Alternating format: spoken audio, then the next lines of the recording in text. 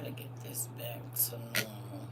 And I don't even know what normal is because we be on so many different platforms. Good morning, everybody.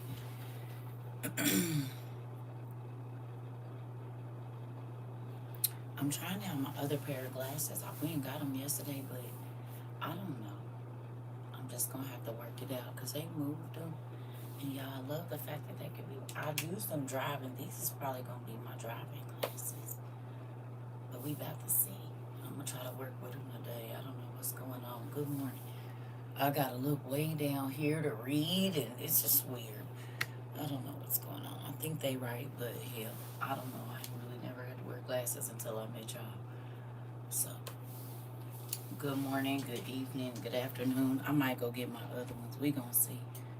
I'm trying to see how to use them because I got that bifocal line. Heck, there we go. That's the issue. Now I'm going to get my other ones. These damn things got me dizzy. Hold on, y'all. These gonna be my driving glasses. That's what I'm gonna use them for. These gonna be the car glasses.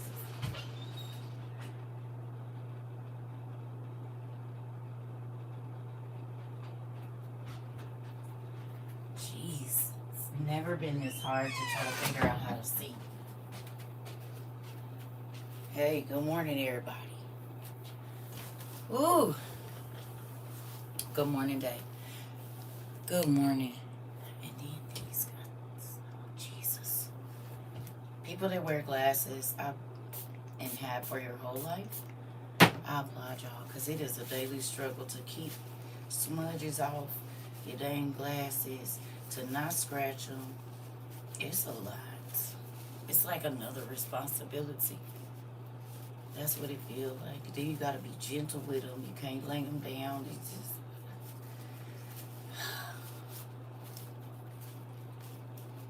Jeez. Hey, y'all, got my eyeballs back. Good morning. So, we're gonna read in the regular Bible today in two different places. So you'll just need your Bible Gateway or your Bible. If you are at work, that's fine. If you cooking, if you driving, if you combing your kids' hair, if you are pooping or showering, whatever it is that you do that don't allow you to write, it's okay. It is okay. Don't be sad. Just come back and watch it when you can.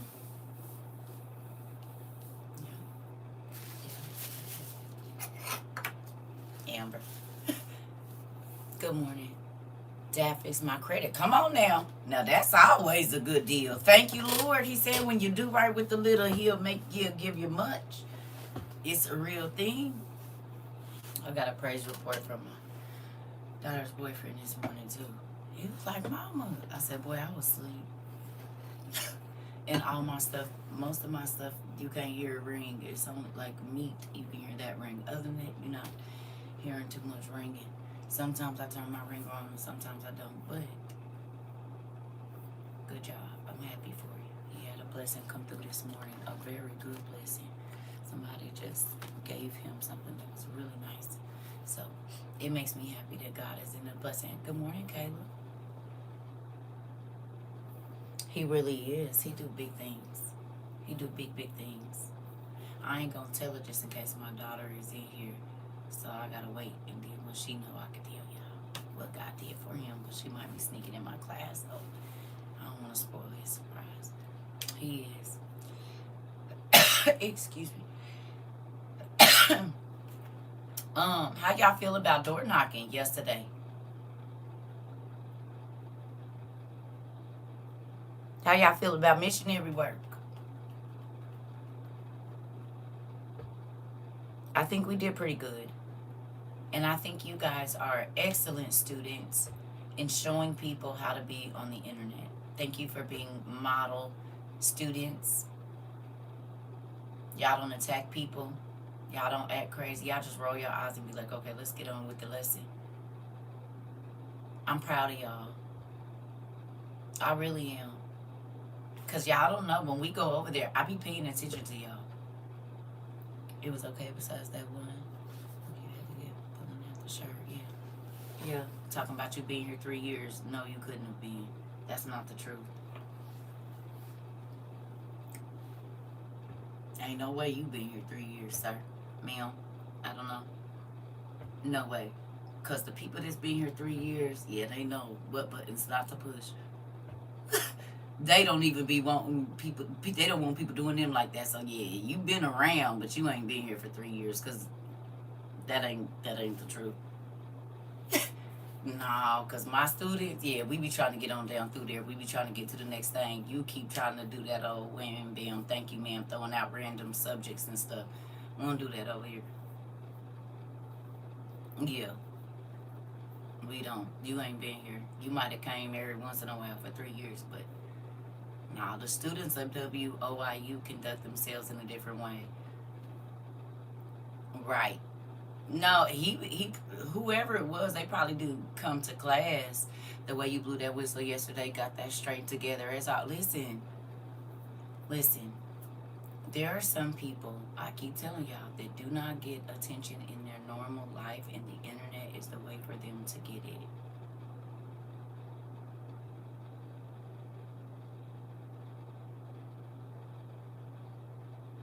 They have never really gotten praise. They have never, certain people don't pay attention to them. So if they can get you to respond to them, then they feel like, they've accomplished. I'm not going to, you like a kid to keep asking me for a sandwich, and I done told you I'm about to get it, and you're going to keep on asking me. You're not going to get it until I'm ready.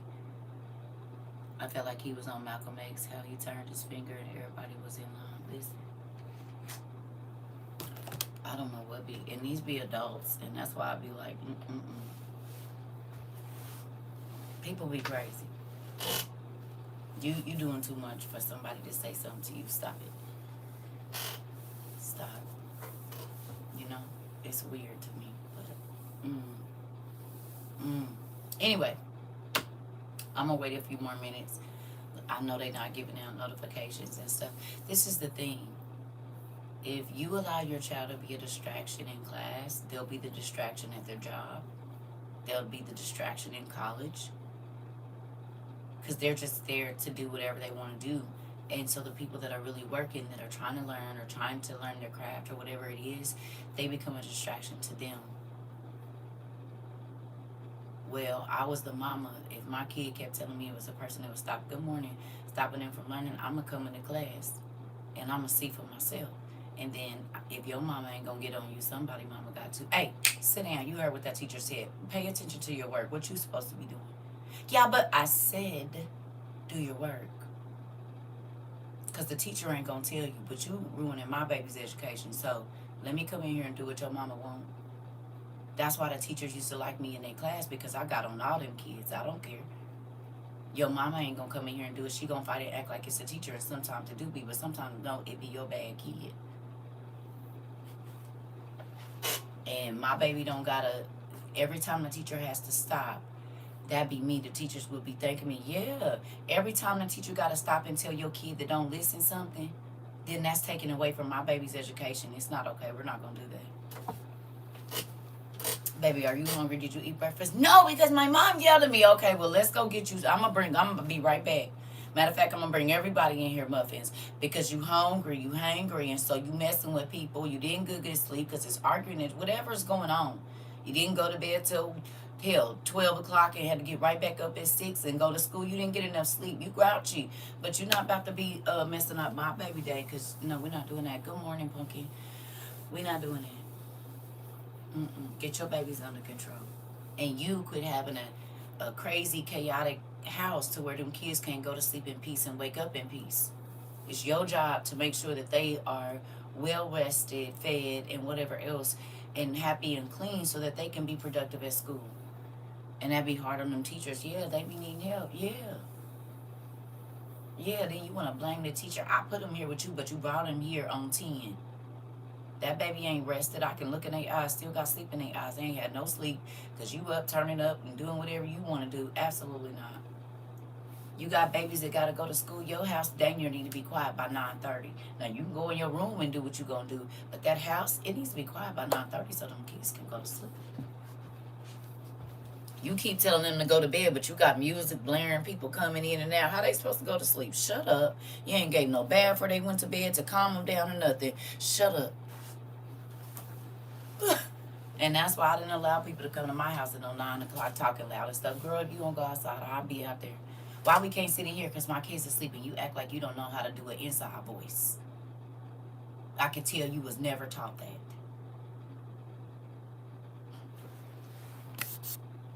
That's me. I worked at school and I put up in the classroom in a second and give that look. Listen, you'll pull up in a good for real. You ain't about to be. I did not let my friends come over my house and keep my kids up.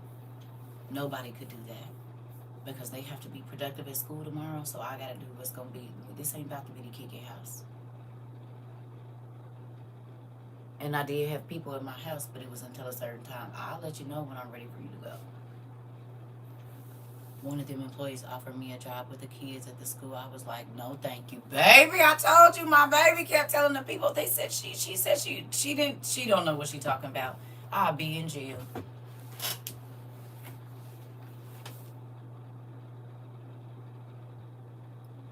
I used to ask my baby, you want me to go to jail? No, mommy will quit offering me jobs at that school. Because mama, if mama worked there, she'd be in jail because I be and snatch the kid up. Hey. Hey. You control them or I will.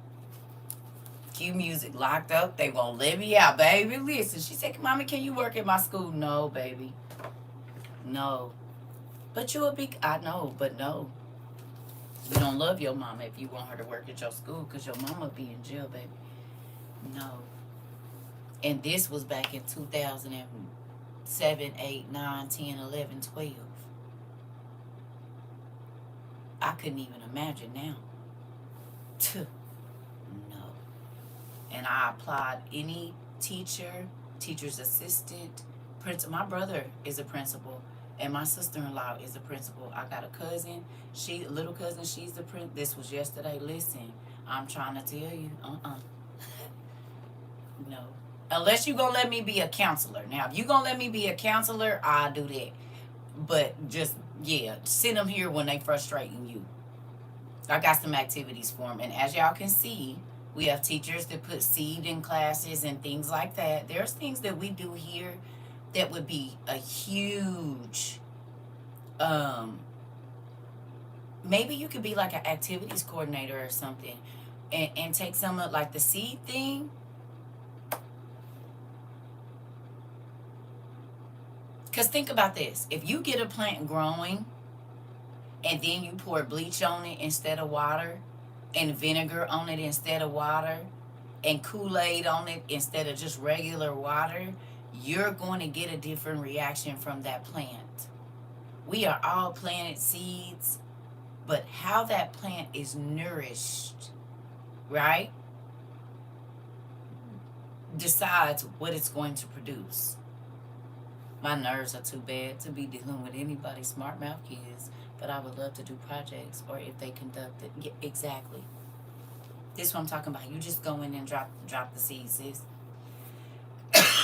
Even if you got to give them to the coordinator or whoever. You could do it. You could do it. Just be like a volunteer coordinator type person to where you're not really interacting with the kids, but you're taking ideas in there that are simple that the school district will approve of.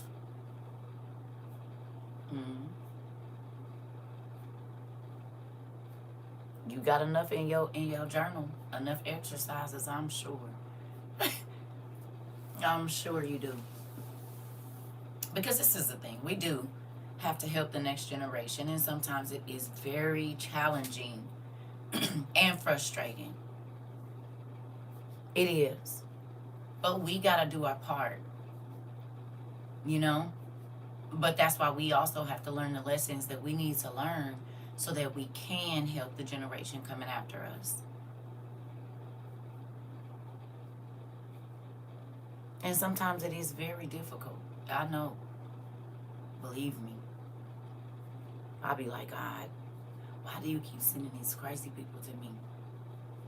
You can't never just send me nobody that's just not crazy, not stubborn, not pig-headed, not... I'm going to do it, but I'm going to do it when I feel like it, and I ain't going to do it just because you told me. Oh, my God.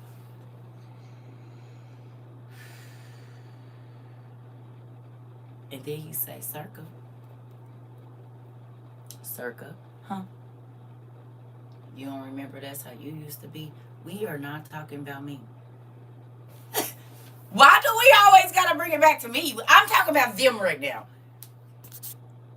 I just twisted my son's lips this morning for getting smart with me. This generation, girl, I will grab and twist so quick. My baby, listen. Now. My daughter's boyfriend used to cuss on the phone with me like crazy because I don't know. I guess he cussed with his mama. Baby, today he called himself. He said, "Oh, I'm sorry, Mom." I said, "It's okay. You act like the girls. But it's all right. At least you working on it. You working on a good job. You've been around a little." This reminds me of the master's list. Yeah, yesterday I started reading. Interesting. What reminds you of that?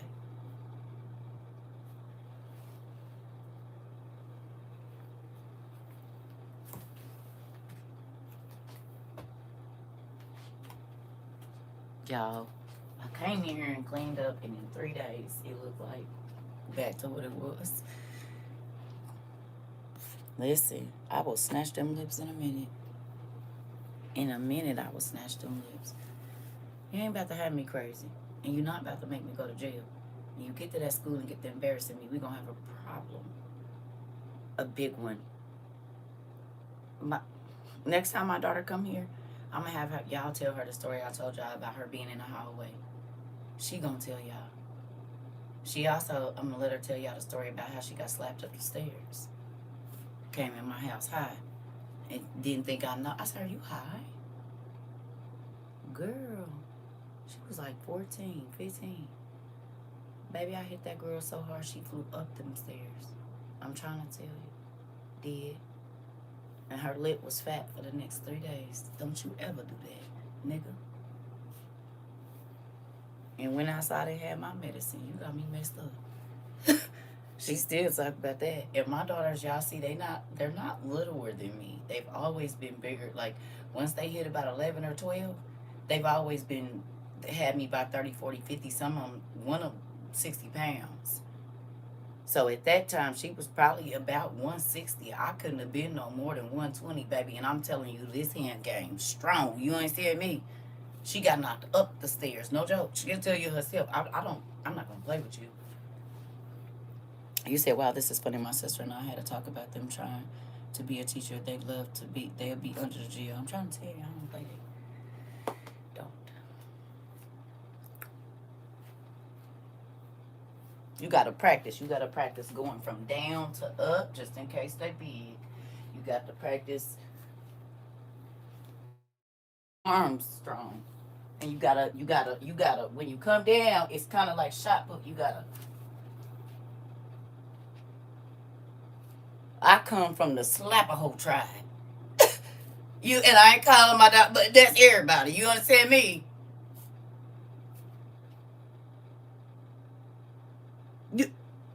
You got the practice.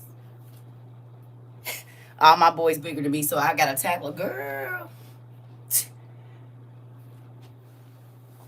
That son told y'all about, he been taller than me. Girl, I'll swoop them niggas under their legs and fold them up on their back so quick. You got to go low with them and catch them off guard, baby. He was some. Girl, before I know, I had slid my arms underneath that nigga's legs. Mind you, we on tile. Flipped him and had that nigga like this. He like, "Get off of me. Get off of me." He was probably about 15 or 16. Had me by a good 9, 10. I don't care. I done fought a big nigga before. I'm going back to my grandma's house. Okay, do what you gonna do. Baby, it's WWE in here. I did that a couple years, and my oldest almost cried because he looked so scared and did. You supposed to be. The fear of God should be in you anytime you think you can talk crazy or do whatever you want around here. You're right. I don't want you to live in fear, but Healthy fear is a healthy fear is reverence.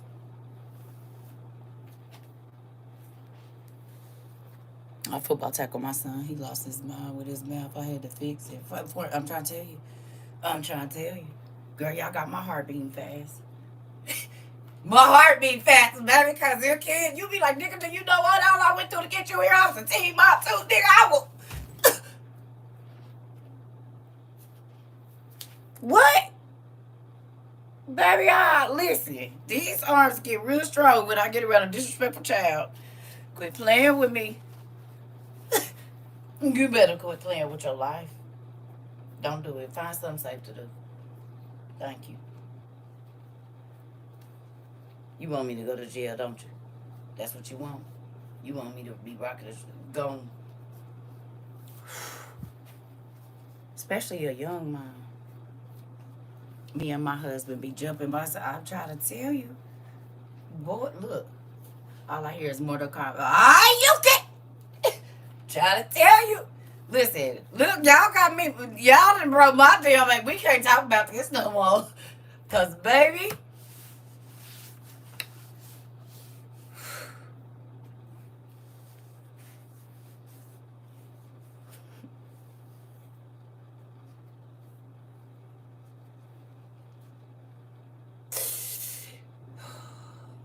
My heart over here beat fast looking for a kid to slap this girl. And listen, that's why I ain't been there. I want to move to where my kids is. I do. But I don't. We have a great relationship. Because, see, they say stuff now and do stuff now that they know they wouldn't do if I live where they at. You hear me? So I be trying to keep myself because I know they'll be called the police on me. I can't. I want to. So even if I move back, which I am thinking about doing because I want to be closer to my grandbabies, I probably live like 45 minutes away. I might live like in another town over so you ain't just popping up too quick. Because if they can come, it'll be a, I don't know. No, probably still live about 45 minutes away. Grandkids tell their friends, my grandma don't play, behave. I'm trying to tell you. Listen, but my grandkids be telling kids what to do. They already going with the tradition. You hear me? Because that grandbaby will tell you, no, stop it, sit down, right here. You get to doing too much around her, she'll say, shh, be quiet. Shh. She only 2. She telling kids, hey, you doing too emo, baby. Baby, listen. She up. Hey, you, sit down. Hey, you, sit down. Like, she don't. She already, listen, she's strict. You can't come in her room tearing up her toys or nothing. She not playing that. Mm-mm. Good job, Emu. You going to tell them what to do. It'll keep you out of trouble, baby. Mm-hmm. Anyway, so,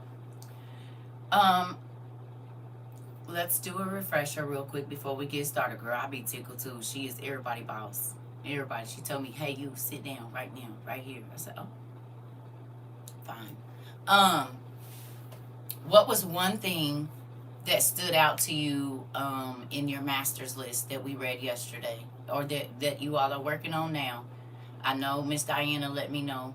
What's one thing that came to your mind or made you think about even your own life or your own walk with Christ about being on the master's list yesterday?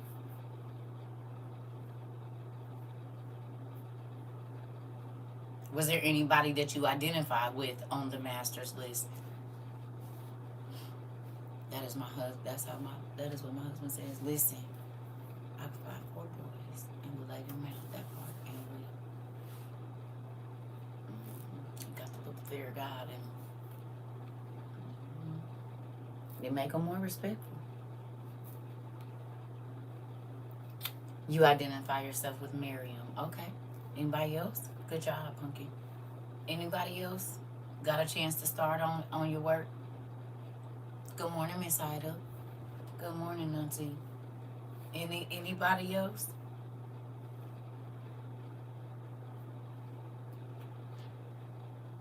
No. That mean y'all didn't start y'all homework. I might have to go get some water. Hold on. I really just need to bring my fan in here, but this stuff be making so much noise. You can hear it on the thing, and I'm not wearing no microphone. I don't need it.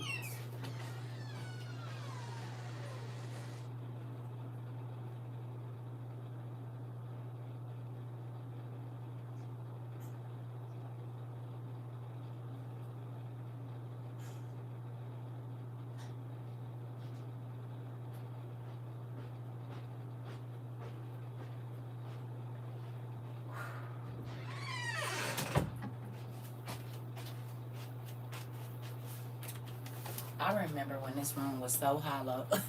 You need this one, Pumpkin? Auntie, I bought this at Dollar Tree 2 years ago, either last year or 2 years ago.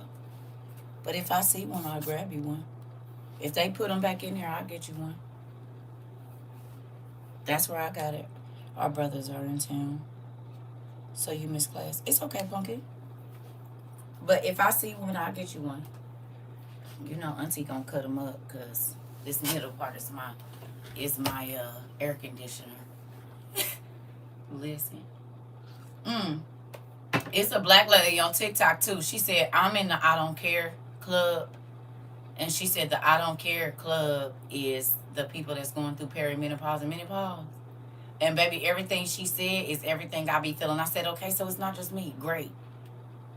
She said, people go, I don't care. Why is you talking to me? I don't care. I don't care. I do not care. I said, oh, yes. Yes. This is everything she said. You see, you baby, Kiva. I said, baby, if she ain't said, and I be trying to make myself give I don't. Not about that, I don't. Good day, Auntie. Hey, Rika, afternoon, morning. I saw that video you reposted. Told her everything she said. I said, oh, okay, so it's not just me. All right, well, then I don't feel so. You joined it, listen. Because, baby, it is the truth. You hear me? Everything she said, I said, I don't care. Like, why? I don't care. I really don't care. I really don't. And now I see why the ladies between a certain age, you joined last week? Listen. You joined it too? Let me get in there. Let me go and get in there. Because, baby, listen. I said, yep. Don't care. I'm not worried about nothing. None of that anyway. I got my, I don't care. You said I definitely joined. Y'all all joined? Oh, yeah, we don't care. Adam and Miriam. Okay, we do not care. We don't. That's funny. Because I don't. Certain stuff, yeah, I don't care about that. Yeah, no, I wanted y'all to see it. I didn't.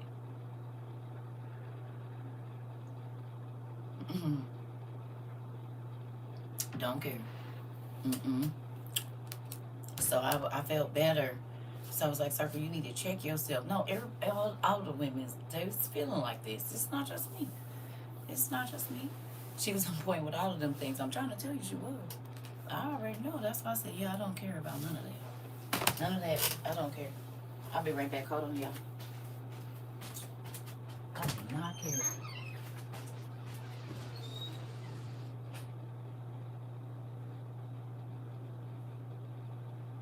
Hey, and I know some of y'all already know this, but this right here, nigga. This right here. If you know, you know. Y'all know I've been having these.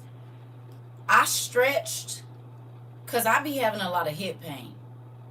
I don't know where that came from. Yes. And I got these like last year or the year before. I can't remember when, but I bought these, right? Um, When I tell you my hip pain that I be having, because it be this all the way down to my knee on both sides, to where my back be hurting so bad. Baby, this right here before you go to sleep, and I think I told y'all this before. But baby, put your leg in this, and this the real resistant one, right? Take your leg and go at an angle across your body with this. Start low and then just bring it up, baby. All that hip pain. Yes, all that hip pain. Like this. So if you got hip pain, lay on your bed, lay on your floor, whatever. Prop your pillows up if you need to. And just take your foot. It helps with listen. Because, baby, but I think because I sit so long, like, it be, listen, this right here, baby, take your foot and cross it over your body. So, yes, me too. This right here. Sciatica, all of them leg and back problems, this right here. Kid you not. And you don't got to do it for a long time, but just as you can pull it up and pull it over. Listen, this.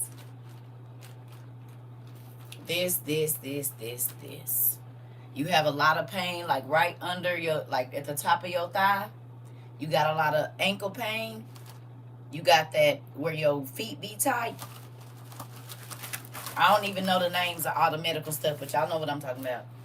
This will relieve the pain in your calves, everything. This. And I got a yellow one, a blue one, and this one. Yes. I'm trying to tell y'all, they work. My son started using mine as a jump rope. I need to get the other one. Oh, girl, get your stuff. Get your stuff. You know how they do. You know how they do with our stuff. You're right, because my son used it. Stretching after football practice, it helps his ankle. Yeah, and my knee. So what I've been doing is I use this to stretch, and then I put my brace on right before I go to sleep. I'll send you the link to the one that I don't, this one, I don't know if the name is on it. I have to, oh wait. HPYGN Sport. This is the ones I got. Can you see it?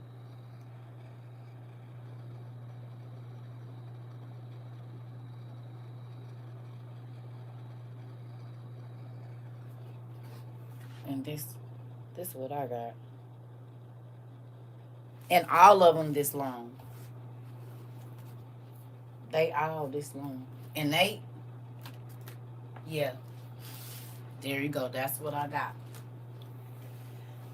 So, yeah. I have one and I haven't been using it, going to now. Yeah, you're welcome. Listen, y'all. Yeah. Listen, when I tell y'all, like, all of that lower body pain that I be having, and it's relieving the pain in my shoulders, because you know that all come from like your ankles and your calves and the bottom of your feet, because that stretch just travels up the muscle. It helps all of it, baby. When I tell y'all I've been sleeping good between that, my leg massager, and then my brace, and then my lavender, baby, I didn't wake up till about 8 something today. I didn't wake up until about 8 something today. I've also been using my roller. So, like, if I'm on the phone talking to my cousin or while I'm watching TV, I'll just sit and roll on that roller thing. Not the big ball, the tube thing, the pool noodle thing. I've been using that. And my stretcher. Everything. All of that. And I've been feeling, it's because I'm not as active as I used to be. Right. It works. You can hear your, yep, Amazon definitely listening. I couldn't even type it in and it popped up. Girl, I'm so sick of them. They don't even care about what they steal. But yeah, get some of them. I promise you, it works. That leg stretcher thing, if y'all got that, it helped too.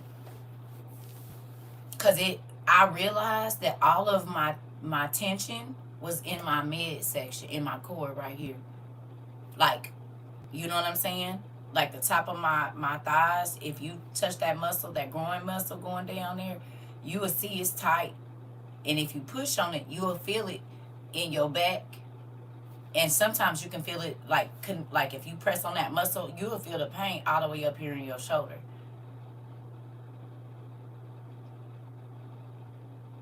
Which is crazy. But I know it wraps around and connects, so it makes sense as to why if you're like the inside of your legs are tight, that's pulling on your back. It's pulling. I mean, because if your core is tense, the rest of your body is going to be tense because that's what holds you all together.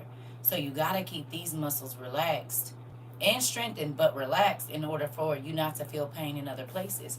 Because a lot of the tension headaches comes from your lower back because those muscles are straining. You know what I mean? It's crazy. It's crazy, but I'm working on it. Yeah, I'm working on it. Because I don't want to be stiff. We might have to run here.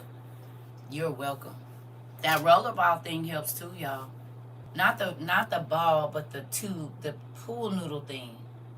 You will be surprised. Like, if you have a lot of neck and back pain, I lay on the floor and, like, put my knees, like if this is my leg, so my body is like this. And then I put that roller under there, under the, like, middle of my back. The foam rolling thing. Yes. Baby. Good morning. You just leaving the pantry, auntie? I know you done got some good stuff. Yes, they do work. It's a little weird, but it works. If you lay on your back and put that under the small of your back and, like, put your legs up and roll, baby, you be like, oh, it hurt. But when you get up, you will be able to stand up straighter. You will not be hunched over. Now, be careful because you can feel your vertebrae lining up on that thing. You can hear it. You know what I'm saying? It's real. Even just laying on it, right? Laying on it and letting your neck stretch out and going from side to side like this, you can feel it in your shoulders. Yeah. We don't even realize how tense we is, but think about this. How many of us walk around like this all day? Anybody? Because we don't wear hip clips no more, which I'm about to get one. Because, for real, Queen, now when I watch TV, I don't always be in my bed. I'll sit down on the floor and get on that pool noodle. Or I just sit there, put my iPad out, and I'll just stretch. You hear my thing?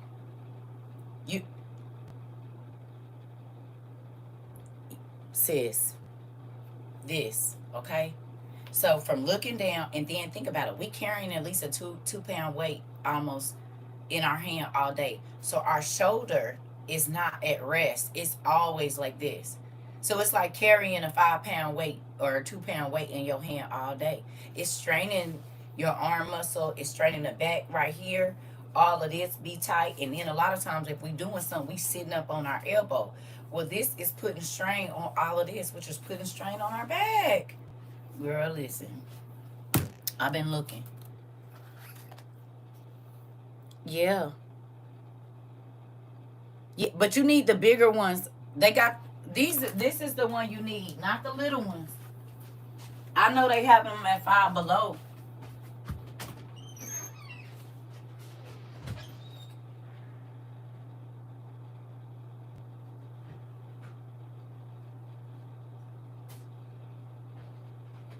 Not the little ones. You need this one. Or the half. They got the half one. They got one that's about this from here down. This. This right here, change your whole life. For real. Yeah, they be having these at Five Below. So you get this, or you can get the ones with the bumps in them. See, I didn't even know they had the ones with the bumps in them.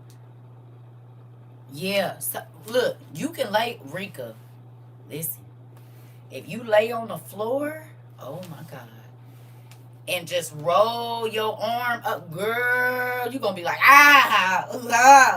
you don't even realize. Like, I'll take it and I'll roll myself on my side, like all the way, because it's listen. Somebody gonna think somebody is in there doing something to you the way you gonna yell. I'm trying to tell you. If the windows is open, they gonna think somebody doing something to you. This make you find where the pain started. Cause if you think about it, and it's painful, but it feels good. They use them in physical therapy. Yes, because listen, if you think about it, pain is like a rock that you throw in like ripples, right? So the pain may start here, right? But it ripples to the shoulder, to the elbow, down to the knee, because that whole muscle is strained. I don't know what it's called. I honestly don't know, Deborah. Just look up foam exercise roller. I don't necessarily know I don't know what they call. I just look up exercise foam or exercise roller, that type thing. You heard me? But when I tell you rolling it and then your hip and your thigh and your calf,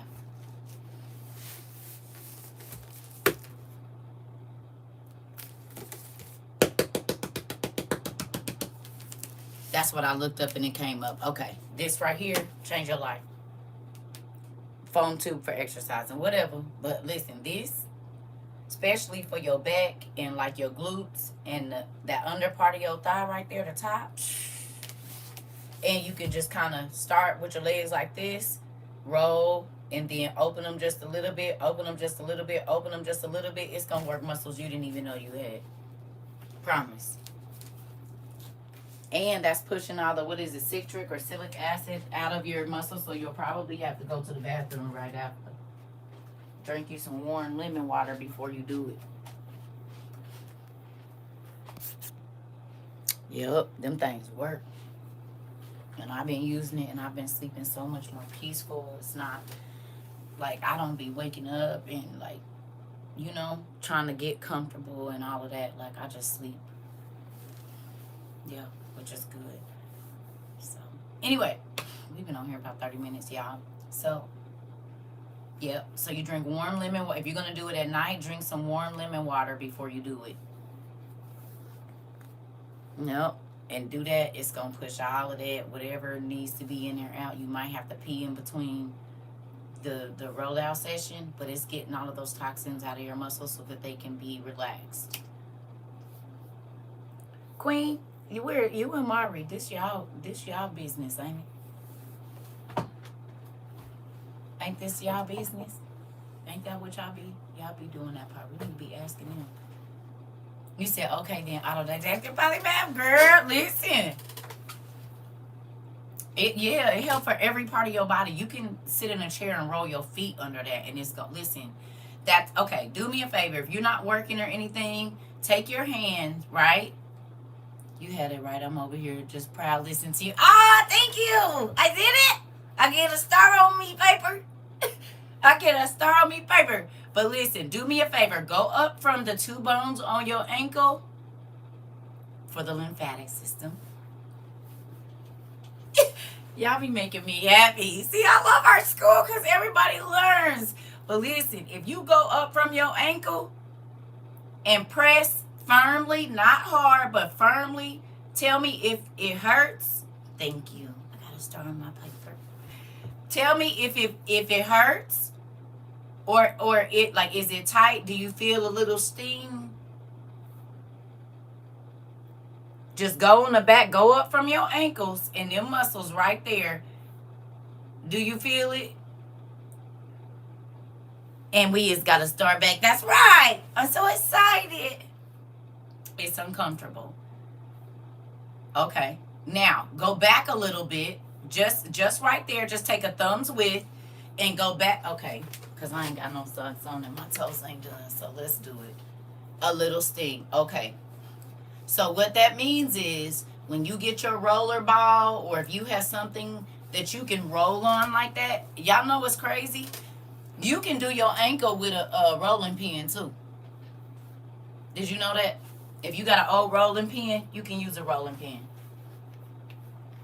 You can. But, all right, hold on. Whew. So you go like this, right? Go up and press. If it's tight, then you go back just a little bit, right? And you will feel it when you push. If it stings, those muscles are tight.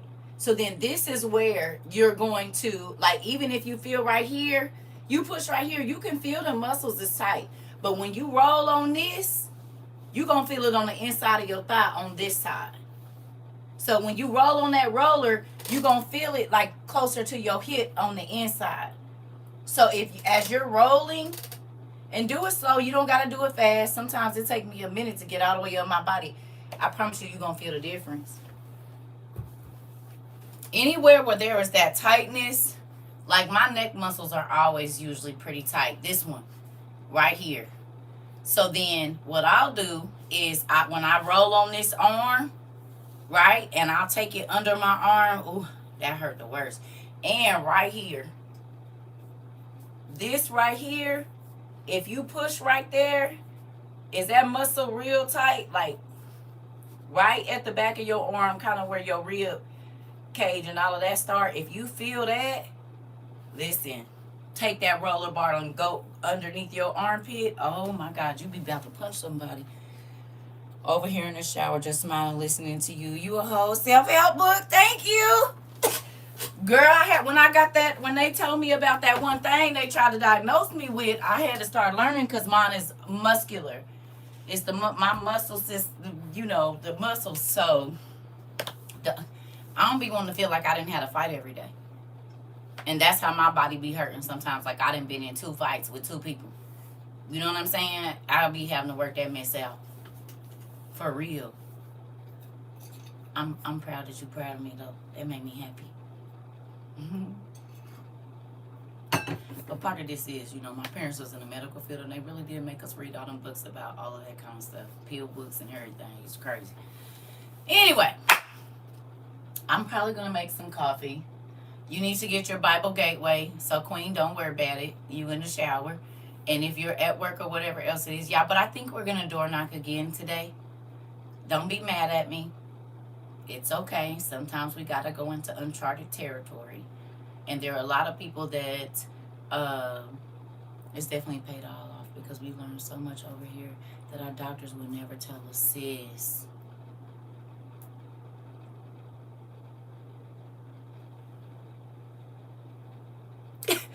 Because this is the thing. I got a chance to tell y'all nephew about a lot of the things that have happened here with the progress in y'all lives. And when I hear y'all testimonies about how your lives have changed in a number of ways, that makes me excited.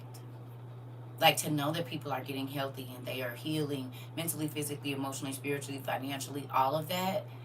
That is the biggest flex. To hear my baby saying, oh, I hold my mouth on be cussing people out. I check my attitude. I done got married. I'm not living crazy no more. I don't beat my wife. All of that. Those are amazing check marks. And not the biggest flex for me, but the biggest flex for us as a whole, that we can tell people lining up with God's word made our life better.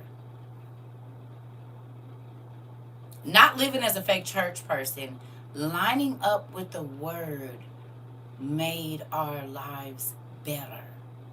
We don't feel restricted. You probably feel more free than you have, but the way that we were taught is, oh, you can't do this and you can't do that. And so people are like, well, I'm not ready to give that up yet. Well, how many of y'all still do whatever you want to do, no matter how crazy? Or do you have now modified your life? God did it, but he allowed you to make the decision that you wanted it to be modified.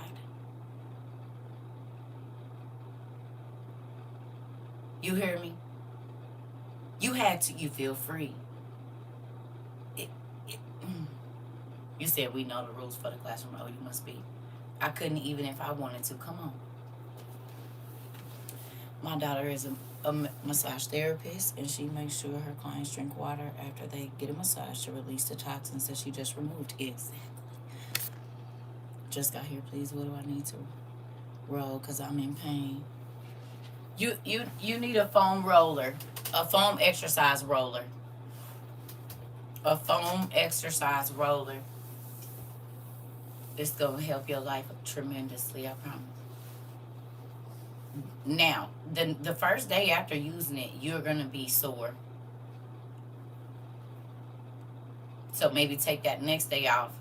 Do every other day at first, or every other 2 days, because it's like a workout in real life. But it'll get better. Yeah, yeah, it'll get better. So I'm gonna go make my coffee. I got my water. You're gonna need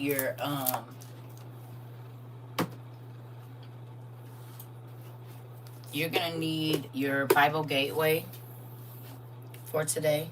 And we just gonna be in the regular Bible starting out.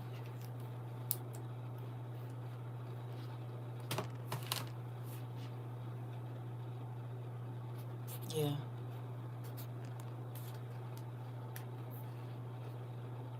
I don't know what you're talking about. Use whatever pain relieving cream y'all have the next day to calm the pain. Get you some queen cream. Yep. Good job. Get you some queen cream and rub that on.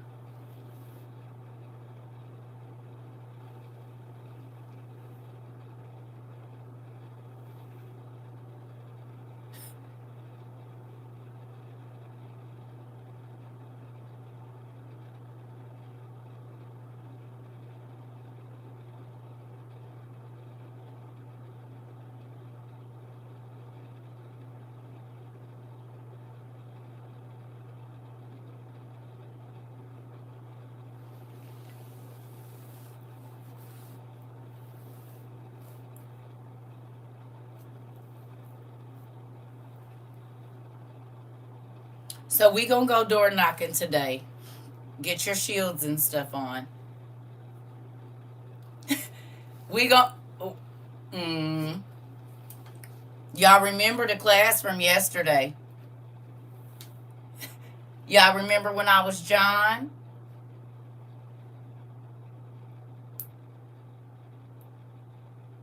Do y'all remember when I was John yesterday? When I was eating the locusts and the honey, y'all remember?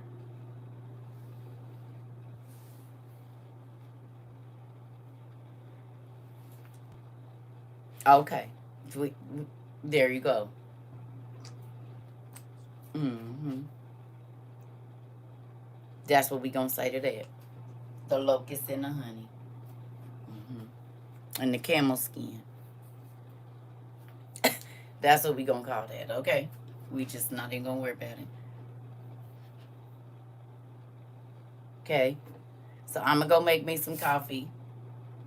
I need you to get your journals and whatever else you need for class. Be ready. And we are going door knocking today. We are. We are. But I'll let y'all get y'all hour in before, because I know y'all be needing it. So we gonna go door knocking today, because we getting down to the end times. Not end times, but they getting ready to restrict a lot of stuff on this here internet. Okay. And I don't know why, but we have to keep going back over there just randomly, not whatever. But I don't be knowing who needs to hear what, you know? So we ain't doing it every day. But for whatever reason, we door knocking. For, I ain't gonna say a minute, because tomorrow it could be different. But I feel like there are some people that need to hear what we do. Okay? I do feel like that. And it is frustrating. It is. But there's a lot of mess on the internet right now. Folks just be saying stuff they don't even know. Did y'all see the AI pastors telling people that sin really ain't a sin? Y'all seen that?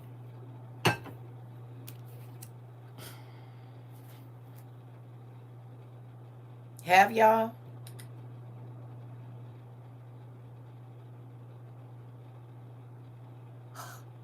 Go look up, while I make my coffee, go look up AI pastors on, yes. Go look up AI pastors on TikTok and look at what they saying. Crazy. Please go look that up. They have AI pastors and they look real.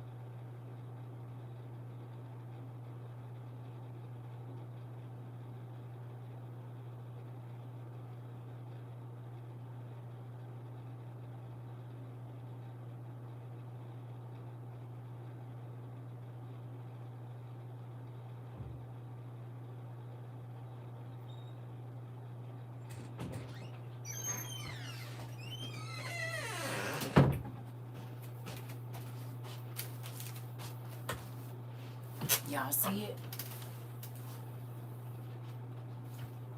Ain't that crazy? Don't that look real though? Do it look real to you?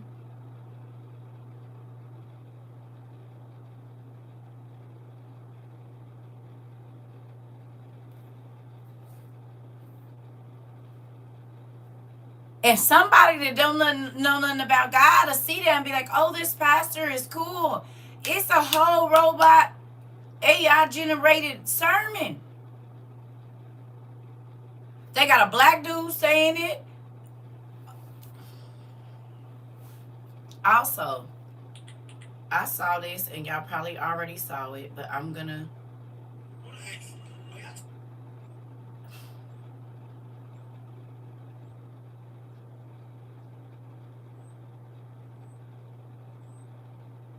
Listen to this. For sure the Lord warned of the burning that would precede his second coming, and tithing seems to be the critical judgment criterion. The further reward for paying tithing is a guarantee against being consumed in the burning. Concerning those who pay their tithes, they shall not be burned. He that is tithe shall not be burned. Tithe payer shall not be burned. Shall not be burned. Shall not be burned. Shall not be burned. Shall not be burned. Shall not be burned. Tithing will keep your name enrolled among the people of God and protect you in the day of vengeance and burning. Vengeance and burning. Vengeance and burning. Burning. Now, that was the Church of Latter-day Saints. That's the Church of Latter-day Saints saying that. That's not an AI. That's the Church of Latter-day Saints. That's what they teach their people. The Church of Latter-day Saints, that's all they last elders and different. That's the Church of Latter-day Saints. That's the LDS church. I reposted it. That's the LDS. Again, teaching people that they are buying their way into heaven. That ain't no different from the black pastors telling people, give us your $1,000 and we putting you, this secures your seat in heaven. It's the exact same thing.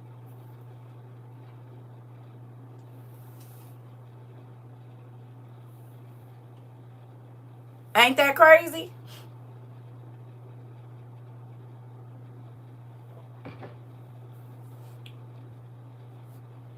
Tithes is for this place. But you paying tithes ain't getting you into no heaven. Because you bought a pew at church. That's not getting you into heaven. But if a person is standing in front of you and they have on the clothes and they're in front of the podium and everybody is clapping every time they say something, even if you feel it wrong in your heart, you're not going to say nothing because every single person around you believes that.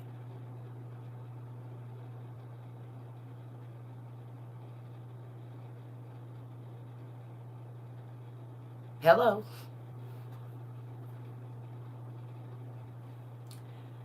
Because a lot of people are going to. Okay. Now do y'all see why I don't care what nobody say and why I've caught so much flack from leaders of whole organizations? Do y'all understand why? Since I was a young kid, I'm talking about the first time I got kicked out of church, I told you I was 10. And my family, my uncles, my mama, my brothers, they're ministers. My other uncles down south all got churches. Baptist, Methodist, not Presbyterian, AME, they all got churches. My mama's first husband is a pastor right now.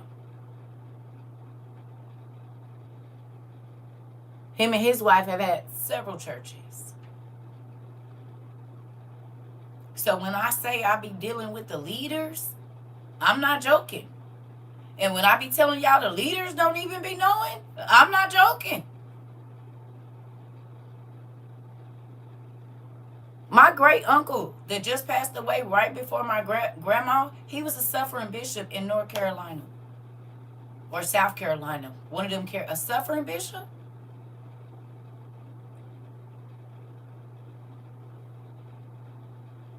I'm trying to tell y'all. And that's why I go so hard over here. You need to know it for yourself. And even if I make a mistake, you're supposed to catch it. Because you studying for yourself. Because I'm not perfect. Sometimes I might get a little confused or be thinking several things and say the wrong thing. But if you're studying, you're going to know. Unlike the man in power here, he likes people, hate to say it, like a lot of pastors do. They want them illiterate. Because then they can just say whatever and they don't go check it. Like he just make up lies and they be like, no, it's the truth. But you didn't even go check to see if it is for yourself. You can go look it up, but it's not spelled like that. It's spelled a little bit different. It's like AIN or something like that. It's not spelled like that. It's just one of the levels of being a bishop. You can be a bishop. You can, it's just going up in the level, the hierarchy of the church. Yeah. It's like a regional bishop or whatever. I don't really know the whole deal of it all, but that's what he was. It's just another name for a higher level of being a bishop.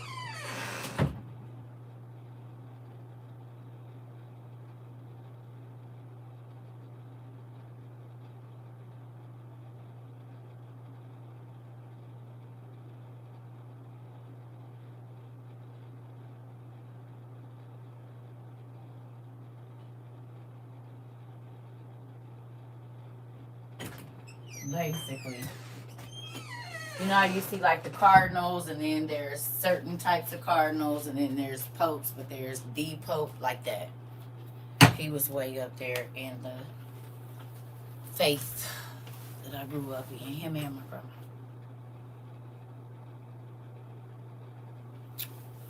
Him and my grandmother. Yeah, it's just, yeah. So, y'all ready? They been. But all the leaders do, though. This is the thing. You don't get to a certain level of power in this world without meeting with spirits.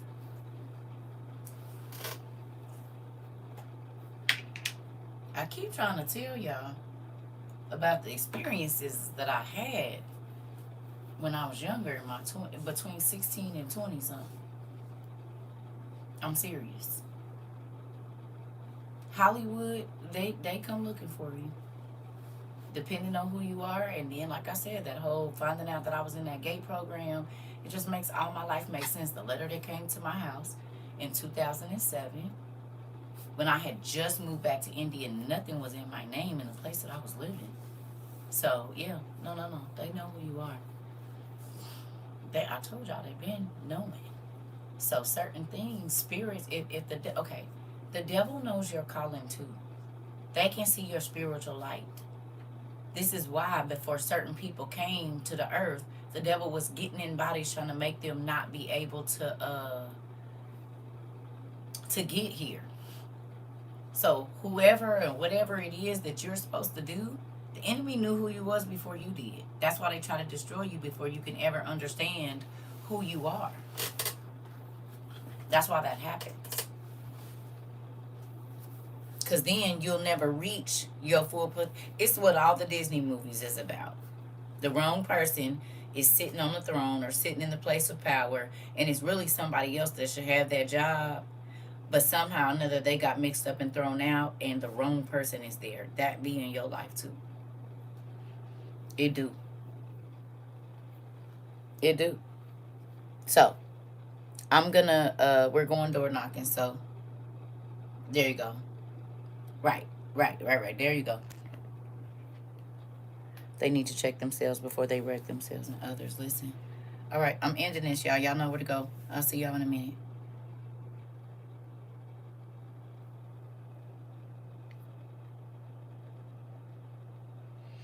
With fire and when this thing.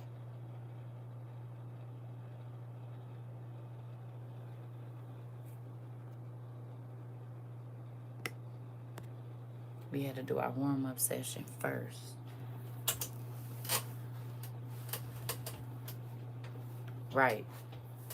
Oh, shoot. Now I gotta move this again.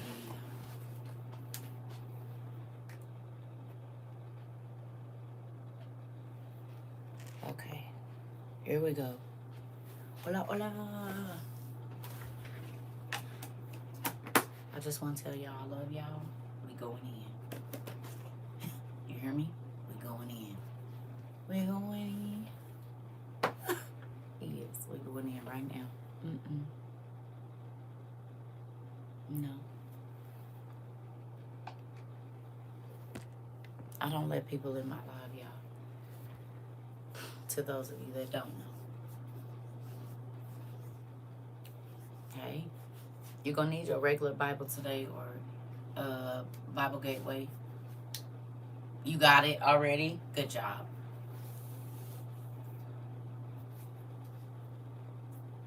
Interesting. Oh, no. Yeah, you got to let that go. Don't do that. We going in, y'all. We over here. So, if you want to participate, good morning, good afternoon, good evening, depending on where you are in the world.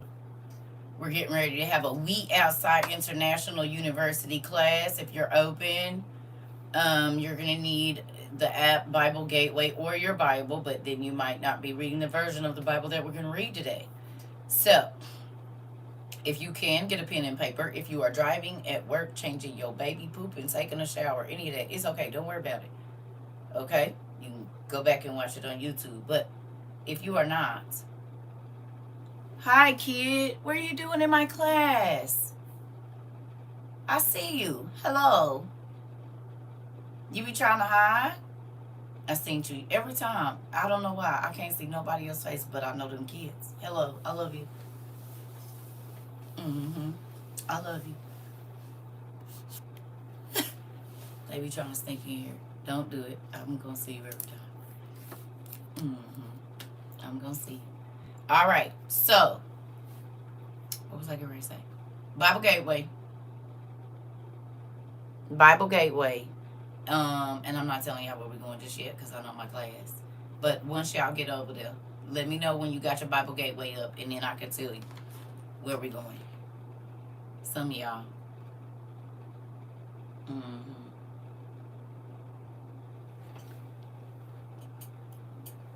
All right.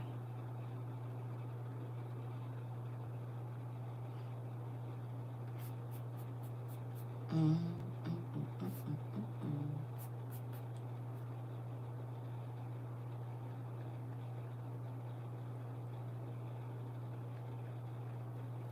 Mm-hmm. Okay. All right. So we gonna be. Let me make sure this is the version I was reading it in. Oh no, that's not it. Cause I be doing this on my phone. Come on, hurry up. Yes.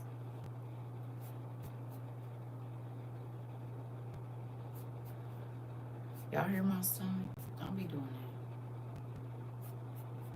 Hold on. Let me see.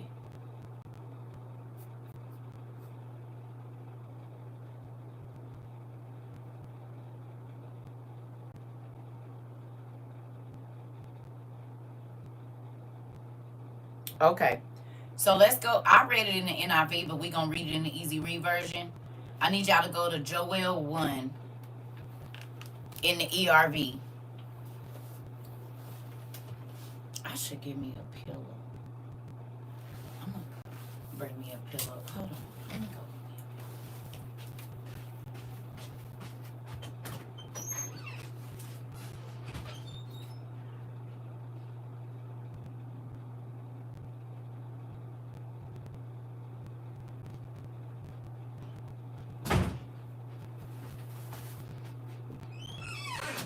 Whew. We're gonna try this today. Goodness gracious. Let me see. Oh yeah, that's better. All right. That feels good. Okay. Joel 1, y'all ready?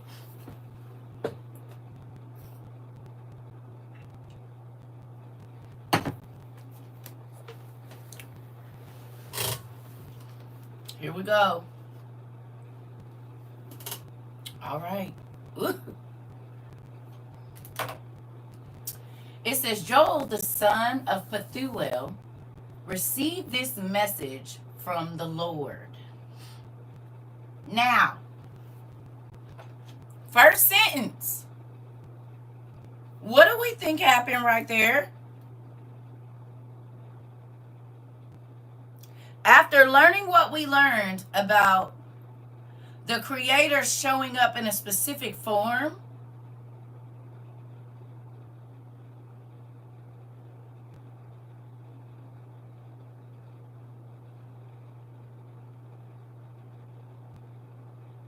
just right there, who you think might have came and delivered this message?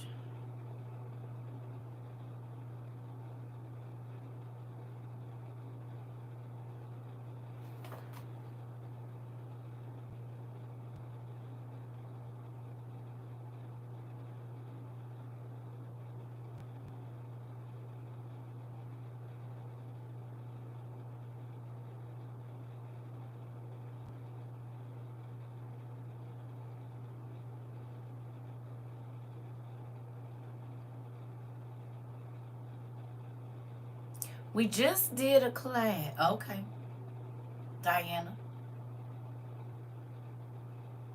Because remember, we talked about Michael is who?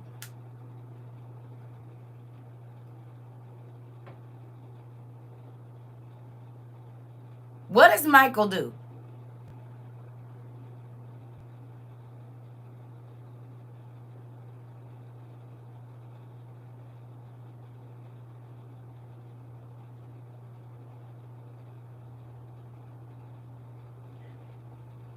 Is he not like a bodyguard to Jesus?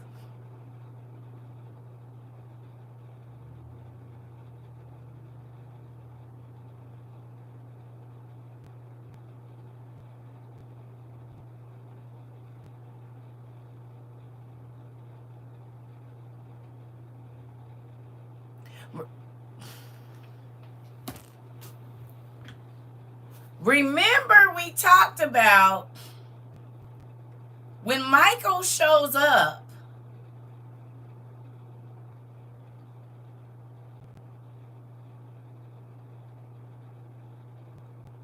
than what we read, last month or earlier this month?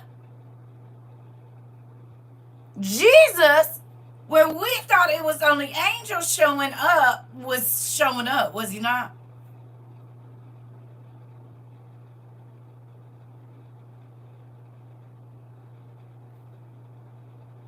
Hello?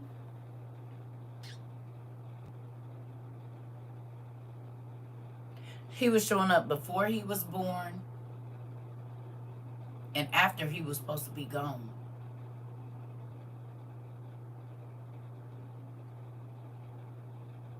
In the form of other people. Did he not? We just read it.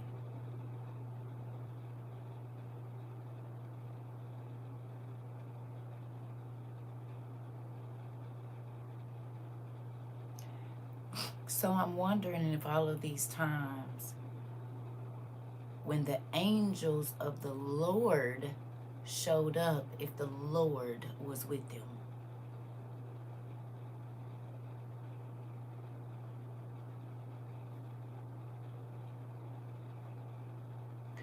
Where is President Trump going without Secret Service? Where is Putin or any world leader going without the presidents that they're not even in there anymore have security detail? You mean that these world leaders are more heavily protected than Jesus?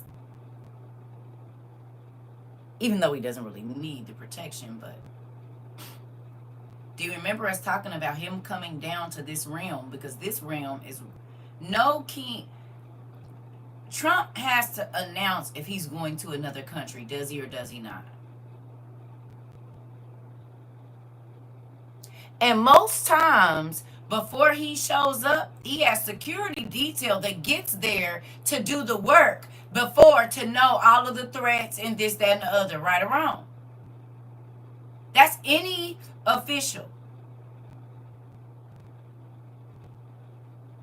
Right?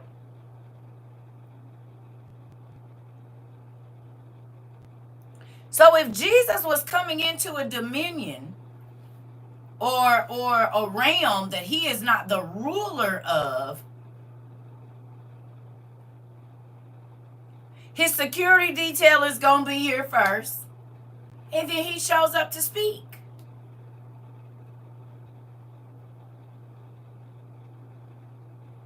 Ain't that how I go with the presidents?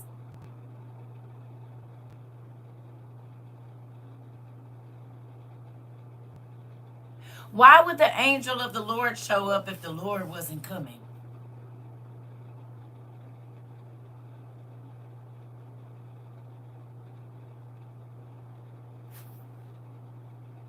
Why would Trump's security detail need to be in Norway unless he was going to Norway? Y'all get what I'm saying? Maybe what's been right in front of our face, and maybe why we can't believe that Jesus is with us always, because the way that they worded this Bible, we don't see that the Lord who said I can be anywhere at all times and still in heaven was actually showing up. Who are the random people that people are demand, and they say Jesus came to see me, and they say Jesus came. Right. No, I'm telling you, Jesus saved me. He came to my hospital room. It was the medication.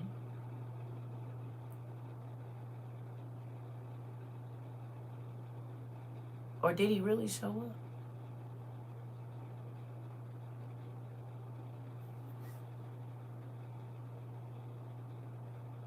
He can be anywhere at any time. So when these people are coming out of a state and they say, Jesus told me I was going to be okay, and then the doctors go back and they don't find no cancer, what was that?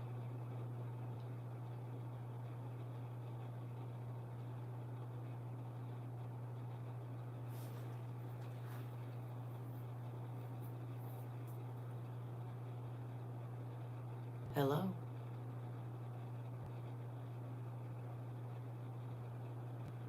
Do you think that they really saw Jesus if they got healed?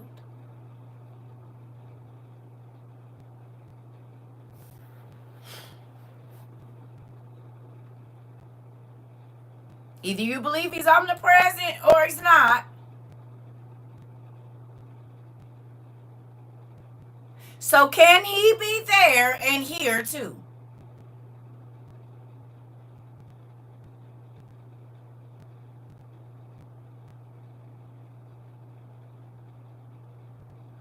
Why did they hide the fact that on the mountain of the burning bush that Jesus was there? Why did they hide that from us?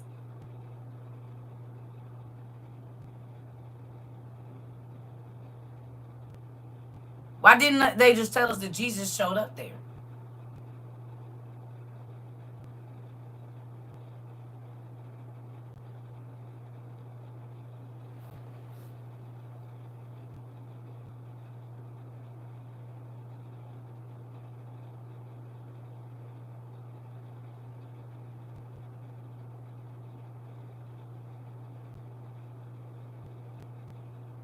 Hello?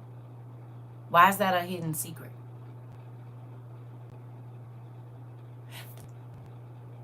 Oh, okay. Miss Howard said to discredit his work. Because if we knew that when it said the Lord came and spoke to this person, that that was Jesus showing up every single time, where would your faith be now? How would you think about the strangers that you entertain?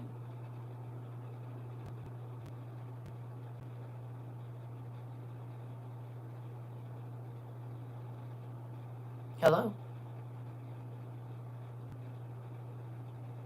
Think about it. Where would your faith be if when you went back every single time and looked and it said the Lord came to this person, you ain't gonna say CERCA came and told me something if I didn't.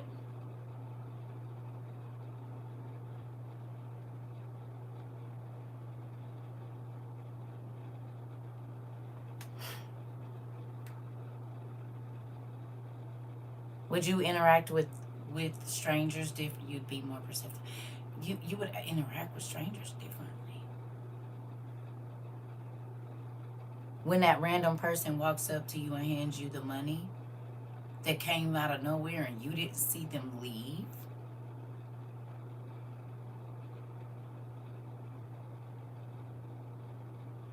he got homeboys, but he's omnipresent. So do he really meet them? If he could be at my house and at your house and at your house all at the same time, do he really need the angels?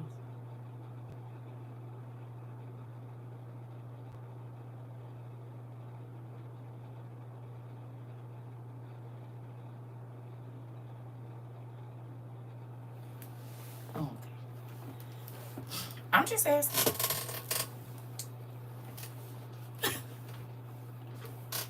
I'm just saying. Okay, let's go. I just maybe they've been playing in our face the whole time. And maybe our maybe Jesus was showing up because when the angel of the Lord, who is the Lord? The Lord is Jesus. So maybe he was showing up at some of these places and the way that they worded it, we just thought it was a thought or a.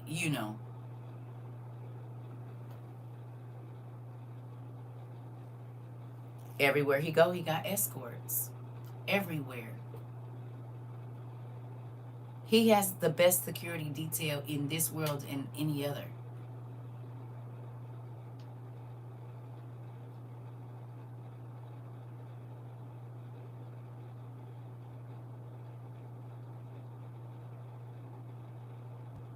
I just want y'all to think about it. Because I've been thinking about it. We read that he showed up before he was born. We read that he showed up after he was crucified. So why can't he still show up now? He said, I'm always with you. even in your darkest places.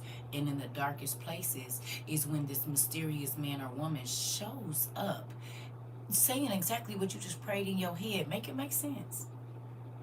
We didn't all had an experience. Hopefully. No?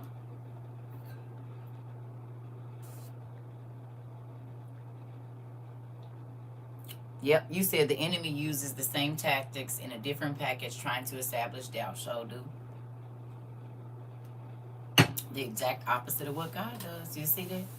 All right, let's get going. Here we go. So it says, leaders, listen to this message.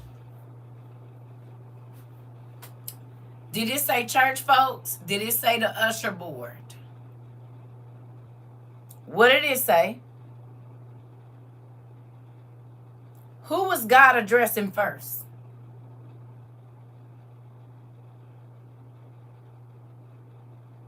The leaders. Oh, okay. I just wanted to see if y'all saw what I saw, because they be trying to put everything on everybody else.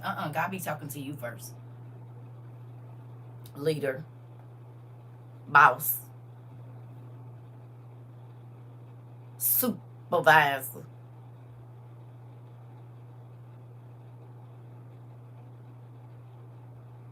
Most of the weight as a leader rests on your shoulders and responsibility.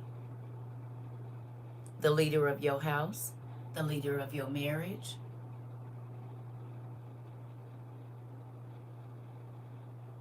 Here we go.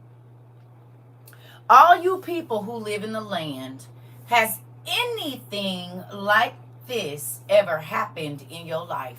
Let me ask you a question. The things that you are seeing now on the internet and the news, are you seeing things that even your parents say they can't remember happening?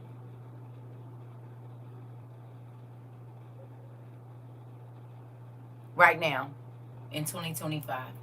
Yes? Anybody got grandmas and grandpas, they talk to them, they be like, baby, this ain't never happened. Anybody? They say, even in my lifetime, this has never happened.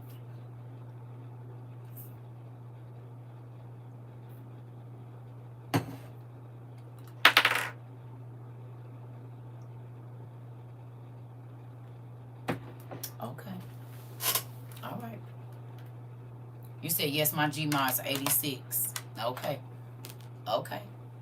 You said on a daily basis now. Okay. Did anything like this happen during your father's lifetime? Probably not.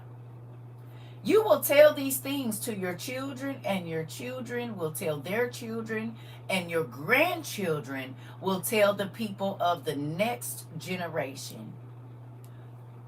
What the cutting locust has left, the swarming locust has eaten. And what the swarming locust has left, the hopping locust has eaten. Okay, so let's go back. What type of locust cuts into the plant? We know what a swarm of locusts is, because that's the katydids. And the hopping locust is grasshoppers. No? But I don't know what the cutting locusts are. Do you?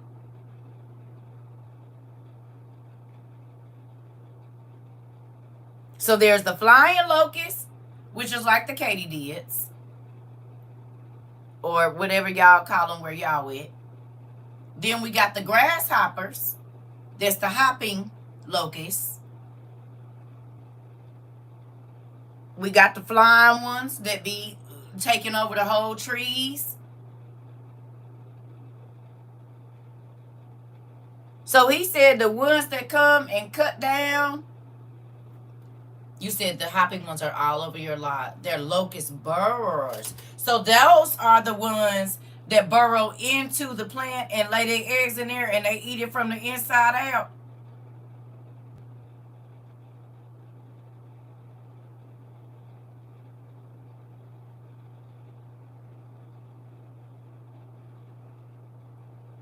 Like we talked about the other day about hidden sin, how it lays eggs in your child when they're young and they grow with your child.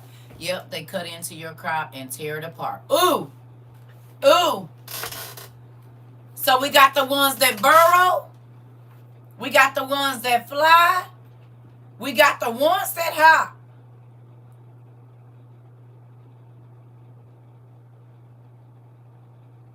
Think about that. Now go back. Look here. He said, what the cutting locust has left. So what the one that burrow into the ground and eat the plant from the inside out, whatever they didn't get, the ones that fly is going to eat. And whatever the ones that fly don't get, the grasshopper's going to get it. But you ain't going to have it.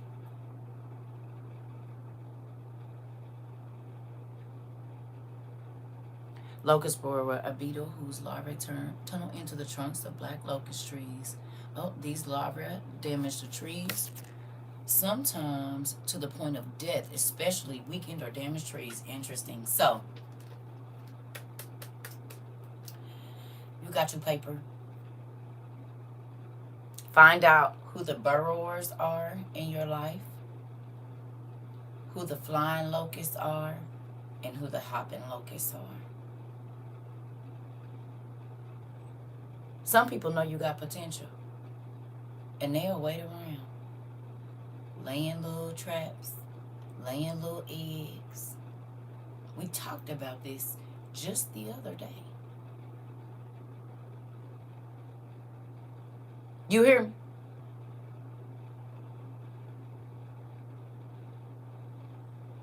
Did we not talk about this the other day? This is why we're doing the plan exercise. Hello? You said always. We just talked about it. For sure, within the last 4 days.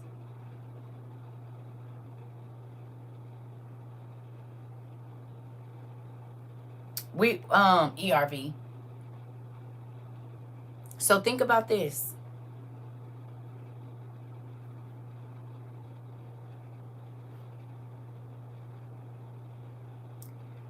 When God decrees something on your life, and he mad, he gonna make sure there ain't nothing left. Think about that. Imagine a field of trees, or a field of watermelons, or a field of whatever type fruit or vegetable you like. And I'm not talking about an acre or two. I'm talking about 50 to 100 acres of it. First of all, think about the time that it takes to sow that into the ground. What all had to happen prior to you even getting the ground ready to receive the seed? You said not the watermelon. That was a little too soon. Hold on, I'm just sorry. I'm sorry. I forgot the pest came and ate your water. I'm sorry. She said it's a little too soon. I just lost my watermelons to the pest. Don't do me. I'm sorry. Don't worry about something that got a hold to my greens. I can't see it, but they going on. I'm gonna have to go get me something because they just withered. They didn't went to seed. They didn't even grow that long and went to seed. Sure did. I don't know.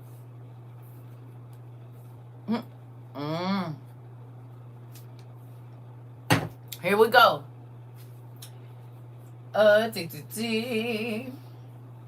It says, and what the hopping locust has left, the destroying locust has eaten. Drunks, wake up and cry. All of you who drink wine, cry because your sweet wine is finished. You will not taste it again. A powerful nation came to attack my land. Its soldiers were too many to count. Its weapons were as sharp as lions' teeth, as powerful as a lion's jaw. It destroyed my grapevine.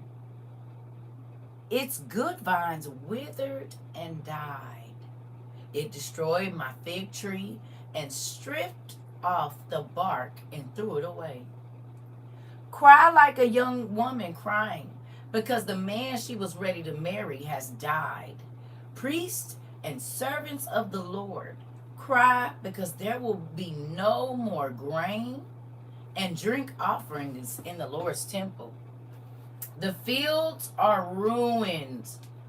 Even the ground is crying because the grain is destroyed. The new wine is dried up and the olive oil is gone. Be sad, farmers.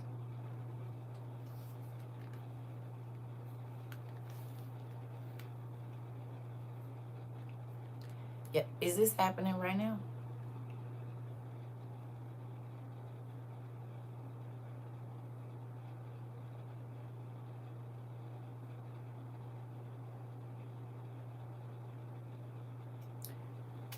Thank you.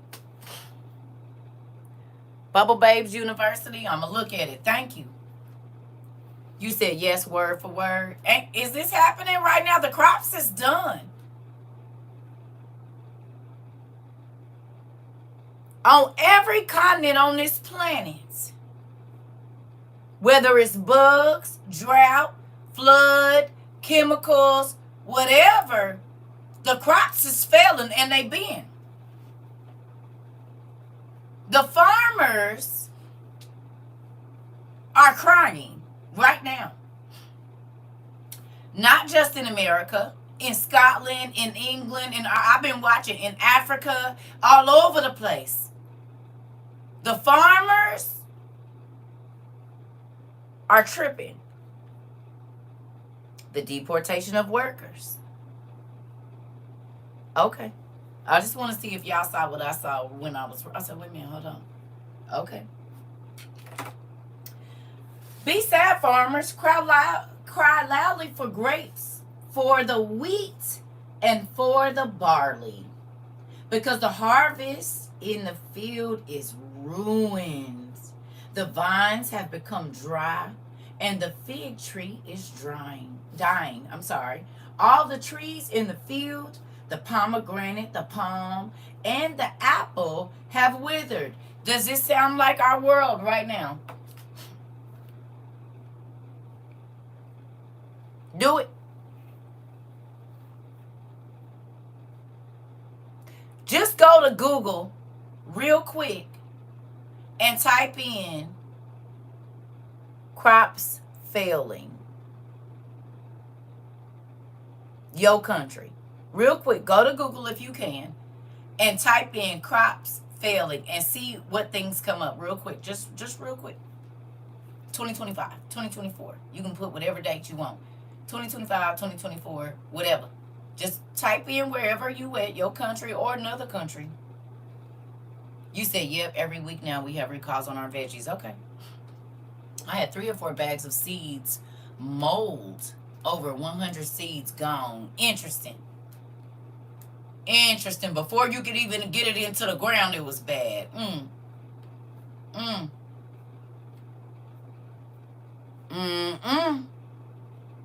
Thank you. What they saying about the crops where you at? What's going on with them? Remember that black farmer shooting to the things to spraying stuff on his crop? They failed. They sure did. And that blue rainwater too is causing people's what's the name to fail? Your wheat. Okay, what's it saying about them? Disasters and severe weather caused over $21 billion in crop losses in 2023. Here we go. Corn, soybeans, fruits, and nuts. They said that's what's going bad right now, or is they struggling and them is the fruits that's struggling? Crazy. I remember the cabbages was going bad. The lettuces was wilted in the ground during 2020. Interesting.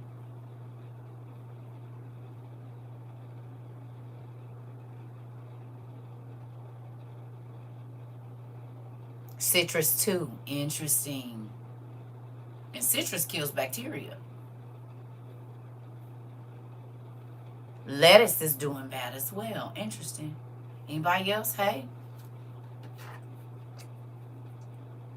if you're in a different country, yes, the crops are failing bad. Really? Where you at? We don't have enough workers to pick the crops. Oh, which is going to make the ground be drought. Hundreds to millions lost in corn crops in North Carolina. Strawberries, molding, avocados. Interesting. AI overview in 2025. The crop sale outlook in Canada is projected to see a decline in prices for most field crops, with wheat, canola, flaxseed, and dry beans being the exceptions. Interesting. Citrus greening, hurricanes, and extreme weather is what's messing up the citrus. Got it. Interesting. Yes, storms damage in 24 cotton, pecans, vegetables, citrus, and peanuts. Interesting. And you in Georgia. Louisiana, soybean, cotton, corn, and sugarcane have been going bad since 2023. Tobacco, sweet potatoes, chicken, eggs, and corn is suffering in North Carolina. Interesting. Reductions in soybeans and peaches where you ate. Drought conditions across South Carolina have caused widespread crop damage. Ew. Cucumbers was on the news yesterday. Interesting. Look it.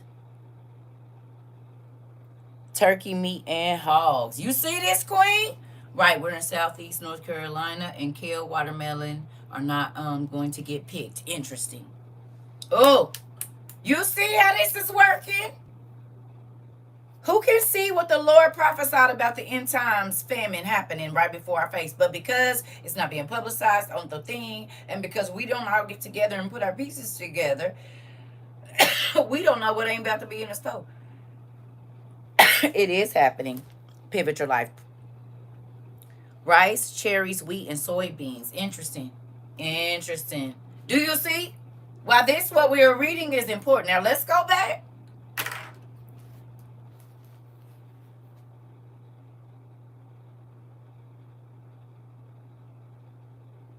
This is why it's important when you read the word to go look up if that is what is happening in your area. Our crops around the world are failing. God said that there would be famine at the end times.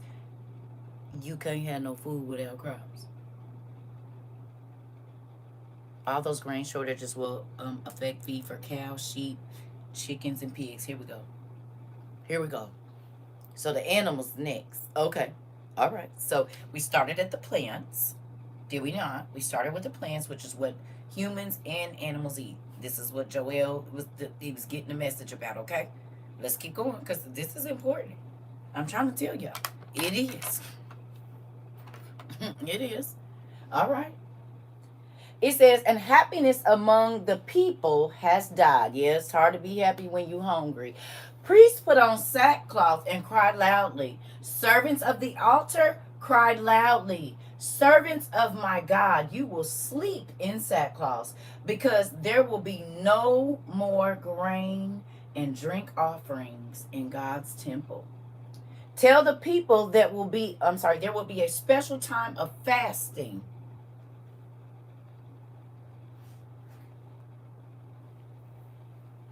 Ain't no bread, ain't no pomegranates, ain't no figs, ain't no apples, he said. The vegetables that's going up out the ground, you got the burrowing insects that's going in and eating it from the inside. Then if they didn't get it, you got the flying ones. If they didn't get it, then the hopping ones is coming to get it. And then it's another one after that, the destroying ones that they just eat whatever, the decaying vegetables. So you can't even take a wilted piece of lettuce and put it in no. Oh, that. Do you realize how crazy that is?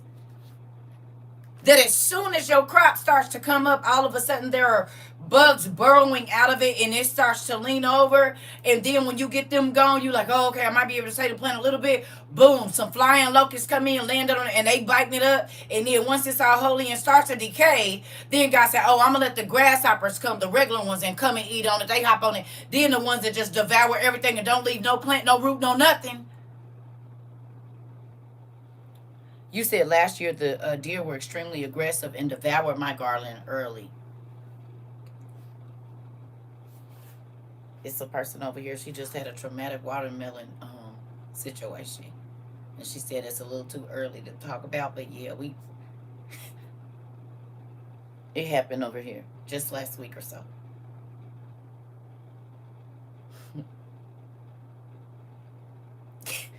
Don't look like that. I know you sad, baby. But look, you hearing from your sister that it happened. She said, laugh on my, it hurts your heart. Yeah, because she just put the sad face like, yeah. And don't let me get started on the mice and the rats. Uh-oh. Oh, yeah, we going to get to the pests. Listen, God know how to get folks' attention. When you hungry, you can hear. You don't hum when you hungry. You yes, ma'am. Yes, sir, when you hungry. Remember we talked about everybody, the world about to be on the fast? Because if you don't believe it when I say it, maybe you'll believe it when Joel says it. You said we can't even plant where I live anymore due to a rat infestation. No freaking way. Okay, so this was what we was. So the Lord is sending the pests in one way or another. Look at that. Look.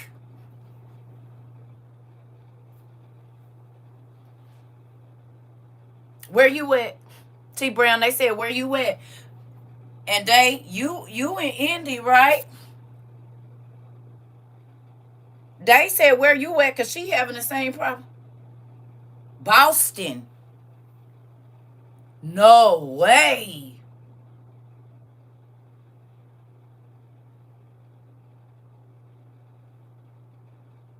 The Bible is literally fulfilling itself. Yeah, I lost a lot of my stockpile due to mice. No way. They took your mullein plant too? You said, oh, they have big rats there. Not with the eyes. Hey, sissy, neem oil is good for cinnamon to keep the bugs away. Thank you. Neem oil and cinnamon. I'm going to give me some 7 powder. I just ain't went. Was told to stop planting moving forward. It's attracting pests. No way. Y'all.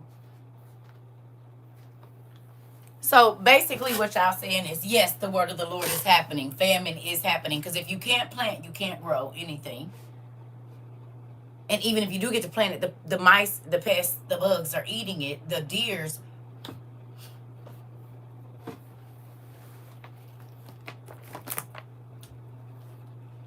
And if you do, you're violating your lease. No way.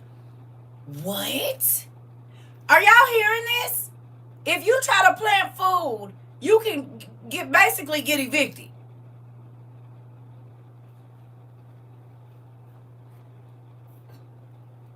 Trying to tell y'all, it's real out here.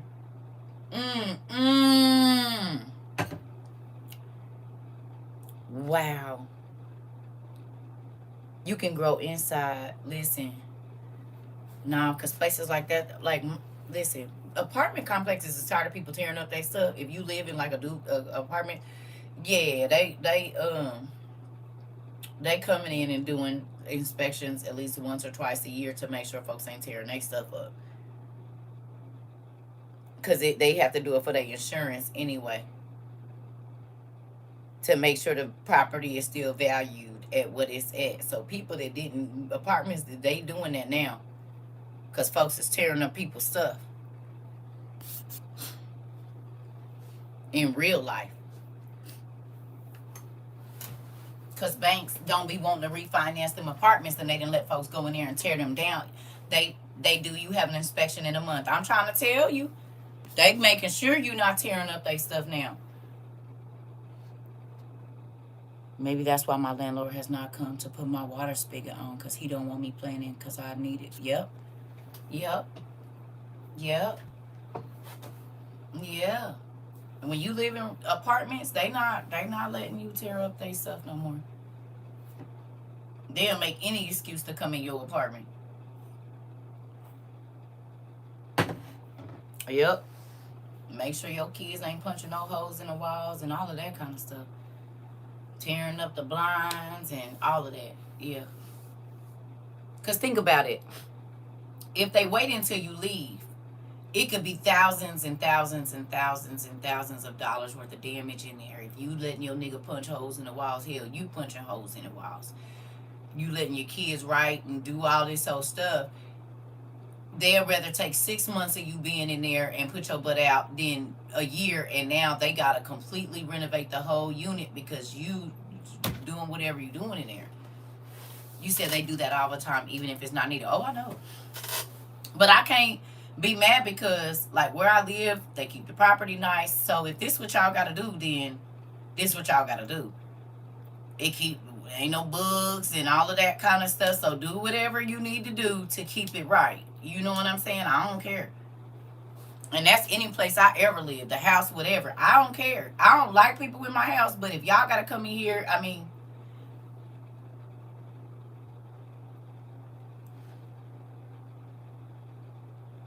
you said people don't study, they read, and a person can't get revelation by reading.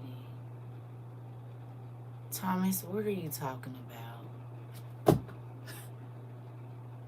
You just made me drop my damn phone. What is you talking about?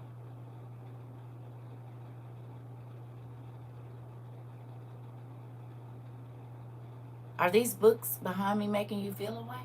Do you want to see the rest of them?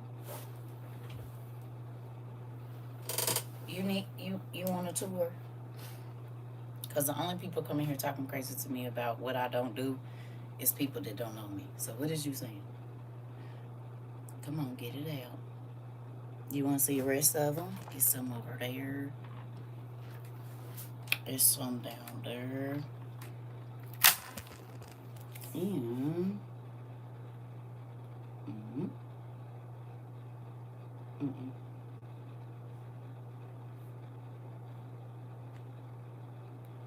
some over there too. You see it? Sure is all the way up to the ceiling. So what was that you were saying, Pumpkin? Don't come in here acting like the leader in chief, acting like you don't like educated women's and men's and stuff. Don't do it. You won't be the first, and I'm sure you won't be the last. Anything else? No. Okay. Moving on.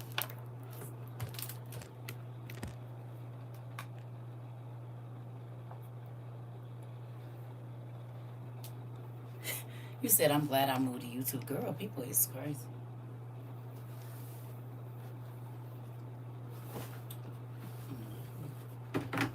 Anything else? So, here we go. Back to what we were saying. So, do you see famine happening? And it's happening so subtly because nobody is paying attention if it's not going on right where they at. Do you understand now why, even in this class that we are having today, it puts the puzzle pieces together so you can understand that not only are the crops dying in South Carolina, California, this place, that place, this place, there is happening in Canada. Canada sends us a lot of stuff. Canola oil we buy from them in other places.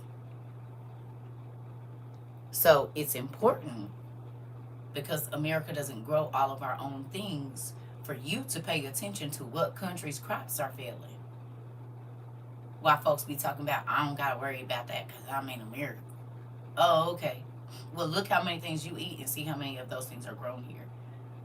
So if the crops are failing in Venezuela or China or wherever, it does affect you. It affects your pockets and your stomach. Do you get it? And this is why when we are in class, I ask certain questions. Do you know what's happening around you? Because it's important.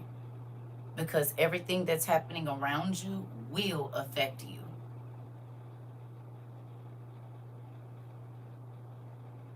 It will. Oh, I don't have to worry about what's going on in that country. I'm an American. Oh, okay. Well, keep that. until you go in the store and whatever it is that you're used to, your kids' favorite snack ain't there because the ingredients didn't grow to make it. Okay. Pop-Tarts. Do they use flour? They use flour to make Pop-Tarts, right? They use sugar. Somebody just said the sugar cane ain't doing well. Somebody said the wheat is not doing well. So if the wheat is not doing well, your baby ain't gonna have no cereal. If the corn is, because it's normally corn, wheat, and whatever other additives, there will be no cereal. Are you getting that? They chips they like. What chips? You said seed oil too and flavorings like vanilla. Oh, we made some. We made plenty of vanilla back in 22, 23, or 23, I'm sorry, 23, 24, or 24, 25. One of them in the last 7 months, we made some. We made lemon and orange extract and what's the other one? Almond extract. Some of y'all made some other kinds, mint and whatever else. Exactly. So there are so many different things that are not growing that go into the things that we eat every day. This is where the famine is going to come from because the vegetables, the fruits, the grains, whatever, they're not growing. So you can't make corn chips without corn. You can't make Doritos without corn. Tostitos, corn. Tortillas, corn and flour. Bread, rolls, cinnamon rolls. You need flour to do it. Some kind. No potatoes, no chips. Here we go. This is what we talking about.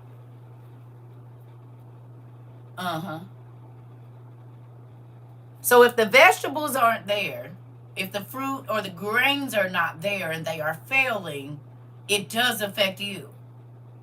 Because one, you ain't making that stuff from scratch. You ain't growing it in your backyard. So if it ain't none, okay.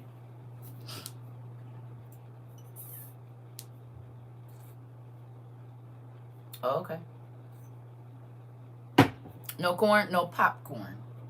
No lightly popped kernels. No oven baked popcorn. No, I hope you see it. And then even if you are trying to grow it, there are things put into place to where you can. If the main ingredient is not available, how you gonna cook and make a meal? This is just motivating me to pick up you pick field some tomatoes, even though my back hurts. Yeah. There we go. Excuse me. All right. It says, tell the people there will be a special time of fasting. Call them together for a special meeting. Bring the leaders of everyone living in the land together at the temple of the Lord your God and pray to the Lord. Be sad because the Lord's special day is near. At that time, punishment will come like an attack from God all-powerful. Our food is gone. Joy and happiness are gone from the temple of our God. We planted seeds, but the seeds became dry and dead, lying in the soil. Our plants are dry and dead. Our barns are empty and fallen down.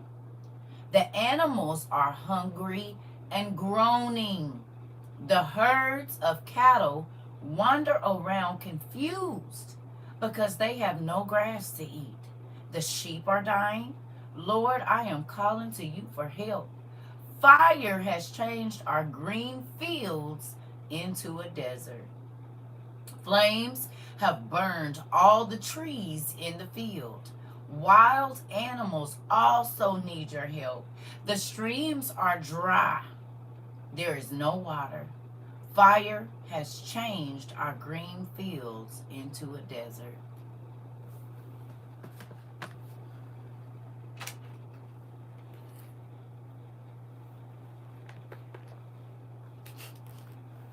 So first he sent the bugs. And when the bugs left, he sent the fire to burn up any type of roots that might have been there. Then the animals got confused because they said, okay, first we thought everything that's going on right now. Come on now.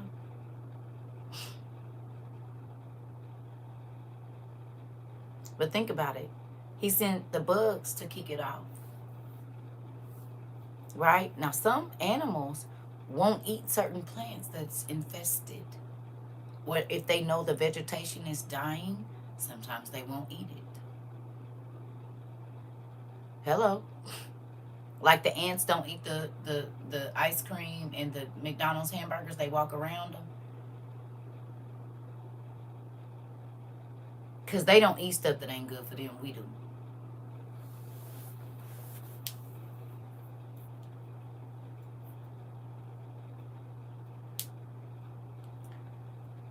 So if the plants that feed humans and animals are being eaten up by insects, the animals can't eat. Right? So does that knock out the vegetarian and the carnivore at the same time?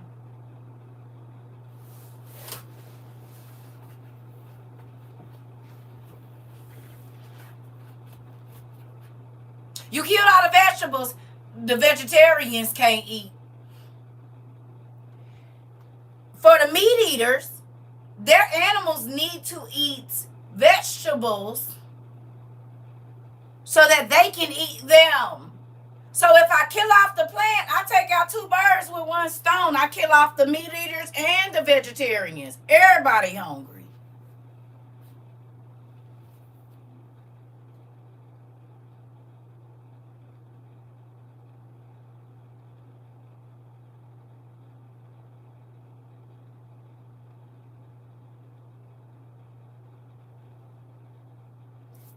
One thousand. Now look at how we trample on vegetables and walk on grass, and we don't think it's important. We don't want grass in our car and grass in our house. But when we don't see no grass, we gonna need to be worried. When we don't see no weeds growing, we gonna be sad.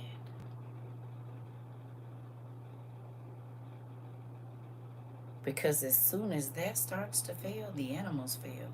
When the animals fail, we start failing at the same time as the animals do, because we eat the same thing. We drink the same water they drink. We eat the same food they eat. This is a reoccurring dream. I have no vegetation, desert, and my group of people being pursued. Listen.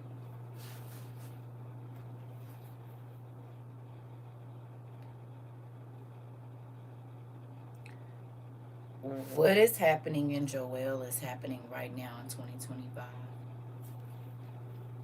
Facts. And the produce spoiling so fast, you gotta dehydrate it or freeze it as soon as you get it. We already got robotic bees because ain't enough bees to pollinate. Okay.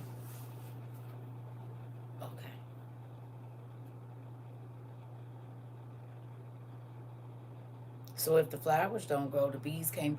Do you see? He starts at what we would consider the smallest detail or the smallest factor in this situation. If he just take out the vegetation, everything else dies. Everything. Because even fish eat vegetation.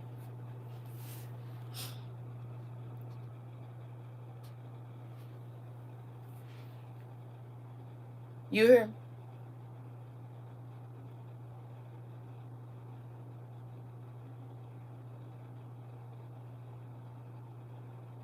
Think about how many fish feed on roots of like water plants, and those plants filter certain waters going places. Look at this. Who was it that said the bees is gone? Humans only got a few years left. This. Folks are hijacking farmers for their bees. I saw that. They killing the bees in Australia. I saw that too. Good morning. Good morning, sister. I've been watching the fluffy Fluffy Butt Hut lady, and she talked about how these storms that they had down in like Georgia and North Carolina, they killed a lot of the bees too. She said she lost over 1,000,000 bees, I think, in her last apiary or whatever you want to call that. I guess it was almost 1,000,000 bees or something that she lost. Hey, I just seen where people were buying bees because they didn't have them. Listen, I had back in 2018 or 2019. It was 2018. I had to pollinate my own what you call it, squash. I had to take the Q-tip and go and get it out the male plant and put it in the female plant. I had to pollinate my own. So I know they're not lying, and that was back in 2018. It wasn't enough bees flying around in my garden, and I tried to plant flowers and stuff. They wasn't coming, even though I got stung by a bee and a wasp in this, like within a week or two period. Same week period. I said, ain't this some... No, the flowers, nigga. The flowers. Mm-hmm. There's a farmer 45 minutes away from me that hires students to pollinate the corn. Mind y'all, Jamila is not in America. She's in Canada. Are you serious? Did y'all hear that? She said there's a farmer 45 minutes away from her that hires students to pollinate the corn because there's not enough bees. He has been doing that for several years to ensure proper crops. Y'all.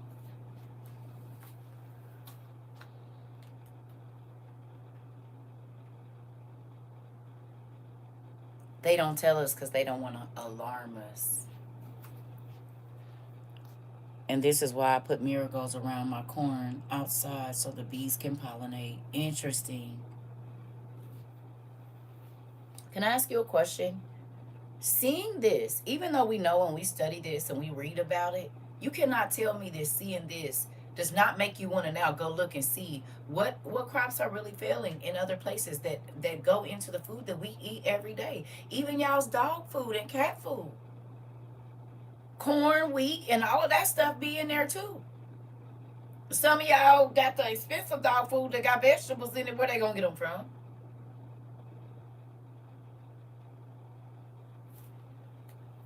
Where?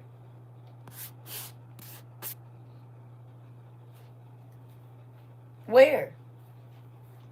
So when you say, oh, I don't have to worry, yes, you do. And it ain't about worrying, but you need to be informed of what's going on. Why you just thinking you're going to be going to the grocery store every 2 weeks and it's just going to be there?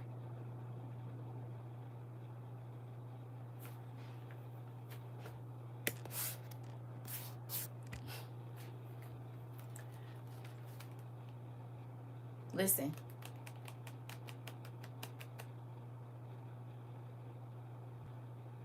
What we just read, we are living.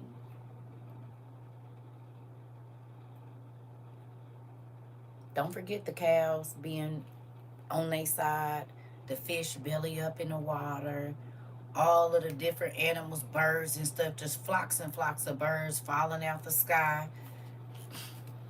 Yep, I read an article.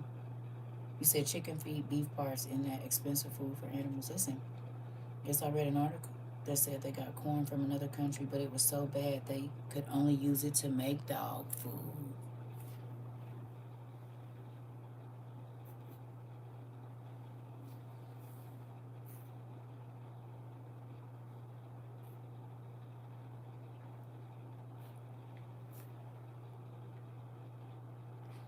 The bears is blocking the end. Did y'all seen them people getting beat up by that deer?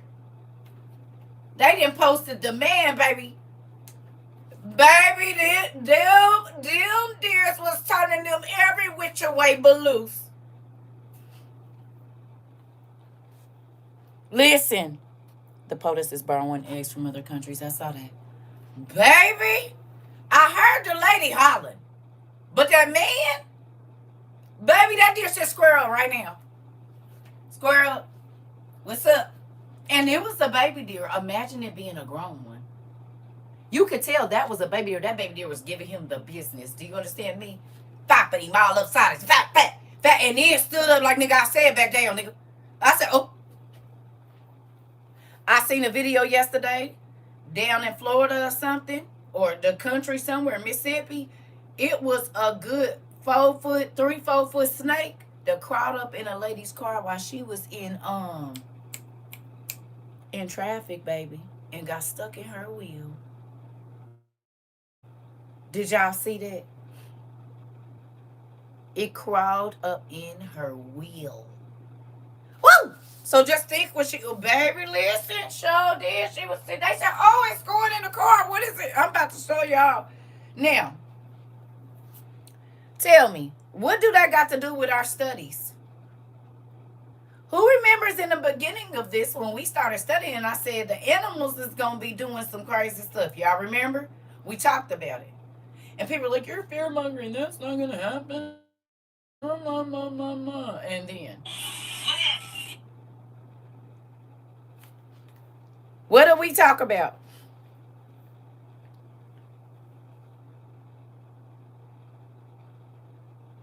But the animals is doing something that God said they was gonna do. I am web.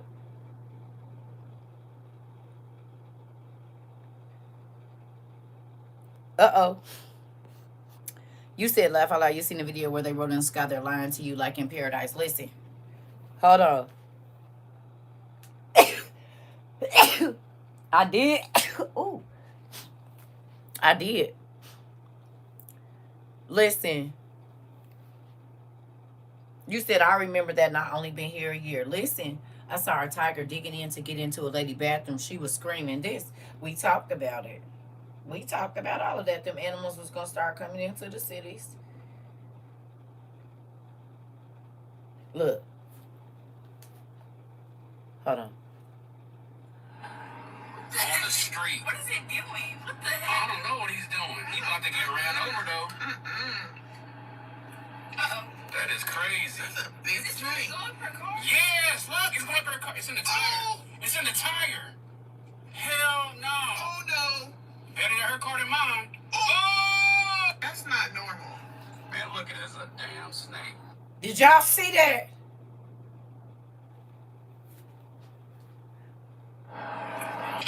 That is crazy. That's a big train. Going for a car? Yes, look, it's going for a car. It's in the tire. Oh. It's in and the that tire. lady window was open. Hell no. Oh no.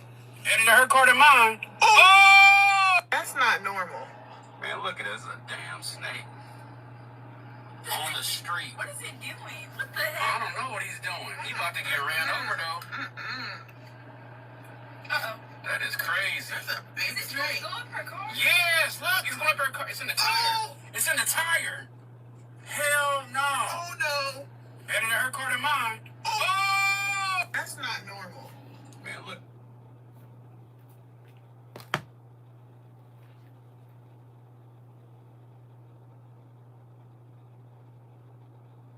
And that lady's window was open.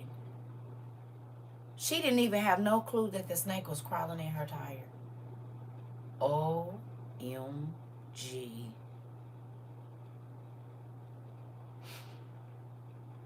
Not normal. You in the middle of all these cars. Normally they stay away from areas where it's... Do you see? You said, yes, I'm going to ride with my windows up from now on. Well, that's the scary part. They crawling in tailpipes and getting in the engine and coming. Jesus, let the animals stay where they supposed to be. Oh, my goodness. So the snakes is catching a ride. The deers is setting up boxing matches. The bears is acting like the Secret Service. Don't forget the big old mooses, mises, whatever they call. They then took a vacation on people's lines just in 22 or 23. Remember all them up in Montana, all the mooses came down to that lady house and was just chilling all over the yard.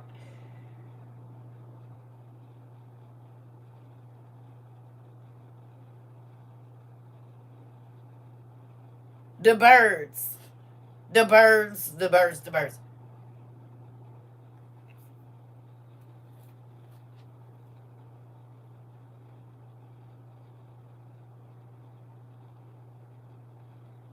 You said animals are acting strange. We know what that means. Yes. God said at the end times they was going to start coming into the cities and attacking people.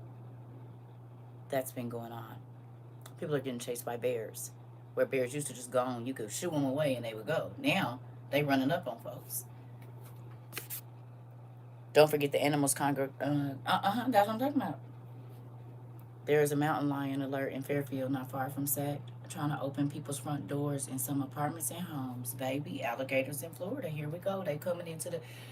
But remember, we read about this. It said at the end times that the animals, just like the days of Noah, because a lot of people don't know that right before the flood, God allowed the men to start fighting against each other, and then He let the animals attack them as well. Hello. Okay? So it wasn't just men unaliving each other, the animals were attacking them as well. The animals that traveled, you only two got on, and then this and that. Okay, so all the other animals that had surrounded the ark, and then in other places, was from 2015.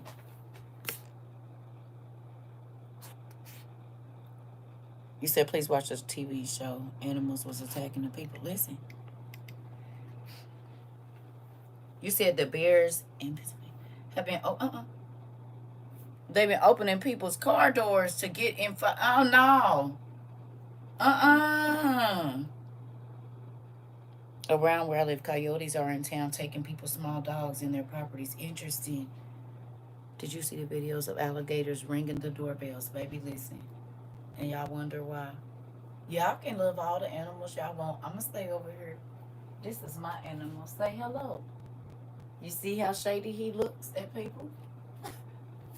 Say hello to the people. Say hello. This is as close as I'm gonna get. And look, he act just like me, side-eyeing folks. You don't gotta look at them like that. You can change your eyes a little bit. This is as close as I thank you. This is close as I'm getting. Because, baby, listen, animals have a mind of their own.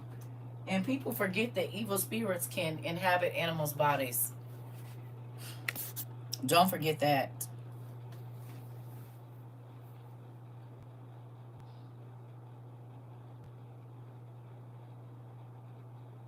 Think about it. If there's no food, no vegetables, no trees, no vines, no fields, where are they coming next? It's a reason they're leaving their homes and coming into the cities.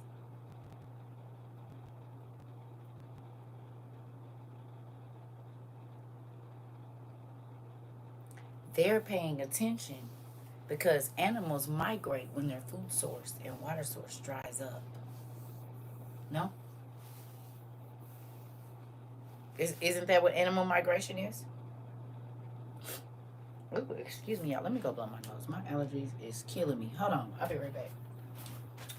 So, why are they coming into heavily populated areas where there are no farms?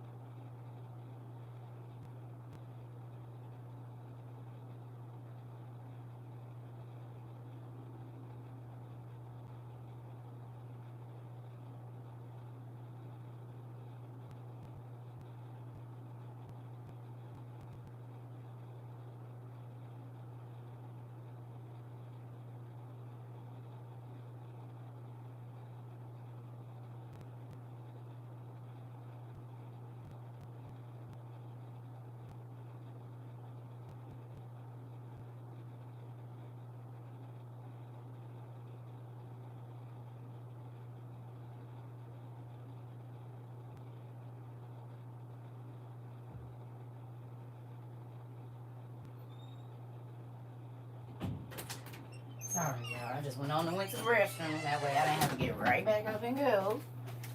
Okay. Hi, son. Your sister snuck in here a moment ago. I love you. We was just reading Joel 1. You might want to get on it. And then we can read something else right now real quick on it. Your sister tried to sneak in too. Y'all be thinking, I don't know. I might not be able to see nobody else's face, but I know y'all face. I love everybody, but, you know, that's my kid. So, to the people that have not decided to store anything, Noah, again, is warning that you should get your stuff together. NOAA, not NOAH. They said you should have something until the end of the year. You might want to get on that. Because if you don't want to listen to the crazy black girl online that's been telling you for 3 years, hey, you might want to store up some stuff, you got to talk to me. Oh, do you need to call me right now? Do you need me to call you right now? Because I can take a 1 minute break. Oh, okay, because I was going to say they know I have to work and work. I'm working about 3 jobs at one time. Oh, okay. Okay. Well, we'll talk about it. Okay. All right. You going to be okay because we're going to finish class and then I can call you? Or is this something that relates to what we study here? Which it probably is, because I know. Okay. All right. So, if you have not taken the time to prepare for your family, you need to stop blowing your money on crazy stuff and make sure that you and your family, because if Noah warned the people of devastation and destruction coming and they didn't listen, it's a second warning from Noah. Now, it's not the biblical Noah, but Noah is warning people that this hurricane season is going to knock out the rest of the crops. So we already went over what's already happening. We already went over all the crops around the world that are failing in the different countries and cities here, that their crops are not doing well. Now, on top of that, just imagine how WOIU would have been if we didn't stock up.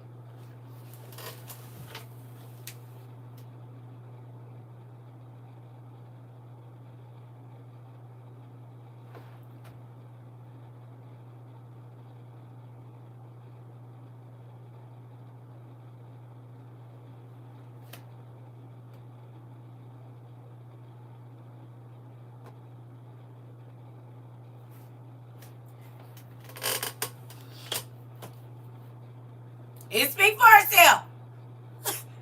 I was called crazy. But every single thing that God told us to get, baby, it is valuable right now. Everything. Did y'all see that the spices is going up at Walmart? They went up from 89 cents to $1.24, the cheap ones. You used to be able to get 2 for about $1.99. Now 1 is $1.24 without tax. Did we talk about stocking up on almost $2? Okay. Did we talk about stocking up on spices? We did. We talked about buying bulk pepper, bulk onion, or making your onion powder and all of that. Some of us started making our own onion powder. We stopped throwing away the hulls and the shells of our garlic and our onions, and we made our own. And within 6 months, now look, within 6 months of us making our own, all of the spices have gone up. Do you think that was God warning us? Because most of our spices don't come from America. I started to repurpose everything from food scraps to even empty bottles. Come on. And Dollar Tree is in. Did we talk about it? Y'all, in some places, bread, a loaf of bread is almost $10 for one loaf for 22 slices. I've been picking up what the Sam's have not have on sale in big containers. May not be what I need. Listen, you can always trade it. Sometimes you know it's time when the news reporters tell you to stock up. So thank you, Soaring Dove. You welcome. Cause we talked about when the news start talking about it, it's too late, didn't we? You said, "Yep, I'm dehydrating onions now." Come on in, come on in, come on, come on, come on in. Didn't we? Now look, the organizations that should have been yelling this 3 years ago, now they're telling you to prepare when stuff is already happening. You said when the news talks about it, it's already too late. Is it? The crops are failing now. We don't even know if the food that we're getting is good enough to eat or if it's got something in it. This was happening in 2022, but not like it is right now. You don't even know if the lettuce you pick up is going you're gonna be able to eat it. Y'all seen the mock meat too. I hope y'all paying attention. They putting the mock meat out. Y'all seen it? They got the real steaks and they got the mock steak. They got the real ground beef and the mock meat. And you got to read that label. Half of our food from the grocery store is fake. This. Bread at Dollar Tree is $3? You joking? Are you serious?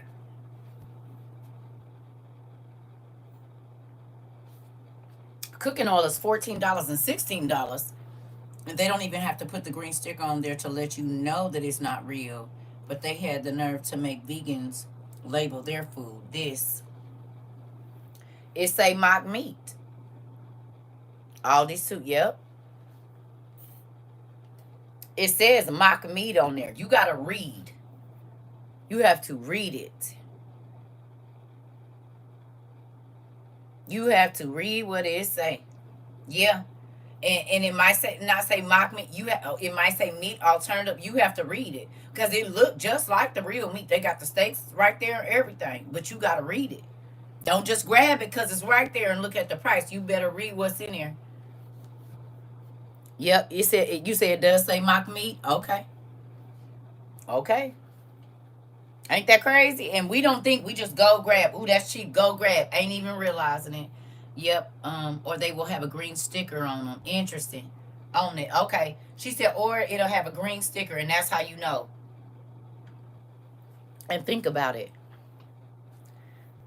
That it is even messing with our because green means go. Like get it. Why wouldn't they put a red sticker on there so that you would take time to stop and look? But they know they messing with your subconscious because green means go. Green means get it. Green means go ahead. Aldi has it too? Okay. Same thing about water. They don't tell you it's tap water. Oh yeah. That's why I don't even buy bottled water really no more. You said, and even with the fruit, you could tell which one is GMO and which one is not by the number. Right. The 4s, the 6s, and so on. You right. All right. Well, let's go. So our next thing that we are going to read, I believe, let me not tell y'all the wrong thing. Hold on.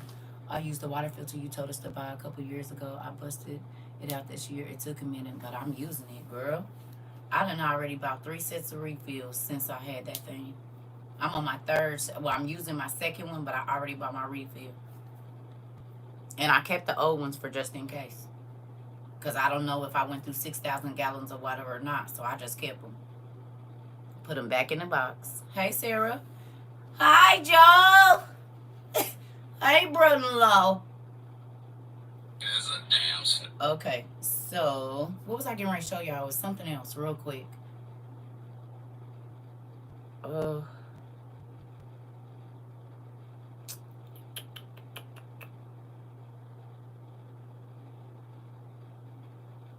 I don't remember. Dang it. It'll come to me. Okay, so let's do this.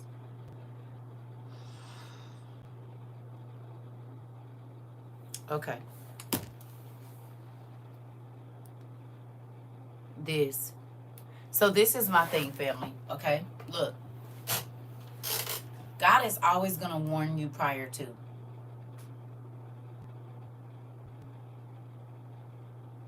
2020 was a sign for people to get up and start paying attention. But they didn't. 2020 was telling people stop depending on somebody else for your livelihood.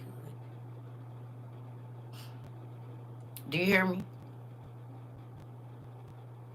2020 was you need to keep yeast and baking soda and baking powder in your house. Hello. Okay? But people didn't go by that.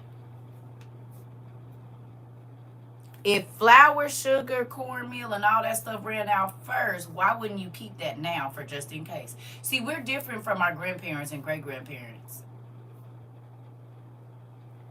They understood survival. They understood starvation. They understood bread and a little bit of soup or something. They understood that. Most of us don't even comprehend that. Going to the cupboard and there's nothing in there. And when I say nothing, I mean nothing.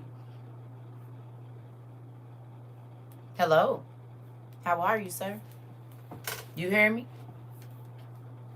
But people are seeing it now. They seeing it. And it's scary because most people didn't prepare because they don't believe nothing.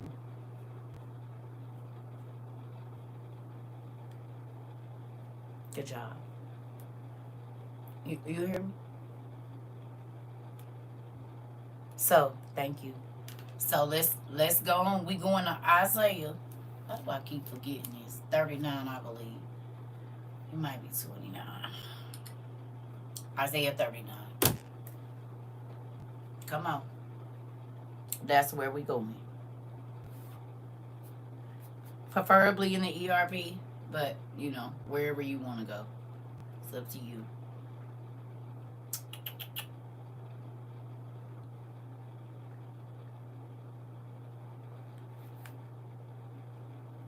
You just found what markdown, Miss Ida? Just found yeast markdown yesterday at Walmart. I sure would be storing it up too. Because remember I told y'all they found some yeast from Jesus times in a terracotta pot somewhere over there in one of them caves, and they baked bread with it. It was yeast from over 2,000 years ago. They found, and they used it and baked real bread with it. So don't get rid of your yeast. Don't get rid of it. Mm-hmm. They took the cultures and they actually made real bread with it. 2,000-year-old yeast that was stored in a terracotta pot. So if that don't tell you that you need to keep on to it, hold to it, then I don't know what will. All those in, I need someone understood what's going on. Great Depression, she told me and showed me how to survive that part. Yeah. Yeah. Okay, here we go. So, oh wait, no, sorry y'all. Nope, it's Isaiah 38 first. I'm sorry. Isaiah 38. I told y'all the wrong thing.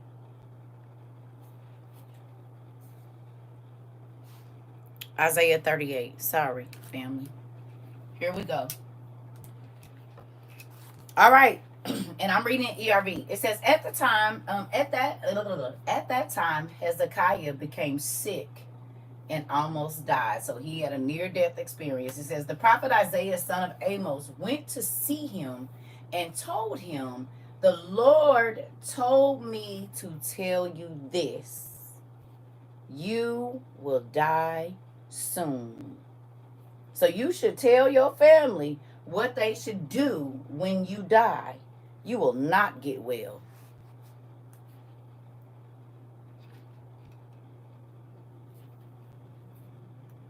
Remember when I told y'all God used to make me go to people, and sometimes he still do, and tell them to get their stuff in order. And I didn't even know when I was younger that this was a thing. And I started thinking it was something wrong with me because God would show me something, and I'd be like, oh my, like that person is about to die. They're gonna go.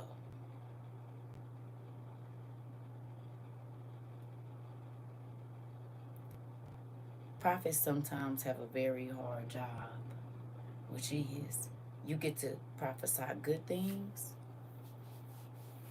but you also have to prophesy devastating things. And you never know how that person is going to come out a bag on you. So the prophet had to go and tell the king, don't be looking for no longer life because it's a wrap. What would you do?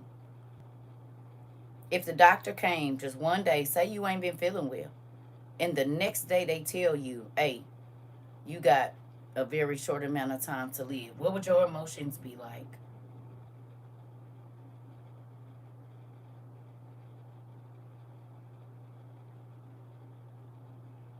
What would your emotions be like?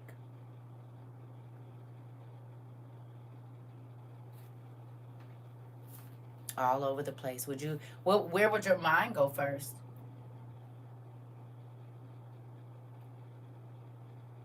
You said your emotions all over the place. I was told this 9 years ago when I had my heart attack. No way, Jamila.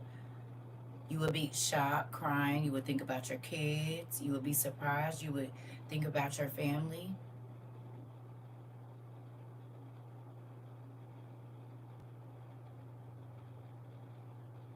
Interesting. You would think about your kids. My kids and the things I have and not have done. Your kids. You would be all over the place, everywhere. My kids, my kids. Ooh. That's what I thought about too. My kids. My children, salvation, then relief. Okay. I don't even want to think about it. Okay. You said because it happened when I did have my seizures. Your kids, you would talk to your kids. You would say, well, I see the Lord. Ooh. Yeah, like, did you let me in, Dad? Or wait, nigga be trying to hold on to the last string of life. Like, wait, I can't go yet. Is you going to let me in first? Be holding on to the string of life like this. Wait. No. They trying to drag you like the people on Ghost. Hold on, wait. Listen, crying and thinking of my family. Okay. Am I even going to heaven? Did I make the cut? Did you make the list? All right, here we go. Okay, it says Hezekiah turned toward the wall that faced the temple and began praying to the Lord. Let me ask you a question. How many of you, when the doctor gave your kid, your husband, you, your mama, a diagnosis, you just took it? You didn't start to immediately pray. I can tell you, when I was young and the doctor told my mama I never had no kids, she rebuked it immediately. And I got 4. And if I wouldn't have got these tubes tied, I probably got 20. I don't know. But yeah. Yeah. You did, like on Disney movies. So he did not want to go. He came back through a cat. That part. That part. But think about it. How many of you, if a judge gave a judgment, you didn't immediately go to God and ask him, is this your will? How many of us just take the word of man and never go and question God about what we just heard? They said I got diabetes. They said I got this. The doctor said I got high blood pressure. They said my heart ain't working right. They said my brains ain't firing. So you start acting like it. You didn't even go to God and see if this is what he... The doctor told me I would never have kids. I was just like, oh, well, the lies they told. Dad had other plans. This.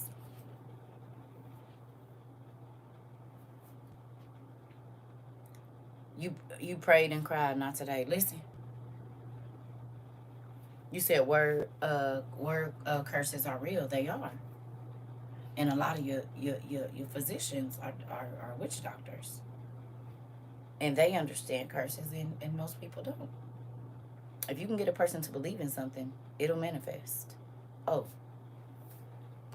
like the doctors tell you you have cancer, and then you go get a second opinion, and that doctor said there's not a cancer cell nowhere.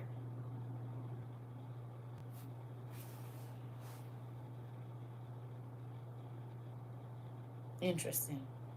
So who lying?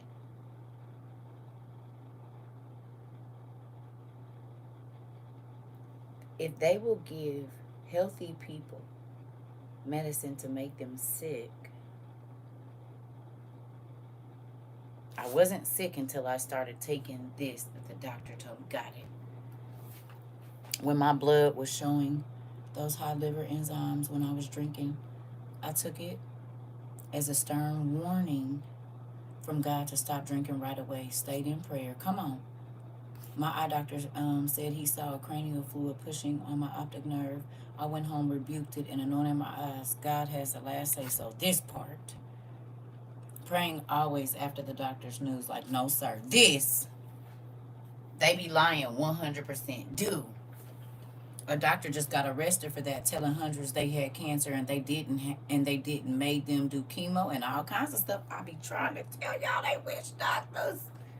Not all of them, but a good percent. I say about 87% of them witch doctors. You probably got about 20% that ain't. This is why I told y'all. Before I go to a doctor, I ask them, do you believe that Jesus Christ came and died for your soul and man's?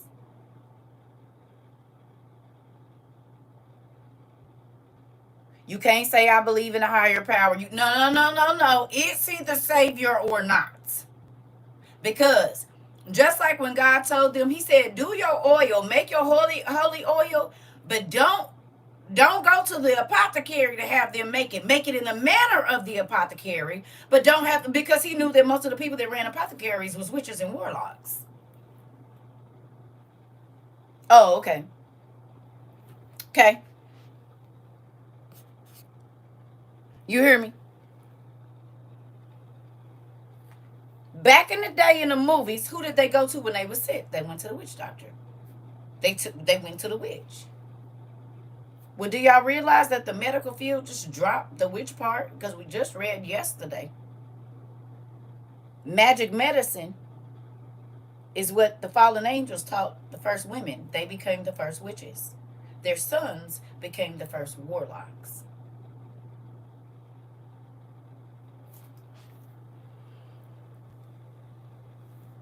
Come on, Soroya. You said I rebuked the growth of an aneurysm in 2006, and I'm 63 years old and still here. Come on, Monique. Clock it. And two, we got some people. Listen, look. Who ain't? I don't have to receive that. Don't. You can listen to whatever you want to. I know they witch doctors. And witch doctors need organs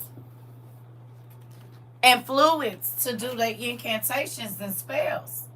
This is why you find people with all their organs missing and the veins is gone and all this, and they body parts that are used for reproduction. They use them in fertility rituals. So if I keep telling all the women that their uteruses ain't no good, but we need this for a very powerful incantation,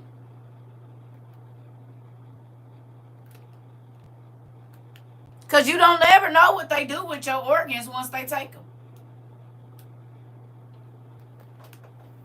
What do they do with them? They only need a small bit. Because if you can take a blood stain that is less than, smaller than a pinhead and run a DNA test, a needle, a sewing needle, not the big ones. If you can take a blood spatter that is that size and get DNA from it, you can't tell me that you can't take that small of a culture or whatever and run them same tests? Why you need the whole organ? Make it make sense. Why do you need all of those vials of blood when you only need drop? My mama worked in a lab. I know you don't need all that. I keep trying to get Joe to question these doctors throwing pills at him. Bless his heart, he just accepts it. I keep telling him, if I had on scrubs and letters with my name, you listen to me, that part. Took my baby for his 15-month checkup, and the doctor told no vax, and told the doctor no vax. When we left his room, it was tapping on the door. No one was there on the other side of the door. Oh no, Jesus, they spirits is mad. Listen. Uh, listen. Here we go. You better second guess and third guess and pray before they get to give you them. But people don't even read the side effects of the medicine, and then they say, "Oh, doc, this is starting to happen." It told you it was gonna happen on the back of your pill bottle. It told you the pill bottle told you that all of that was gonna happen. You didn't read it. You just start taking it, which is crazy.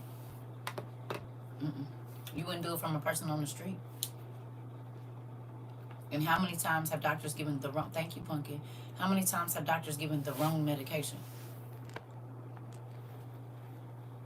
The insatiable appetite of the enemy requires the quantity. Listen, because most churches is owned by the vampires. I mean, most hospitals is owned by the elite. That's because they need the organs for their... Y'all saw, and what's the name? Oh my God, let's talk about that real quick, and then we're going to get back to this. Interesting. You said I was told I couldn't have my tube that was pulled, what they needed for. Exactly. Exactly. So, who watched not The Omen. What is it called? The show with the girl. The Exorcist, the show. Who watched The Exorcist, the show? I think it was only 2 seasons. Please tell me you did, because I'm about to show y'all something.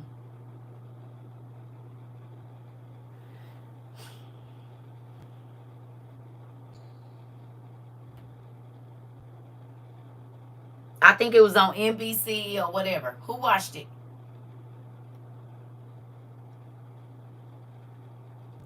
Okay, you remember I asked everybody to go watch the episode where the white dude, they had been tracking the young black man that lived in Chicago, and remember they put the sticks in the neighborhood in a crate, but they put them right where the little boy that they needed his organs, that they had been watching him, remember?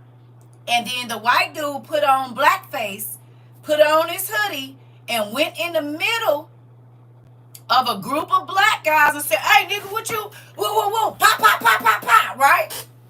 Do y'all see that happening at the black get-togethers right now? Literally what we watched in that show, we are watching it happen at the trail rides and the Black Bike Week. When I saw all of the events that happened, it took me right back to that show. That's why they took it off.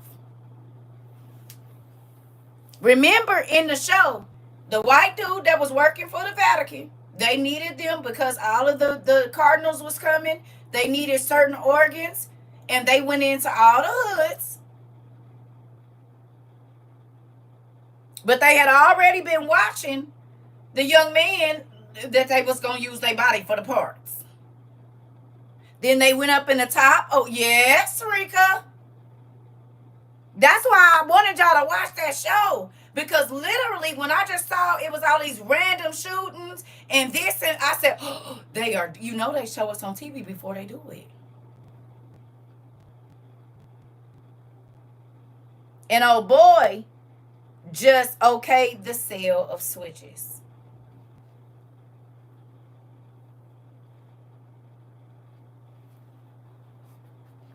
It's called The Exorcist. It was just It was not the movie, it was the actual show. It's on, I think it's second season. One of y'all went and found it for me.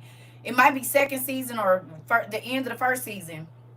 But literally, the Vatican was coming in, or the Cardinals, and they were looking for who was going to be the next chosen person to have two retinas on, two eyeballs on one side.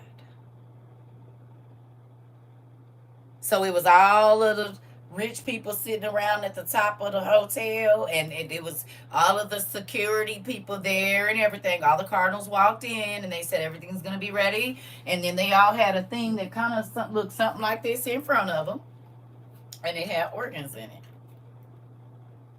And whoever the demon rested on, when they chanted whatever, this is on national TV. This ain't no scary nothing.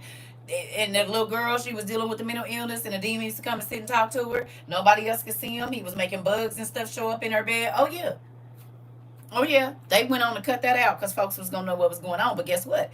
She was in a tragic accident, which is what kicked it off. Hey, Mari. She was in a tragic accident. Her best friend got unalived in the accident, and the demon showed up. The demon showed up into her life. When she got home from the hospital, he wasn't even just tormenting her. He was tormenting mama, daddy, everybody. You said you found it, but you got to pay for it? Oh, okay. I don't know. I know it used to be on like Netflix or Peacock or one of those. Oh, yeah. So if you have a person that is fighting mental illness where they hurt themselves, that's a very good show for you to watch. I promise. If you have a family, it's on Hulu. Okay. If you have a family member that is fighting an eating disorder, very good show for you to watch.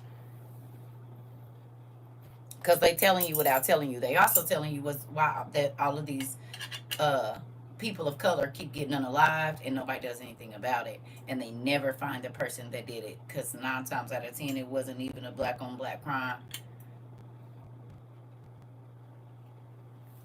They be needing the organs.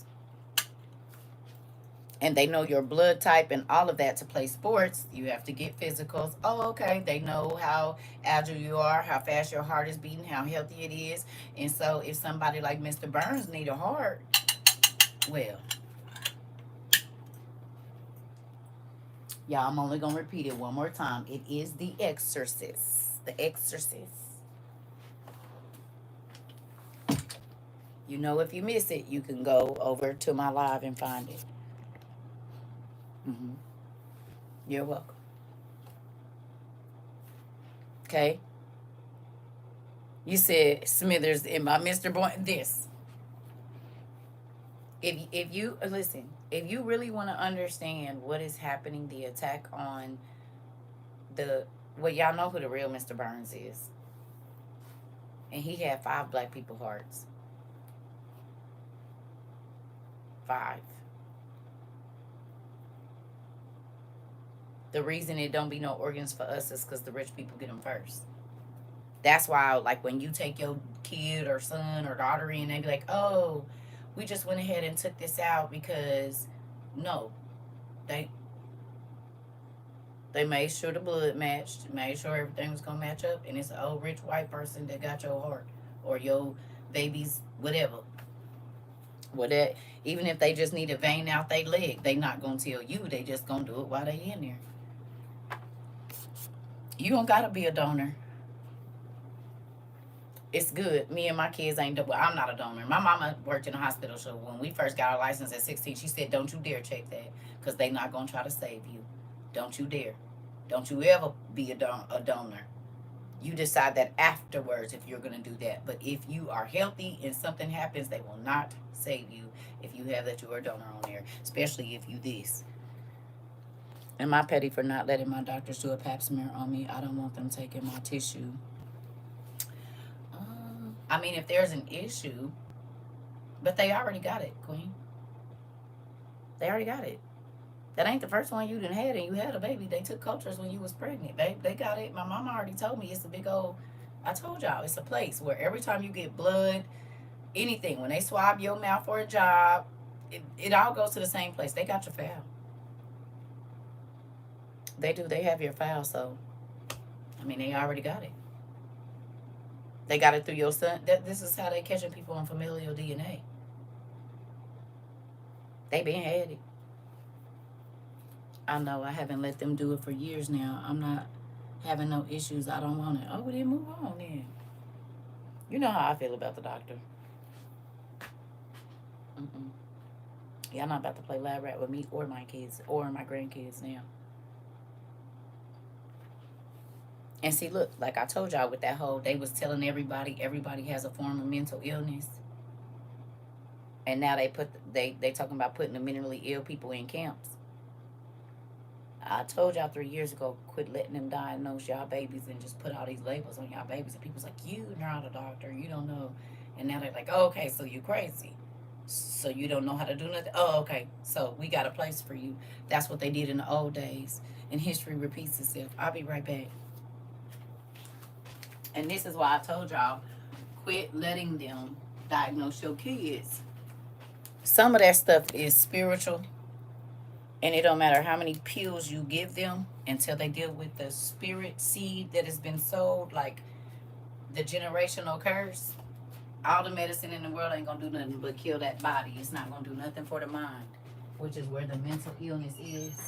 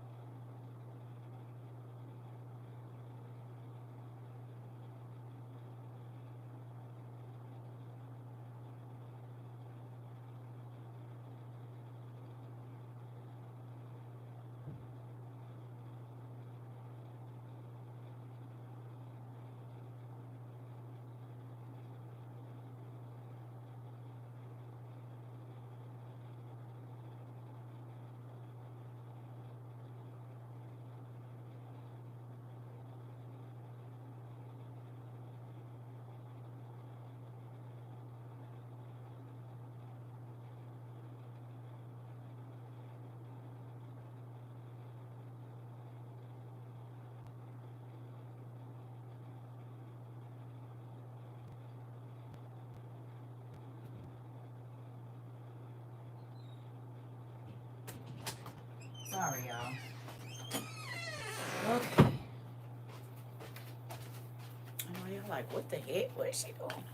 I had to go to the restroom. So, back to class. Sorry about that. Getting older is a trip. Your body just do whatever it wants to and feel like it. Just know that. All right. Y'all ready? Sorry. This feel like one of our old classes. Because we done already been on here. What is that, 3? So 4 hours already. It don't even seem like it. Because we was on the other one for an hour. And we done been on here 3 already. Do it seem like it to y'all? We already been on here 4 hours. Well, y'all been on here 3. We've been on here 4. On TikTok. I mean YouTube.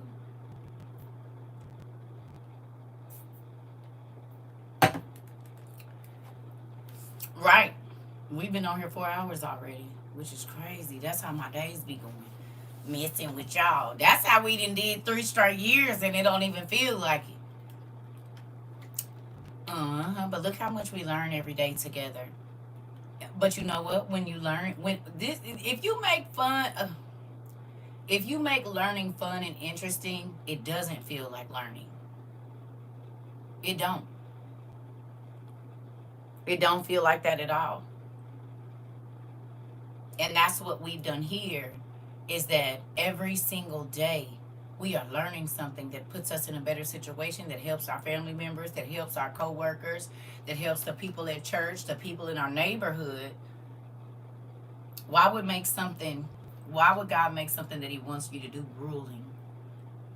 Then you won't want to do it. Excuse me, you ain't gonna want to learn.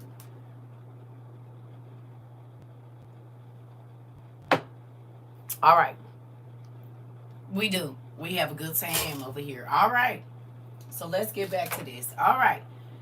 So we know that Hezekiah, when he got the diagnosis from the prophet, he didn't start, I'm about to die. He started talking to God about it. Not that he didn't think that Isaiah came.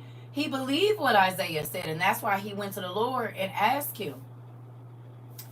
It says, he said, Hezekiah turned to the wall that faced the temple and began to pray to the Lord. Lord, remember that I have faithfully served you with all my heart. I have done what you say is good. Then Hezekiah cried very hard. Then Isaiah received this message from the Lord. Go to Hezekiah and tell him that the Lord, the God of your ancestor David, says, I heard your prayer and I saw your tears. I will add 15 years to your life. I will save you and this city from the king of Assyria. I will protect this city.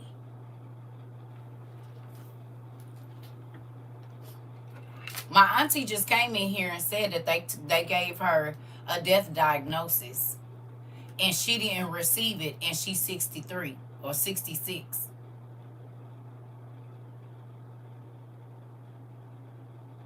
She got the same diagnosis with her aneurysm that he got.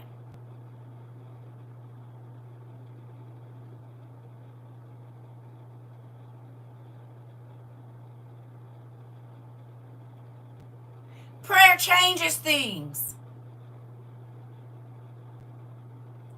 He said, is Isaiah, it ain't that I don't believe you, but I'm going to go talk to God for myself. Me and God, thank you, Isaiah. Me and God, you and God got a relationship, but I'm going to go talk to him myself. I'm going to remind him, God, I've been trying to live your way. Not what the pastors say, not what my organization say, what you say is good. Those are the things that I have been doing. He said, oh, wait a minute, Dad. You hear me? He said, it ain't that I don't believe you, prophet. I hear you. And I know when you come talk to me, God is telling you, but I'm going to go talk to my daddy for myself because I need. How many of us do that? He had his own relationship with God, and God sent the very prophet. Now, let me tell you what the church do. I ain't going to say church. I'm going to say church folks. Because everybody in the church ain't church. Praise the Lord, saints. We got a member that got diagnosed with cancer, and the doctors have given them 4 hours to 6 months to live. So we gonna pray. So you know what they start doing, a lot of them?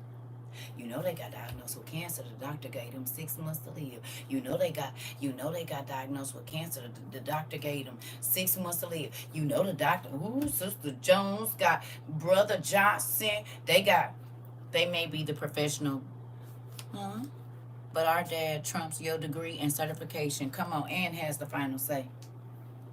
Do. Did Isaiah start going and did Hezekiah? Hubby co-worker was diagnosed with cancer. She is 5 months past her expiration date. This.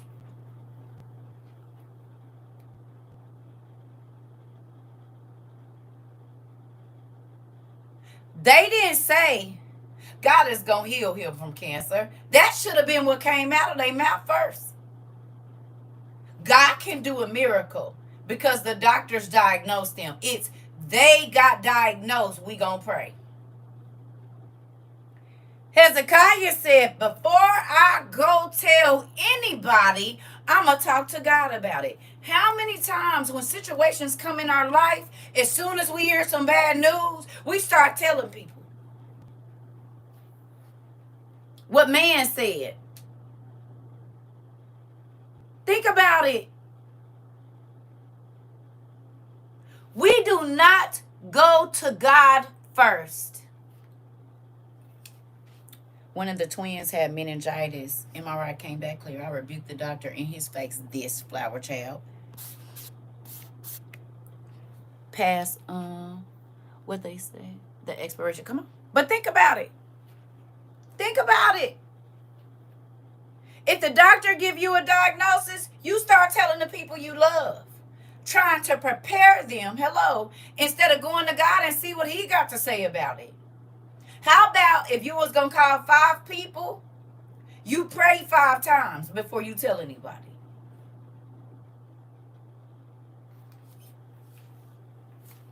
Do we do that? Or do we give the devil rope to start spinning a web of doubt? Hello? Oh, my friend, she got diagnosed with that, and it wasn't too good. Hello? And some of the people you tell, they probably want you to be hurt and do. Bad news travels faster than good news, for sure it does, Sarah. So Hezekiah, he did something that we normally don't do. Instead of talking to people, you said, baby, I'll be at the Lord's feet. Come on. Instead of talking to people, because that's who gave you the diagnosis or the judgment or the whatever it is. How about you take that to God first? When I went through my battle with cancer, no one knew until I was ringing that bell. Come on, Tisha. Come on, TC. I'm sorry, Miss Mo. Come on. That's what I'm talking about. Mm-hmm. Mm-hmm. Mm-hmm. Mm-hmm. What I'm telling you for, what you gonna do? You're not gonna pray harder for me than I'm gonna pray for me. Now, if you got some real prayer partners, I understand that. But I don't want you calling me, asking me every day how I am, because I might not be good. Then if the devil know if he can get me speaking that, then I'm only gonna have more. But if you say, I feel fine,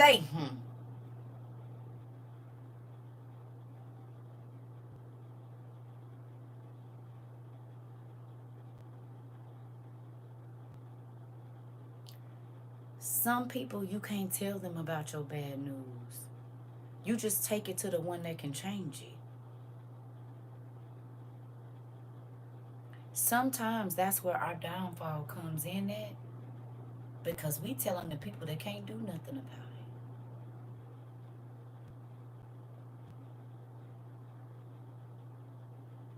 Remember when Martha was mad because her brother was dead? Where you been, Jesus? You could have did something. Everybody all upset. And then he said, I'm still going to do what I'm going to do. Why is you talking to them? I'm the only one that can fix it. So what good is it talking to them? They can't rearrange no matter. It took them machinery to see the problem that I already knew existed. When I got through it, family wanted to celebrate. I said, celebrate thanking God, because that's how I got over this part, Miss Moore. What good is telling them gonna do?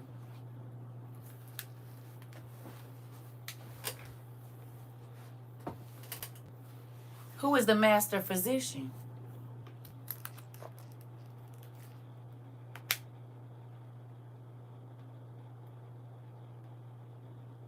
The next time you get some bad news, don't tell nobody. You said, I'm guilty.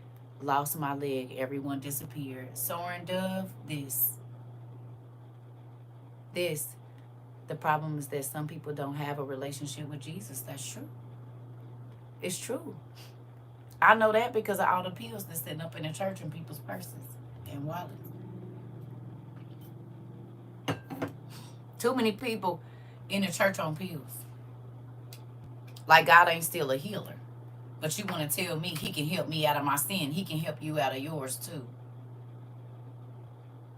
Because being sober ain't just drunk and high on, you can be high on them pills that you taking for your needs every day. So don't talk to me about the drunk man on the corner if you popping pills every 6 hours and don't go without them. Hello. You just as high as the man on the street. And some pills can make you feel like you drunk. So you might be in the pew drunk. You just don't smell like liquor. You ain't fooling me.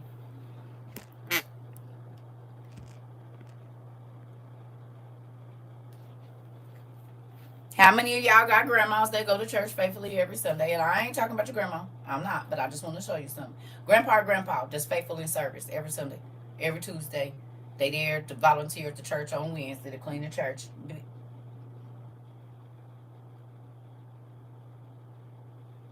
Aunties and uncles, or your mama and daddy. You do. After every round of radiation every day for 36 rounds, went to work at my daycare job every day. Come on. Okay. Do you? Y'all want to raise y'all hand because y'all want to put your grandma on the spot? Oh, okay. And have an attitude if they can't be filled. Come on. Okay.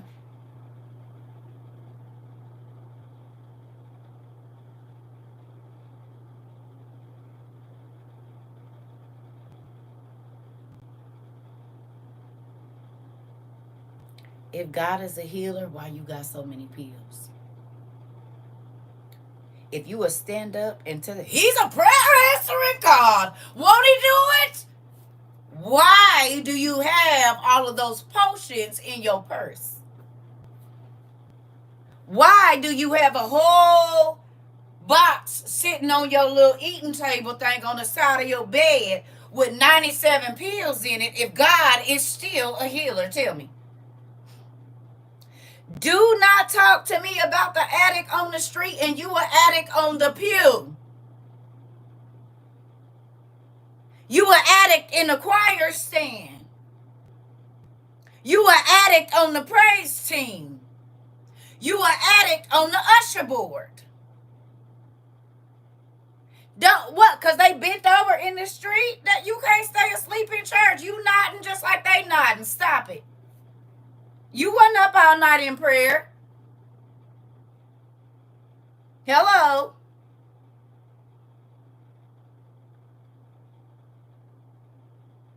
Hello.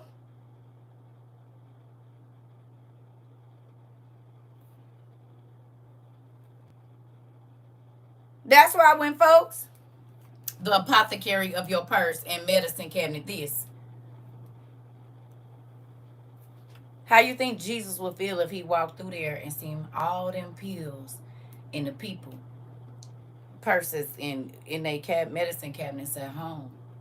And we know that the root word for pharmacy is witchcraft, incantation, spells, and poisons.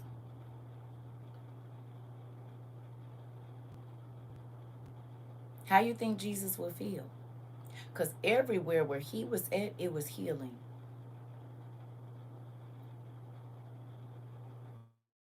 You hear me? Everywhere where Jesus went, if the people didn't want to be sick no more, they wasn't. So will they not stand up in church and say he the same God yesterday, today, and forevermore? You heard that?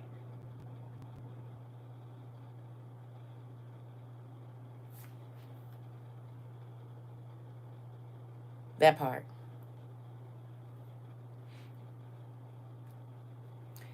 So if he the same God that he was yesterday, the same God that he is today and tomorrow, why you ain't been healed yet? Now I'm not saying that he don't let some sicknesses stay on people. He do. But make it make sense as to why so many people in the church, where you supposed to be closest to God, are so sick.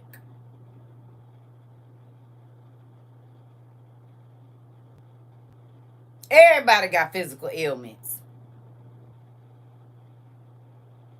In the place of healing, why is there so much mental illness in the church if God heals your mind? The pastors are warlocks. Oh, okay.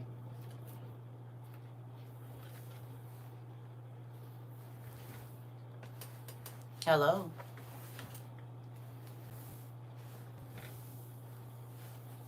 Now, sometimes you said you read about the apothecary in the Bible. Is there one for people? What do you mean? Because people believe what they want. People say going by sight, not faith. Interesting. Or them don't got no power. This part, nephew. You said it, not me.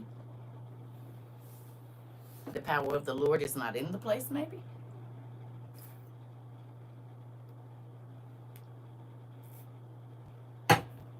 Hello.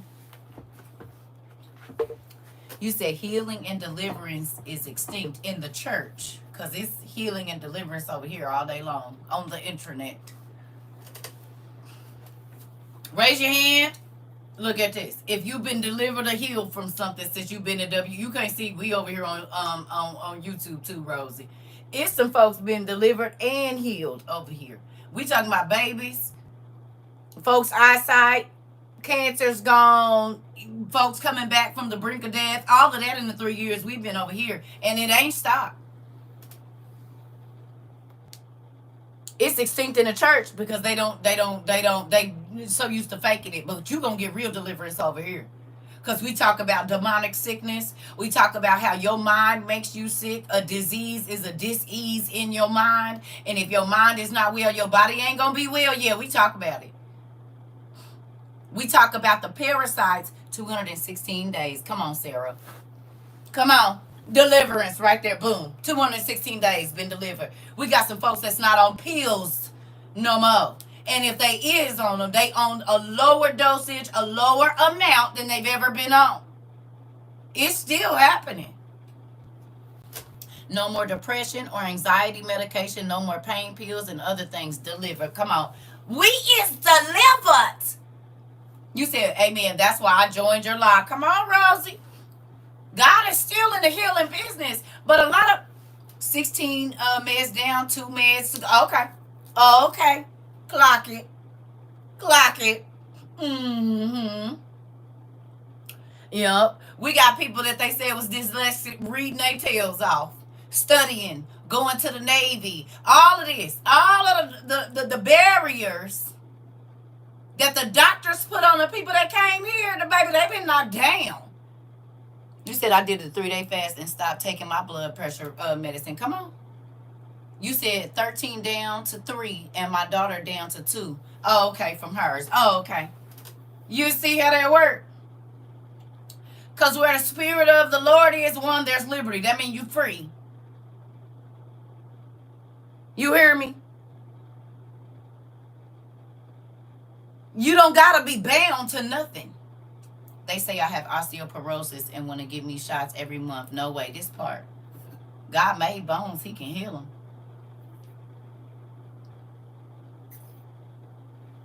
them. Now, ain't that crazy? Because they'll put you on medicine that make your bones brittle. There are so many medications that you can take that make your bones weak, and they will not tell you because they expect you to read. No more depression pills after 3 years. Come on, for 3 years. Come on. Had to wear a heart monitor and in perfect health. God got me. Come on. You see the healing that's going around over here. You see it. And it wasn't no magic potion that they had to take. Faith. Because of their faith. And because one, y'all start working on y'all minds and y'all soul and lining up. Because a lot of people that are sick are sin sick and they don't even know it. They're sin sick. The sin in their life is causing their body to fail. Doctors don't want to heal you. They just want to make a check and keep their boss happy. You ain't lying. Telling the truth. They can't buy a boat if you will. They can't buy 4 different mansions if you will. Remember that. You said we drink stinging nettle, oat straw, red clover synergy that reverses osteoporosis. Come on. They want to do a nerve block procedure on me. I said no. They refused to see me after that. Yes, so true. Taking kidney transplant meds, they're destroying other organs and bones. Listen. In real life. And God can heal that too. Maybe that's why he got us going over this. I was like, okay, so we going from food crashing out and not being here to sickness. Okay, Dad, we just gonna do it. And I was taking medicines with eating my liver and kidney. Eating my liver. Oh, they was eating your liver and kidney. When I came to you, I stopped taking the pills, and my liver and kidneys are good now. Clock it. You heard that? That baby said when she came here, the pills was eating up her liver and her kidneys. And now her liver and kidneys is fine. You said in 3 years, go ahead then. Go ahead, Dad.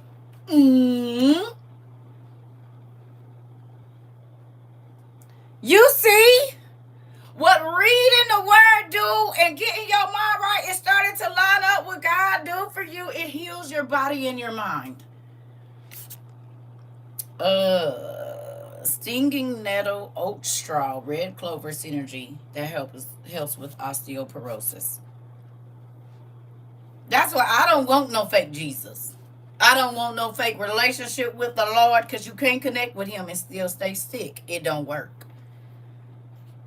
Same here. Pain specialist dismissed my case after I had an allergic reaction to a steroid injection. Interesting. They playing lab rat with y'all. Medical practice. Come to my practicing center. If you practicing, that means you're not efficient in it. That means you ain't mastered it. If you practicing. I was bleeding for 6 weeks straight. I started sleeping on pure linen sheets and praying, and the bleeding stopped. Wow. Now that's interesting. You hear me? That's why I don't care. People are like, oh, you live in it. Oh, okay, well, you stay on over there.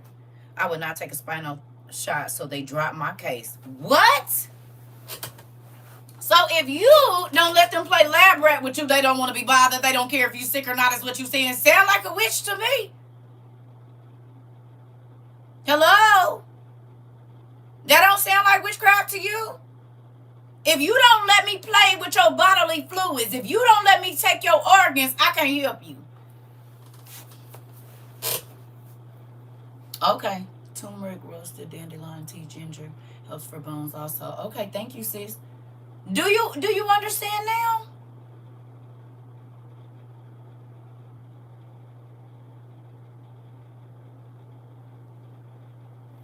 And the witch charge you more money every time you come back for whatever they gonna hand you. Oh, okay.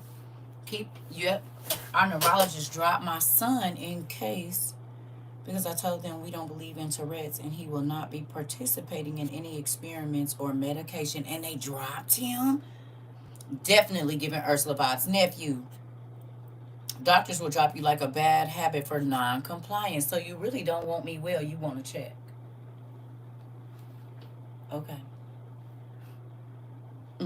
Black coal hash helps with bones too. Thank you. Yep, they're sending me messages to get a colonoscopy, but I don't have problems with my backside. Interesting. Yep, it was confirmation for me. Girl, I told you.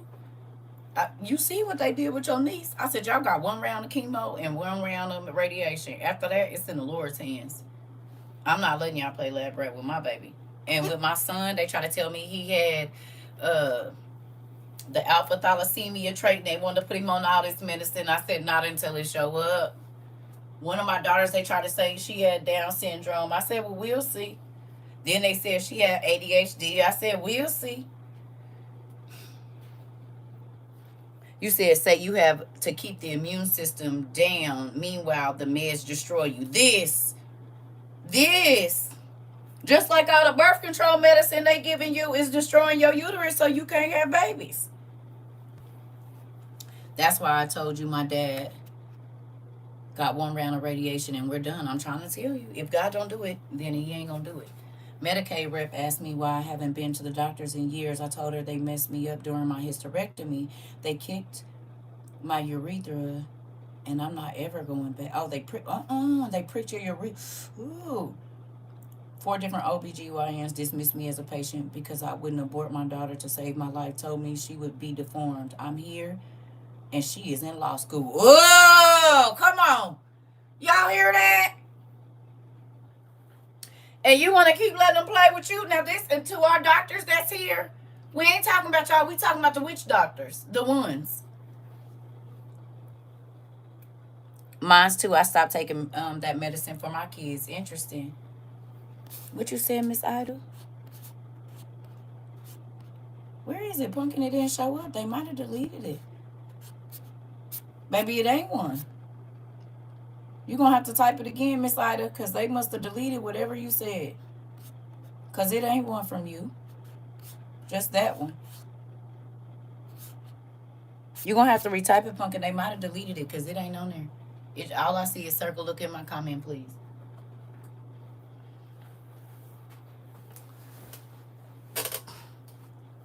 It ain't on there. Got pregnant off Depo and haven't had it for about 20 years now. She's 12. This.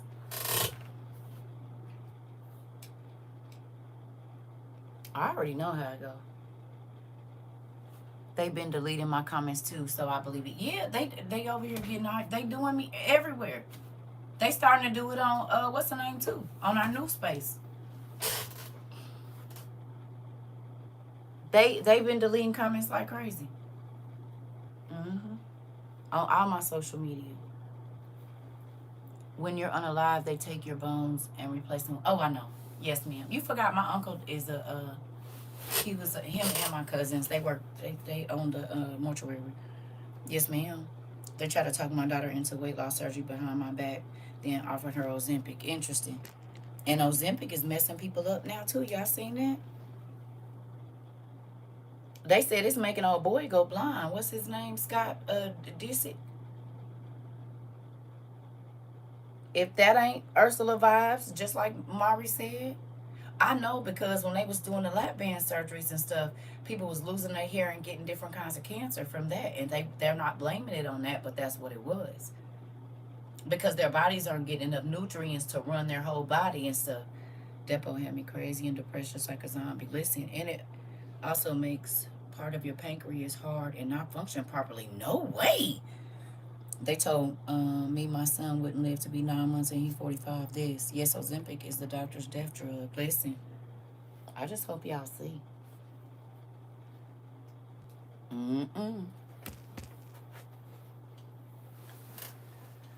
So let me ask you a question. When y'all first came here and we were studying in Enoch about this, it's giving throat cancer too? What? And it ain't even designed for weight loss. That's the crazy part. Well, this is the same thing they did with phentermine and stuff back in the early 2000s, late 90s. 68 years old and have never had no pills, and Medicare blowing up my phone to see a doctor. Oh, so they want to give you some medicine. I stopped going to my doctor because she wanted me to get weight loss surgery. Interesting. Ozempic kills part of your stomach. It's called dead belly, which is why folks don't eat.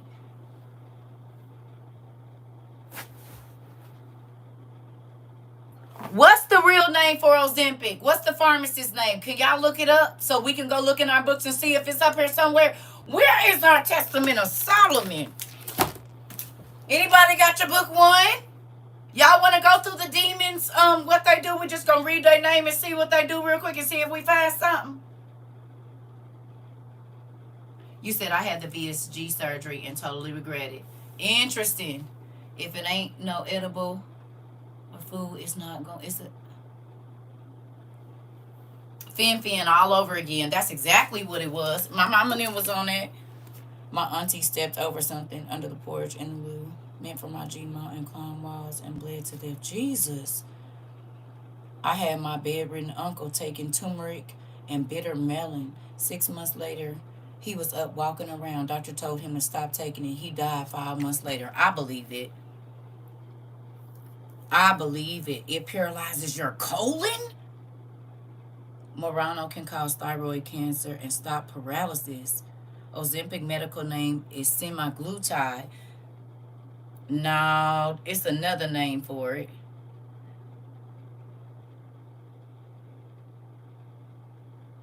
That's the name. No. What's the name the chemists use? Y'all know the name that's in Latin. Look, can y'all look up Latin name? It's called Zip-D. I guess Ozempic, Abigail.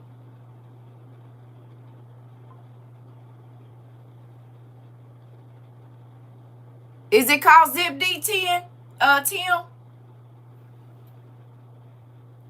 Okay, there we go. Other brand names are Wegovy, and there we go. Ribellus. Or Ribelsus. It looked like Bellus. Okay.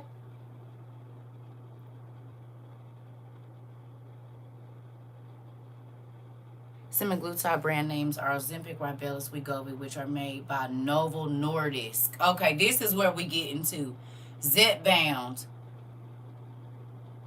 Okay. Well, what's crazy is that kind of looks like Rebels is what you could play with them letters. Okay. Interesting. Belsus.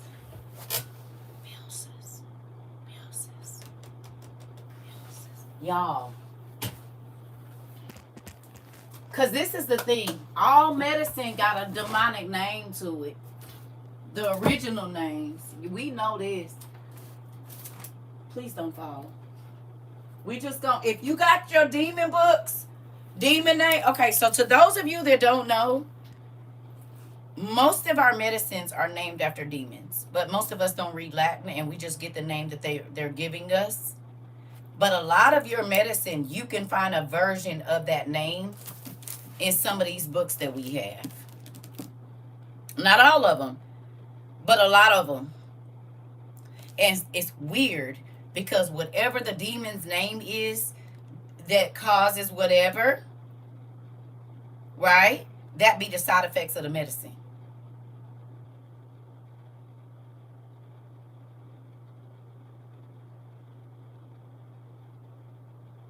In real life. So we have a few books. Uh-oh.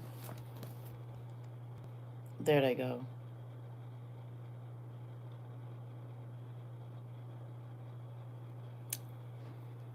Y'all know the people that showed up. The owls is here. The owls are here. If you know who the owls are. Google says it's synthetic. Maybe it's synthetic. Okay. They always get to restricting me whenever we get to talking the truth. Then they want to hit me with some restrictions. We've been fine.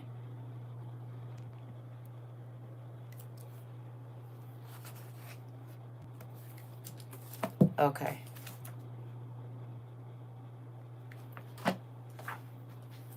Let's see if we can find some of these names or something similar. We're going to go back here.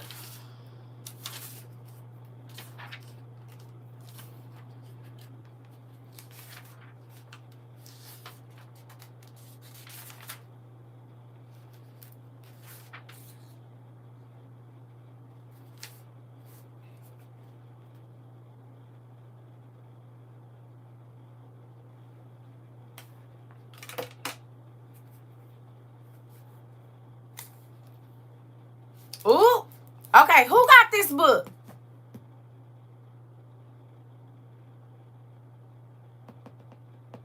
Anybody got the Encyclopedia of Spirits? Okay, so y'all know in the back right here, it tells you the spirits that's over childbirth and pregnancy, missing children. But then it goes to erectile dysfunction, eating disorders, eye disorders and ailments, fertility for males. Illness, disabilities, and ailments. It literally tells you AIDS, amputated limbs, aneurysms, bacterial infections, bleeding internally, blood pressure, boils, bubonic plague, cholera, chronic fatigue, fever. Mari. Fever is Jari Mari.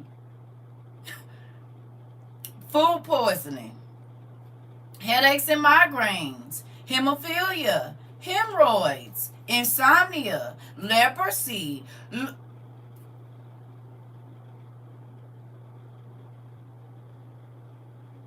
Y'all, why did they say leprosy is Ogun or Ogun? Oh, however you say that, OGUN. Leprosy is, not leprosy. Leukemia is associated probably with one of the descendants of Og.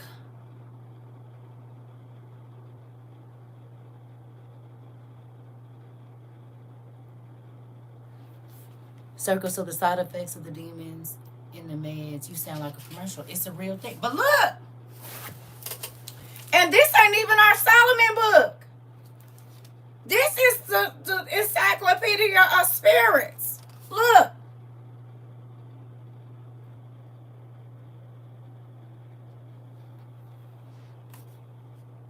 And we can go to, what's the name? We can, yes. Look.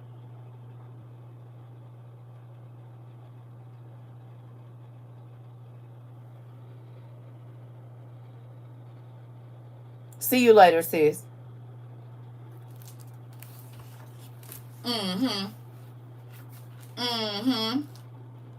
It's one of the Orishas. Right. Right, I know. But this is why when Jesus would heal people, he would call out the spirit first or tell the spirit to leave. He would heal the person in sickness by telling them you are forgiven, because the spirits get to stay because it's a sin sickness. Okay. Interesting. What's Gila monster venom? Okay, measles, mental disorders, motion sickness. Interesting. Paralysis, reproductive disorders, respiratory problems, seasickness, sexually transmitted or venereal diseases. It tells you the spirits that's over those. Skin ailments, sleepwalking, smallpox, stroke, terminal illness, tetanus. Oh, It even tell you about immigration issues, honey. Listen. Oh, okay. Menopause, menstrual goddesses. Uh Professions, sponsors, or guardians of abortionists, and it tells you all the people that they protecting. Hmm. Snake bites. Interesting. Well, at least you know who to pray against. Crazy, right? So that's one book that you can get. I can't. I have to tell you the name because they're tripping with me about this. So I showed the book and they talking about product something. The book is called Encyclopedia of Spirits. I believe I said that once already.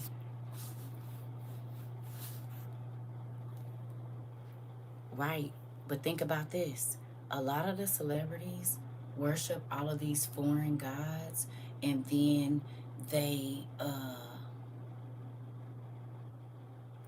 they get these rare diseases. Remember we just talked about that recently, that a lot of the stars end up dying of these real weird cancers and all of that. But think about what they do behind closed doors. Think about who they represent. It makes sense. It makes sense because they pray to all of these gods behind closed doors.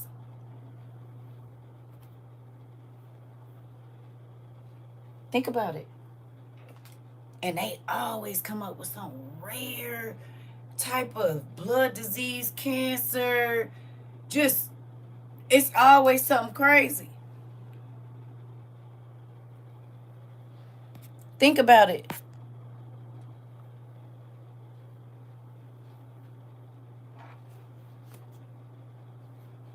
All of it.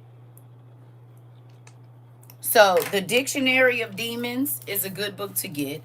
The Encyclopedia of Demons, they back on not letting me show whatever, but I'm gonna flash them real quick. You just gonna have to go to my YouTube and pause it. But these books mixed with this one and that one I just showed you, and we have others. But demonic sickness is real. Demons come with pestilence and sickness and disease. A lot of times when Jesus went to heal somebody, he told them they was forgiven of their sins and told the demon to leave.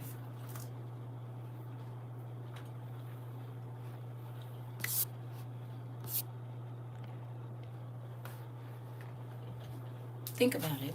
If you go back and look at the people that Jesus healed, he told them, your sins be forgiven. You are healed. Get up. Or he told the demon to leave the person, and then they were healed. Either way it go, it was an evil spirit there, blinding the person's eyes, making their legs not work, whatever it was. I don't specifically know for sure, but you can get that book Shining High and look it up. It was several. You might be able to get the what you call it, the PDF of the book. And that one is called Encyclopedia of Spirits.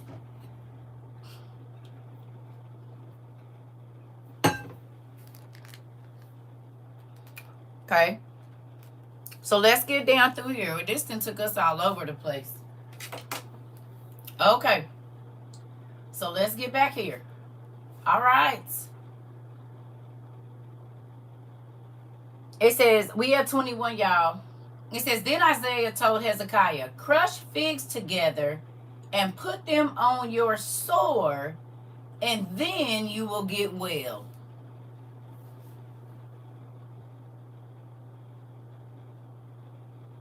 Hey, did you hear that? The prophet told him, crush up some figs and put it on your sword that's causing you to die. You'll be all right. So if figs healed then, do you think they still heal now?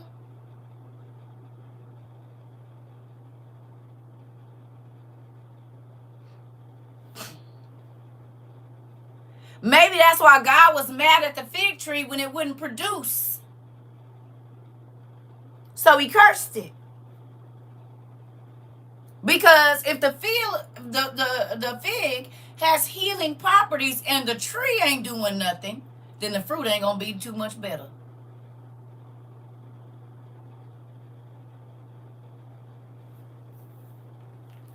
Here we go.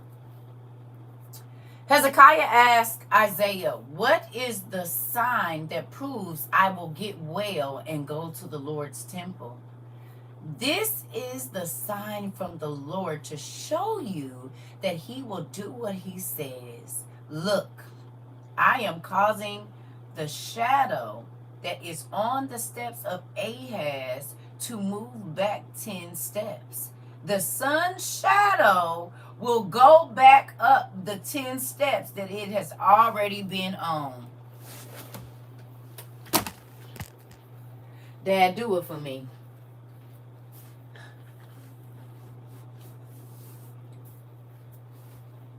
Do you understand what just happened right there?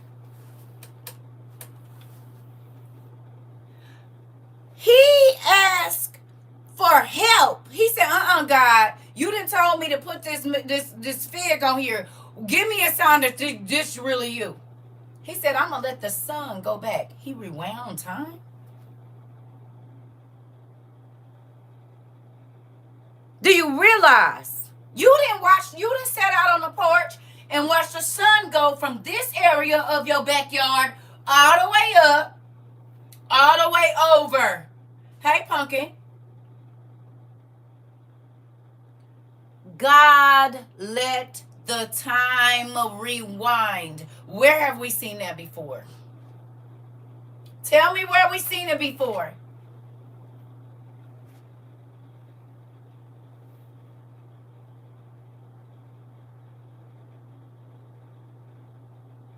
We've seen this somewhere else.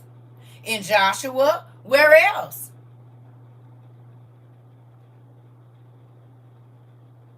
Abraham, well, he stopped the sun for Joshua, but he rewinded it for Abraham. He had to go back and undo all of them 7,000 people.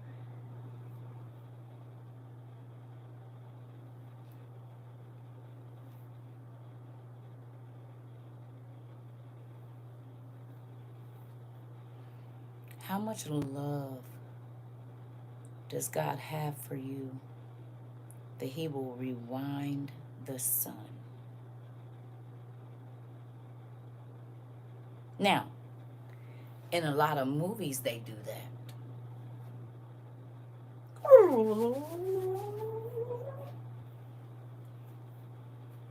He moved the heavenly being. He told the sun, go back 10 steps. No, because he don't believe me. I'm going to let the sun go backwards. Okay. Think about that. God loves you enough to move the heavenly bodies to give you a confirmation.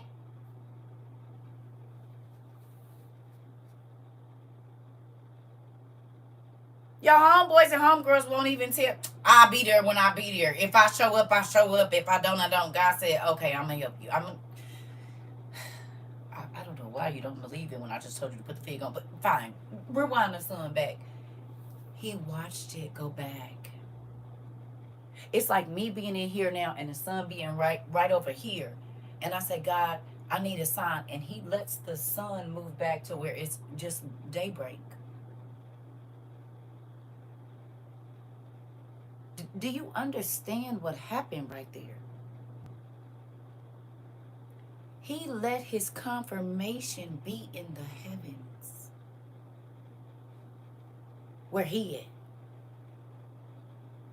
This is dirt and spit and a little bit of wind asking, show me something. And he said, I already did with the fig, but fine.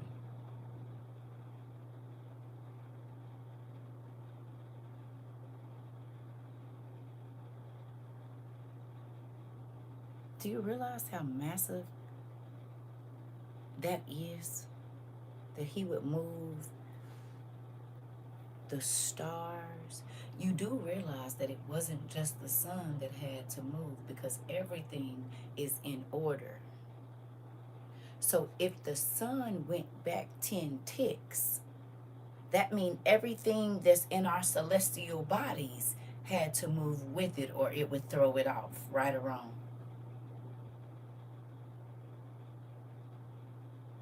Hello?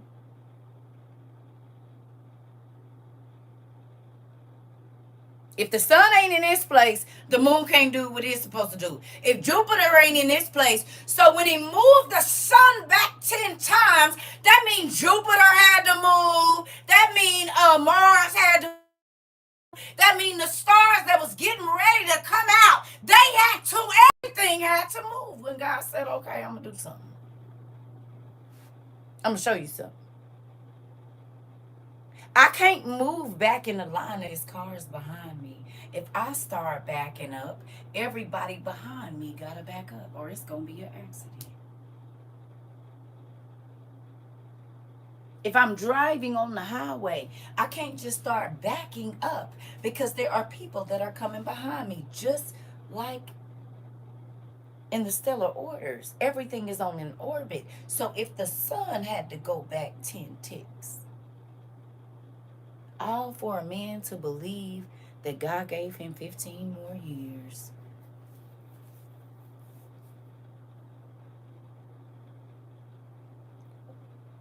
What will he do for you to give you confirmation? But we don't believe he big enough to do that kind of stuff. We don't believe that he really do that kind of stuff. But he's the same God yesterday, today, and forevermore. If he did it for them, he can do it for you. If he did it back then, he can do it today. He ain't changed.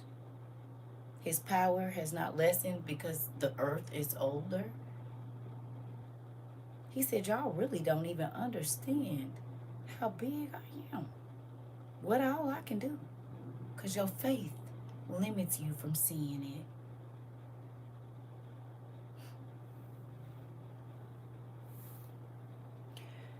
Okay.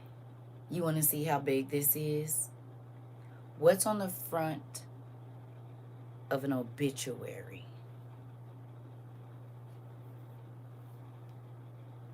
Under the birthdays, or over the birthday and over the last day, what do it say?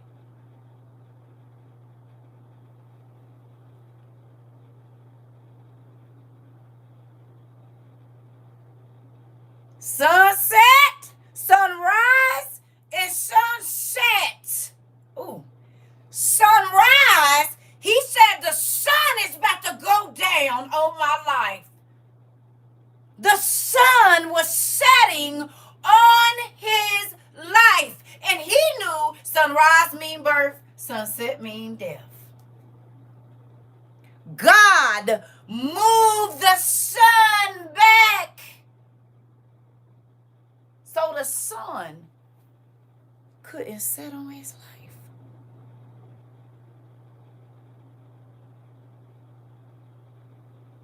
It didn't mean nothing with the sun going back. Oh, it do when you about to get an obituary. Oh, it mean a lot when you sitting there looking at your family member. You pay attention to the sunset.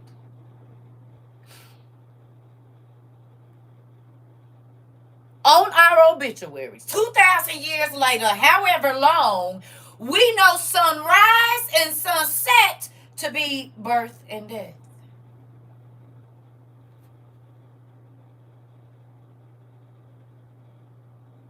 He said, I'm gonna let the sun go back. This ain't gonna be your last sunset.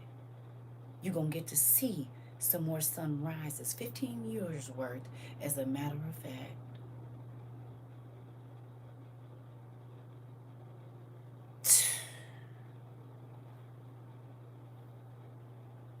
Yeah, do a miracle for me, Dad. Listen, come on. Come on. Here go, y'all niece. I'm working. Sorry, I was just calling you to see A medium to a large. All right. Okay. Don't do that no more. Bye. Oh, because that show looked like something else. It looked like a pitchfork to me. Put your seatbelt on. Bye. Good job. You knew I was gonna say something. You probably just put it on because I was on the phone and it was gonna take it off. Bye. I know you. You ain't slick. Bye.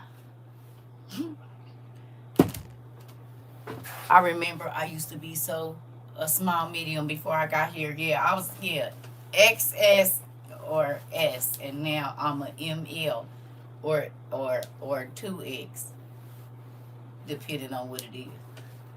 Or I mean, yeah, not a XL, XXL. Don't nobody got time for that. 17 sizes up.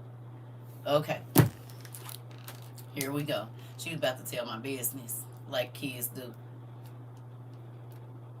You said me too, a small to an XL, baby. Listen, welcome to the third. I'm trying to tell, but I done been dropping some weight. I don't know if y'all can see it. I probably lost about 10 pounds. I can tell on these sides because my muffin tops is not as far out as they used to be. Mm-hmm. Mm-hmm. Mm-hmm. Me too. I didn't, but I'm losing. Yeah, I am. I am losing. I am. I'm grateful for it too. I can see it. Y'all might not be able to see it, but I can definitely see it. Listen. All right, let's go. Come on. Yes, because I was watching an older class and I noticed it. I'm definitely losing weight. I told y'all what I was doing. That one time a day ain't no joke. Mm-hmm. And I've been working these muscles so that way they can, because we might have to run. I don't know what we're going to have to do. Can't be getting winded trying to run from the enemy. And I ain't never had to keep packing up no camp and moving it. So I'm going to have to look into that as well, you know. We don't know what we about to go through. So, yeah. Okay, so here we go. All right. All right, 9, it says, this is the letter from Hezekiah when he became well. I thought I would live a full life. How many people thought that? How many people was making plans for their life and it was cut short?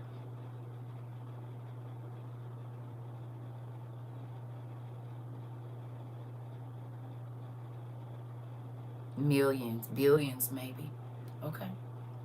But now, in the middle of my life, the time has come for me to die. So that would be like my life right now. I'm like middle-aged. Make about 70 or 80. Some people make it to 90 or 100.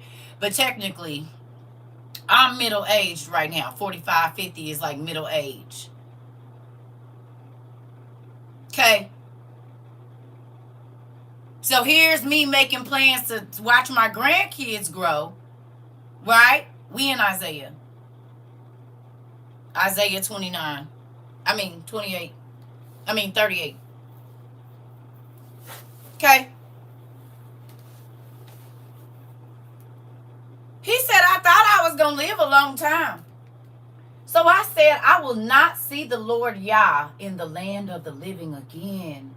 I will not see the people living on earth. My home, my shepherd's tent is being pulled down and taken from me. I am finished like the cloth someone rolls up and cuts from the loom. You ended my life in such a short time. All night I cried as a lion. As loud as a lion. But my hopes were crushed like a lion eating bones. You finished my life in such a short time. I cried like a bird. I moaned like a dove. My eyes became tired, but I continued looking to the heavens. Lord, I'm so depressed. Promise to help me. What can I say? He told me what would happen, and he will make it happen. I have had these troubles in my soul, so now I will be humble all my life. Lord, Use this hard time to make my spirit live again. Help my spirit become strong and healthy. Help me become well. Help me live again. Look, my troubles are gone. I now have peace. You love me very much. You did not let me rot in the grave. You took my sins and threw them away. The dead cannot praise you. People in Sheol cannot sing praises to you. Those who have died and gone below are not trusting in your faithfulness. People who are alive, people like me, are the ones who will praise you. Fathers should tell their children about how faithful you are. So I say, the Lord saved me. So we will sing and play songs in the Lord's temple all our lives.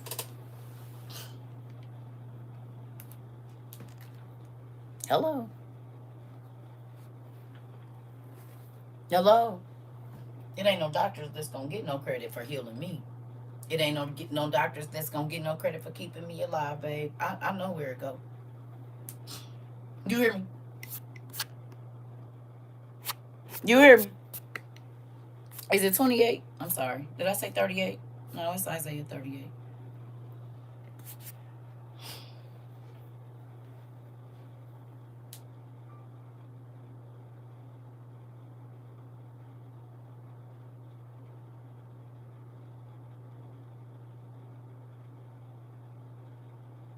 He said, I thought I was going to have a long life, and then I got sick. And I started realizing I wasn't going to be able to see the sun no more. I wasn't going to be able to see the clouds, the flowers that I took for granted, the grass, the beetles and the bugs. I wasn't going to hear them. He said, but I called on you, and you healed my bones. You healed my soul. I was depressed because I knew I was going to die. I don't know what it's like over there.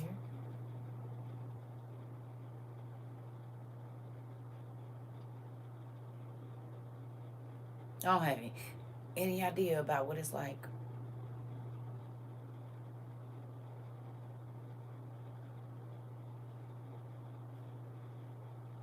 You can't tell me that don't hit home, because it make you think about your life, that tomorrow you could be sick on your deathbed.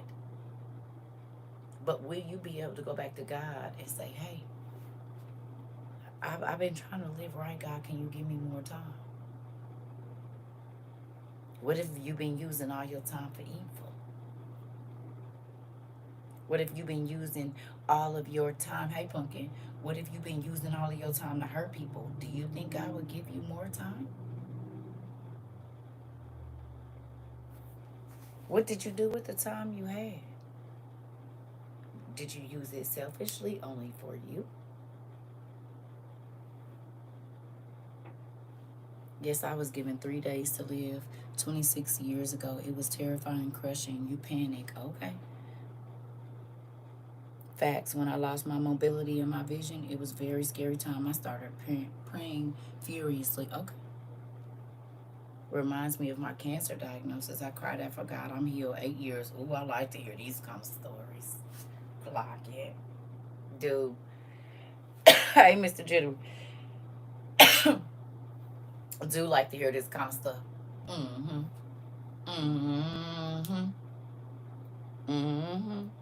Because your world can change at any moment. So spend your time wisely. Make sure you ain't using it to make nobody else miserable. Because he don't have to give you no more. He can stop you in your track. People have heart attacks and all kinds of stuff.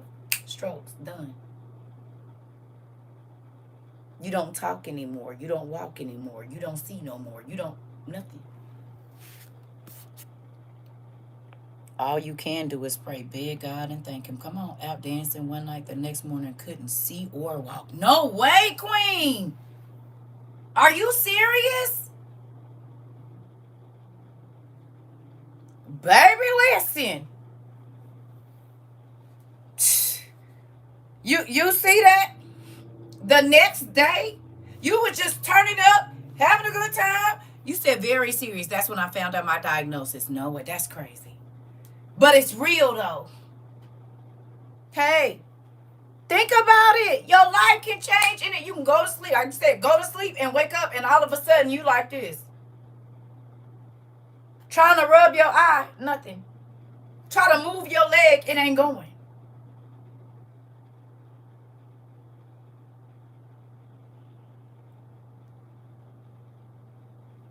Just happened to my brother, cardiac arrest. Okay. Spend your time wisely. Don't use it to antagonize people. Don't use it to hurt people. Don't use it to be doing the wrong things. Because he does not have to allow you any more minutes.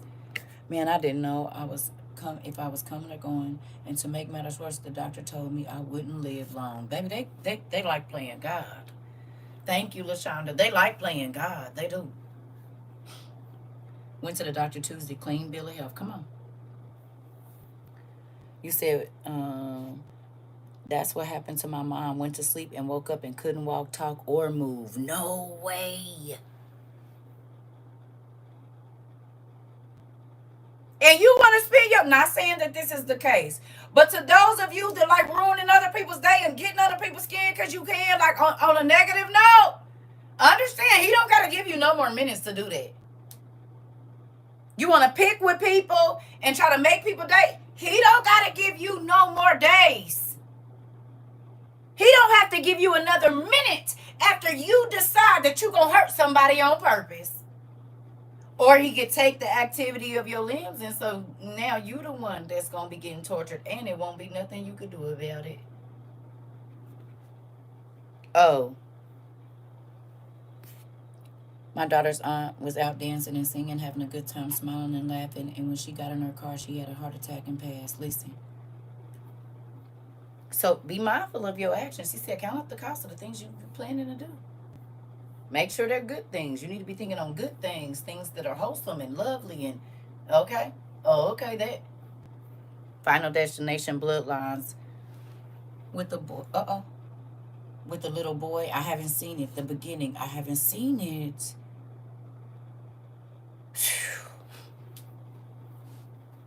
And you want to be nasty and hurt somebody's feelings or try to do something to make somebody feel bad. Okay, well, he can do the same thing to you. Be careful. Be careful. Be very, very careful. Did y'all see the ceiling fall in on that lady? Well, I did. I just showed it to my cousin. And it's crazy because remember I kept telling him, like, I'm going to go to the movies, but I just been feeling weird. Y'all remember, we was trying to get me, when Sinners came out. Remember, and I was like, I'm going to go. I don't feel good about these places. It be germs and stuff. It just crazy stuff be happening. And then... And I told my son, I said, see, this is where people be calling me crazy, but I be having feelings about stuff like this, like with the airplanes. All of it. And I be like, I'm going to just wait till it come out on what's the name. My dad has a friend just recently, neck separated from his spine out of nowhere. What the heck?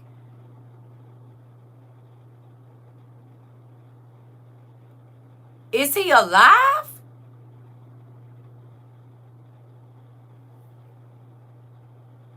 Did he die? His spine, wait a minute. How does that even happen?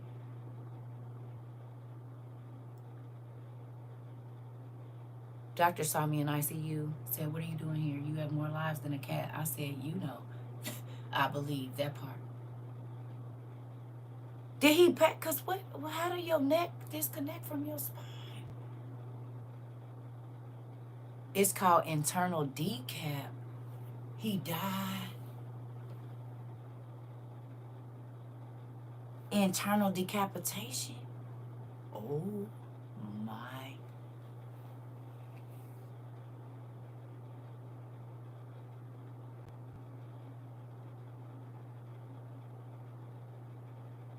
I didn't even know that was possible. You said, yep, that's enough for today. Listen, I'm good. I'm about to go. Don't worry about it. Because, oh, Jesus. And you want to be playing? That's what happened to Freddie Gray. Who knew, Coach? Not me. Not me. And folks be out here wanting to be crazy. Listen. God got a way. Oh my goodness. Okay, so y'all know we got our levels. New people are like, Mari, get out my mouth. Look. Okay, we got levels. So remember I told you the whole one where the dude was sleeping with the other man's wife and he died the most excruciating death, which is to boo-boo out your intestines? Internal decap is right there with it. That's the top and the bottom of the same line.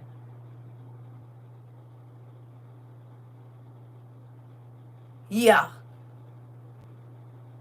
The dying with your entrails coming out, the out, and instead of being in the end, that is right there together. OMG. Yes, they said he didn't even lay down, so they couldn't operate on him. He couldn't even lay down. Oh my God. Girl, my soul here is the living God. Listen. Listen. And you want to be playing with people and being mean and nasty? God got a way. God got a way. Girl, now you see why I don't be trying to. Please leave me alone. Please go somewhere. Don't come over here messing with me. I don't want to get in trouble. I don't need no pain. I don't go away. Ooh, Lord. Every day I learn something here. And some of it I don't even be knowing if I want to know it, but I still learn it.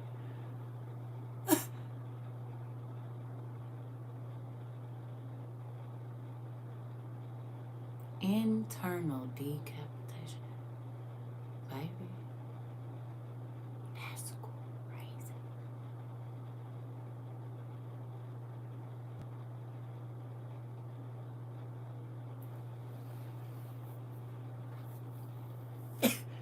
I don't even know what to say.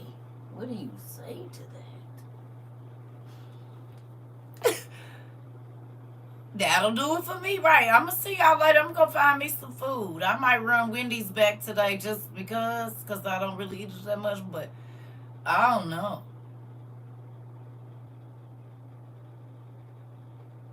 Girl, you have blown my mind.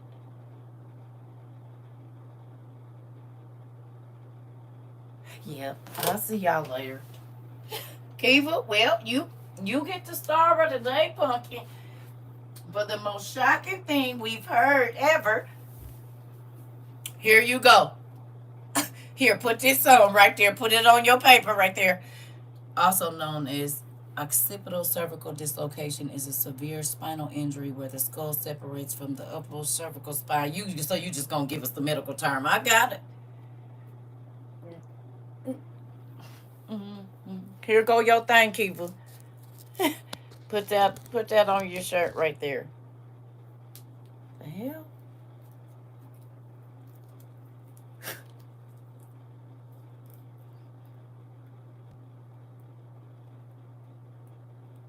I don't even know what to do. Listen. I don't even know what to do. Why, what's up? What you gonna tell me to eat if I do? I mean, I can drive to one. While I'm holding my neck, girl, you ain't got to say right, Sarah.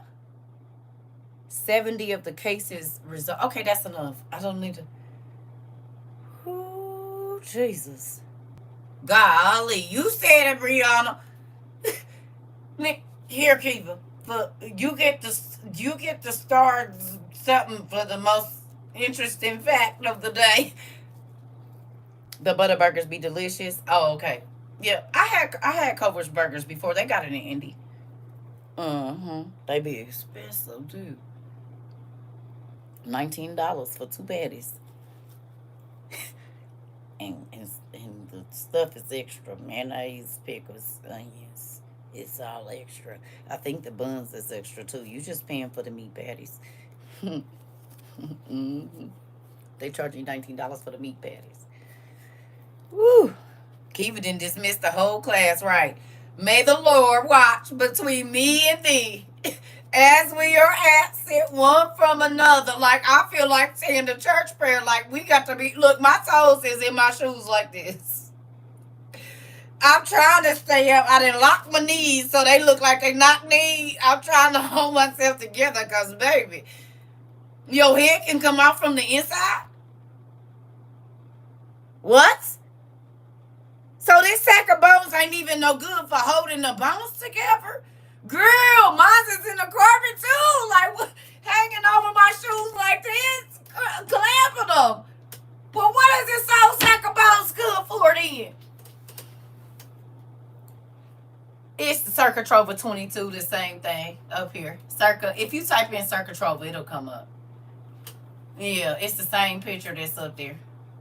Girl, baby, I might have lost. No, I'm still hungry. But if your head can come out from the inside, that's different. You said sport mode. I'm trying to tell you. Let me put this little thing. Look, I got my Tawana shoes on today, so these ain't got no thing. But I done scooted this toe out. Because I feel like I'm about to run out my damn shoes. Not your body can fall apart from the inside. If that ain't final destination, baby, I do not know what is.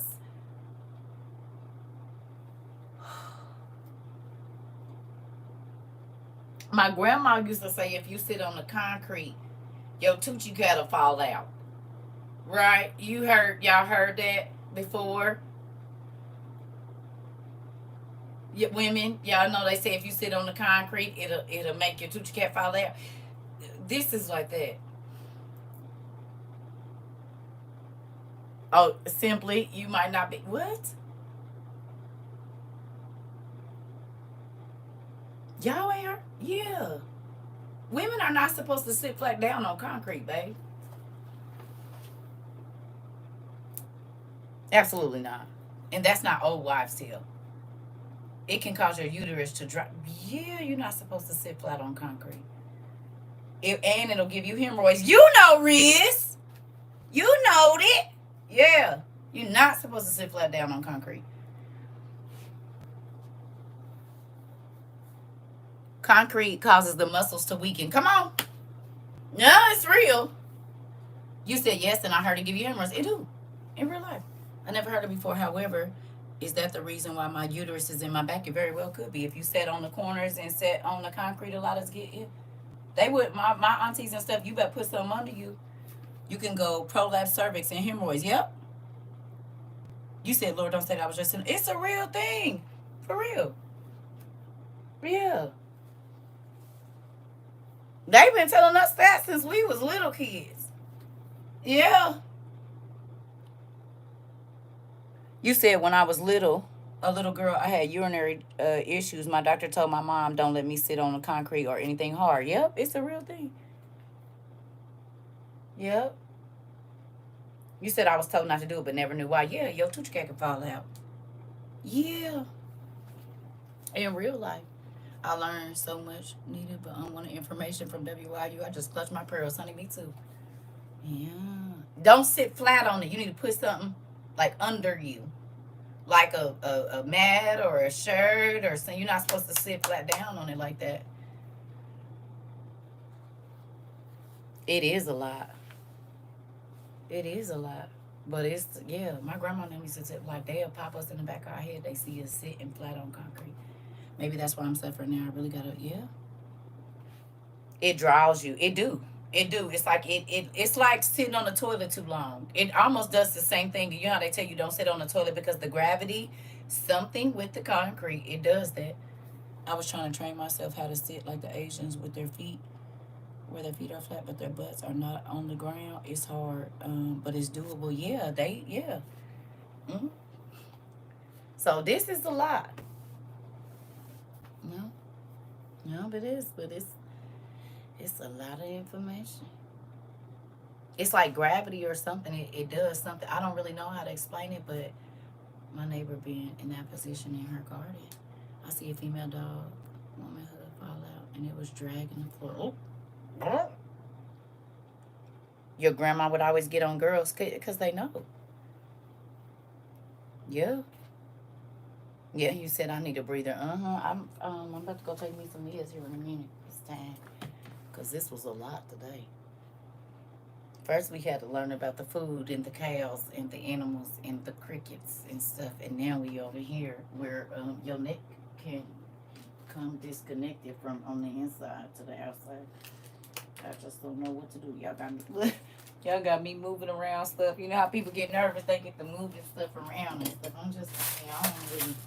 I'm just gonna send this. I'm just put this right here. I'm just gonna do something. That's how I feel right now. Y'all had porch pillows. Yeah. Yep. Yep. Mm-hmm. You said you would be sending me another teddy bear. So, ooh, right on. Right on. I like stuffed animals and stuff. I do. Mm-hmm. Thank you. Yeah. But think about it.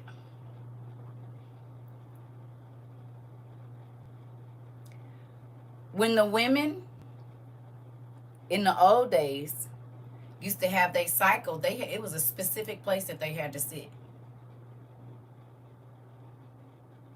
They had to sit in the dirt. I'm gonna call my cousin and tell her about this because we used to sit on concrete when we were little kids. Yeah. But it's the same thing. Okay.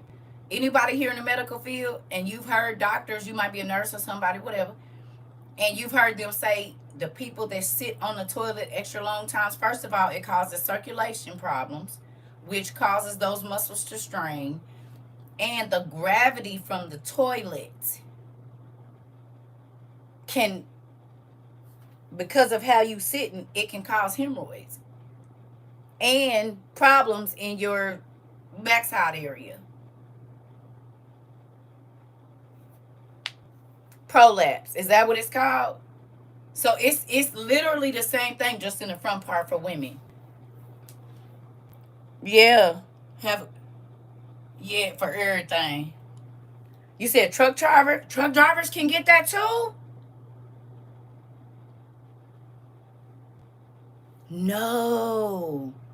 This why behind always sitting on the pillow when on concrete is the only seat available. Come on. Come on. Even when you sit in the high chairs, it can do it. See how they be playing us? Yes, it causes hemorrhoids and can attribute to prolapse. Look at this. Sitting on concrete can give you worms too, I believe it. And just walking barefoot with the hookworms. Legs and feet hurting. Interesting.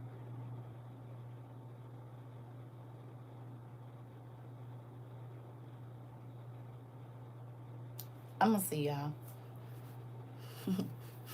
This is the We Outside. All the information you want to know. University. The We is outside. All the information you don't even want to know. University. See, that's why I have socks on 24/7. The sandals. I can do the sandals. I can't do the socks, but I can do the sandals. Yep. So I love y'all. I'm about to go. We didn't been on here 19 hours and 22 minutes or something. It's 3 o'clock. Yeah. It's time to go. Bye. And see y'all later. Maybe not. I don't know. The gravitational pull is for you. Oh, you talking about you with your legs and feet. Got it. That's how you get neuropathy in your legs. See? See? This is a medical community as well. Hopefully you learned something because I did. I love y'all. I got to go. Bye. Right. You see me keep touching it because that's crazy. But I got to call my kids back or something. I don't know. So I got to go do something but get off of here. Bye.